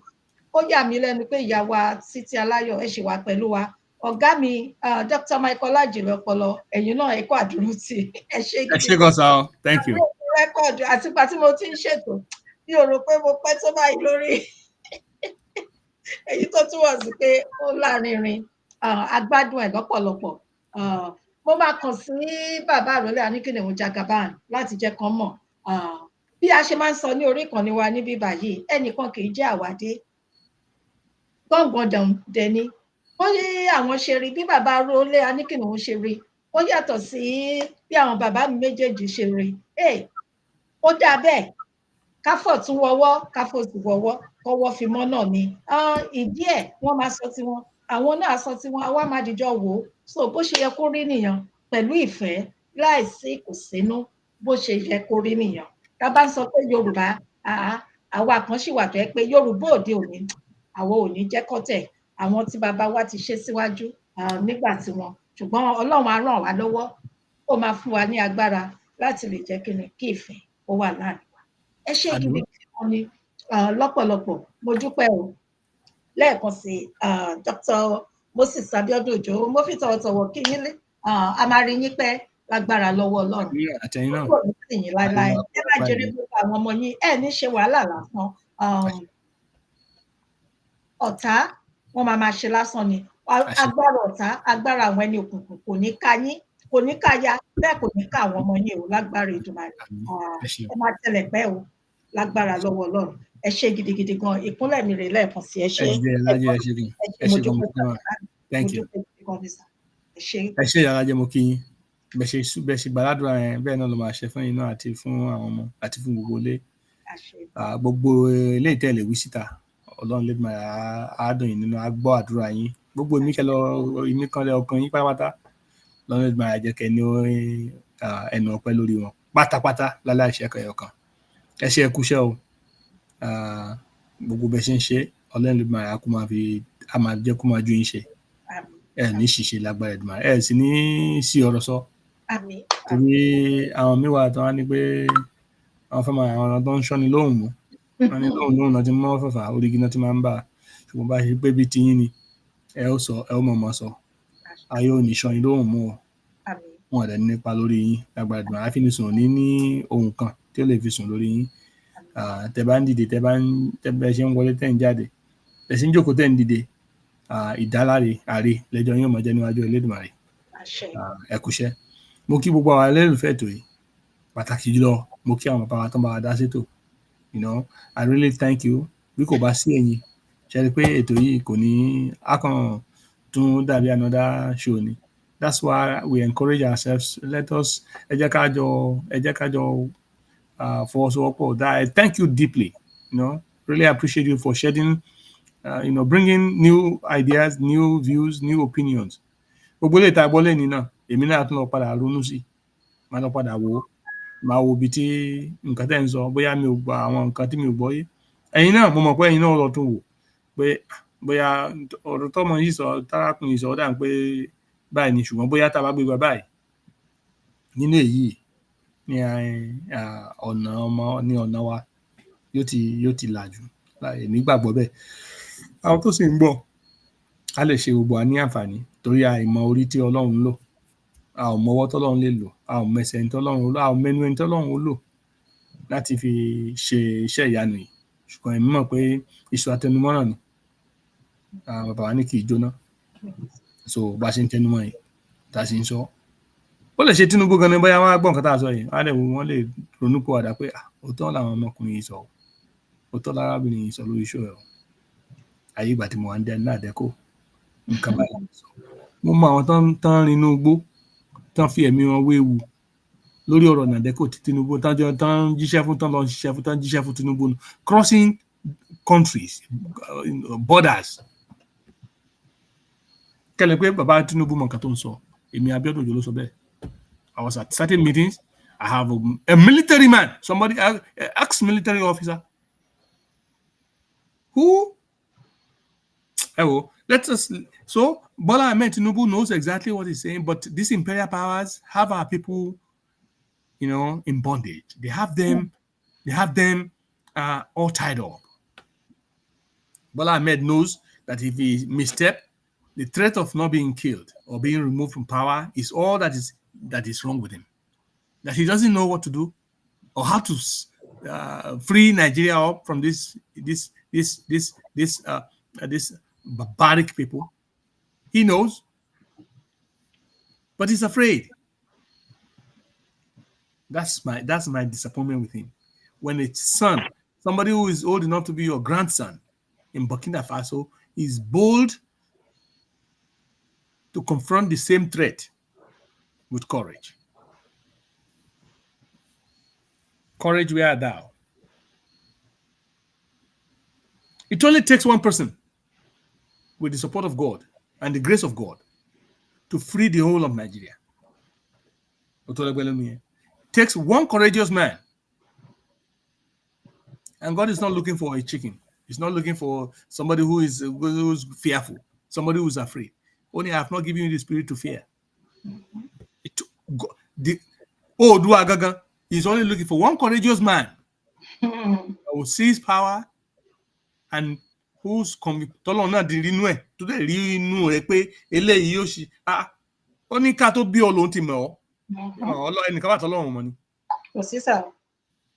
Láti inú ìyá rẹ̀ wá ó ní mo ti mọ̀ òun láti gbà yẹn ló dẹ̀ ti yàn gẹ́gẹ́ bí àlùfáà àbí this is what so when the time comes ohun gbogbo ló ní àkókò fún èmi gba àkókò fún òmìnira àwa èèyàn dúdú Ọlọ́run ti bẹ̀rẹ̀ iṣẹ́ ó dẹ̀ ti parí ẹ̀ àpẹẹrẹ yìí kò ní fi hàn tí ò bá rí bó ti ṣe tán àwọn alákan ó kẹ́rẹ́ pé àgbọ̀dọ̀ jókòó tẹ́lẹ̀ ká ní pé Ọlọ́run ti ṣe àwa yìí náà àwọn èèyàn ni ó lò a sì mẹ́ni tí ó lò láàrin wa ló jẹ́ kí olúkàlùkù ló fi jẹ́ kó olúkàlùkù múra sí iṣẹ́ nǹkan tó ń ṣe àdúrà tèmi kan gbà ní pé Ọlọ́run má ṣe mí lóhun èlò ìbànújẹ́ fún ìran mi èmi náà ó jẹ́ àti èmi náà wọ́n tó pé ohun èlò ẹ̀rọ pé ohun èlò gidi ni wọ́n at the end of the day they will be instruments of disaster and death to their people.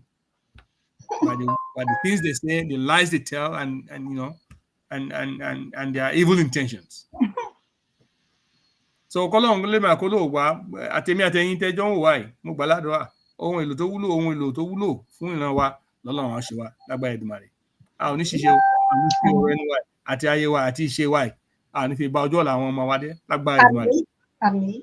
Ọlọ́run á jẹ́ ká ṣe láìṣe torí àṣe alákan ṣe kò tiẹ̀. Ẹ ṣé gan-an kí wa lẹ́ẹ̀kan sí títí tá a tún pàdé gẹ́gẹ́ bí ìṣe wa lórí Ọlọ́run lè máa kó ṣọ́ ọgbọ wa. Àmín. Ẹ ṣé gan ni, ẹ ṣé ìyá wa mo rí wọn láwọn gbádùn gbogbo ọ̀rọ̀ àwọn aráalé gbádùn wọn rí gbádùn ètò wa gan. So ẹ ṣé gan ni ẹ̀yin aráalé ó dàárọ̀ lẹ́ẹ̀kan sí dádì ẹ bá mi kí mọ́mì dáadáa my handsome young man ni tẹ bá gbúrò ẹ àtàdúrà. Everybody agbo, thank you. Ẹ ṣé gan ni sà, ẹ ṣé mo dúpẹ́ sà. Yes sà, á kọ̀rọ̀ lágbára Ọlọ́run sà. Ẹ̀yin aráalé lẹ́ẹ̀kan sí ó dàárọ̀ ní rí jù báyìí lọ ẹ ṣé ó dàárọ̀ ẹ bá wa kílè.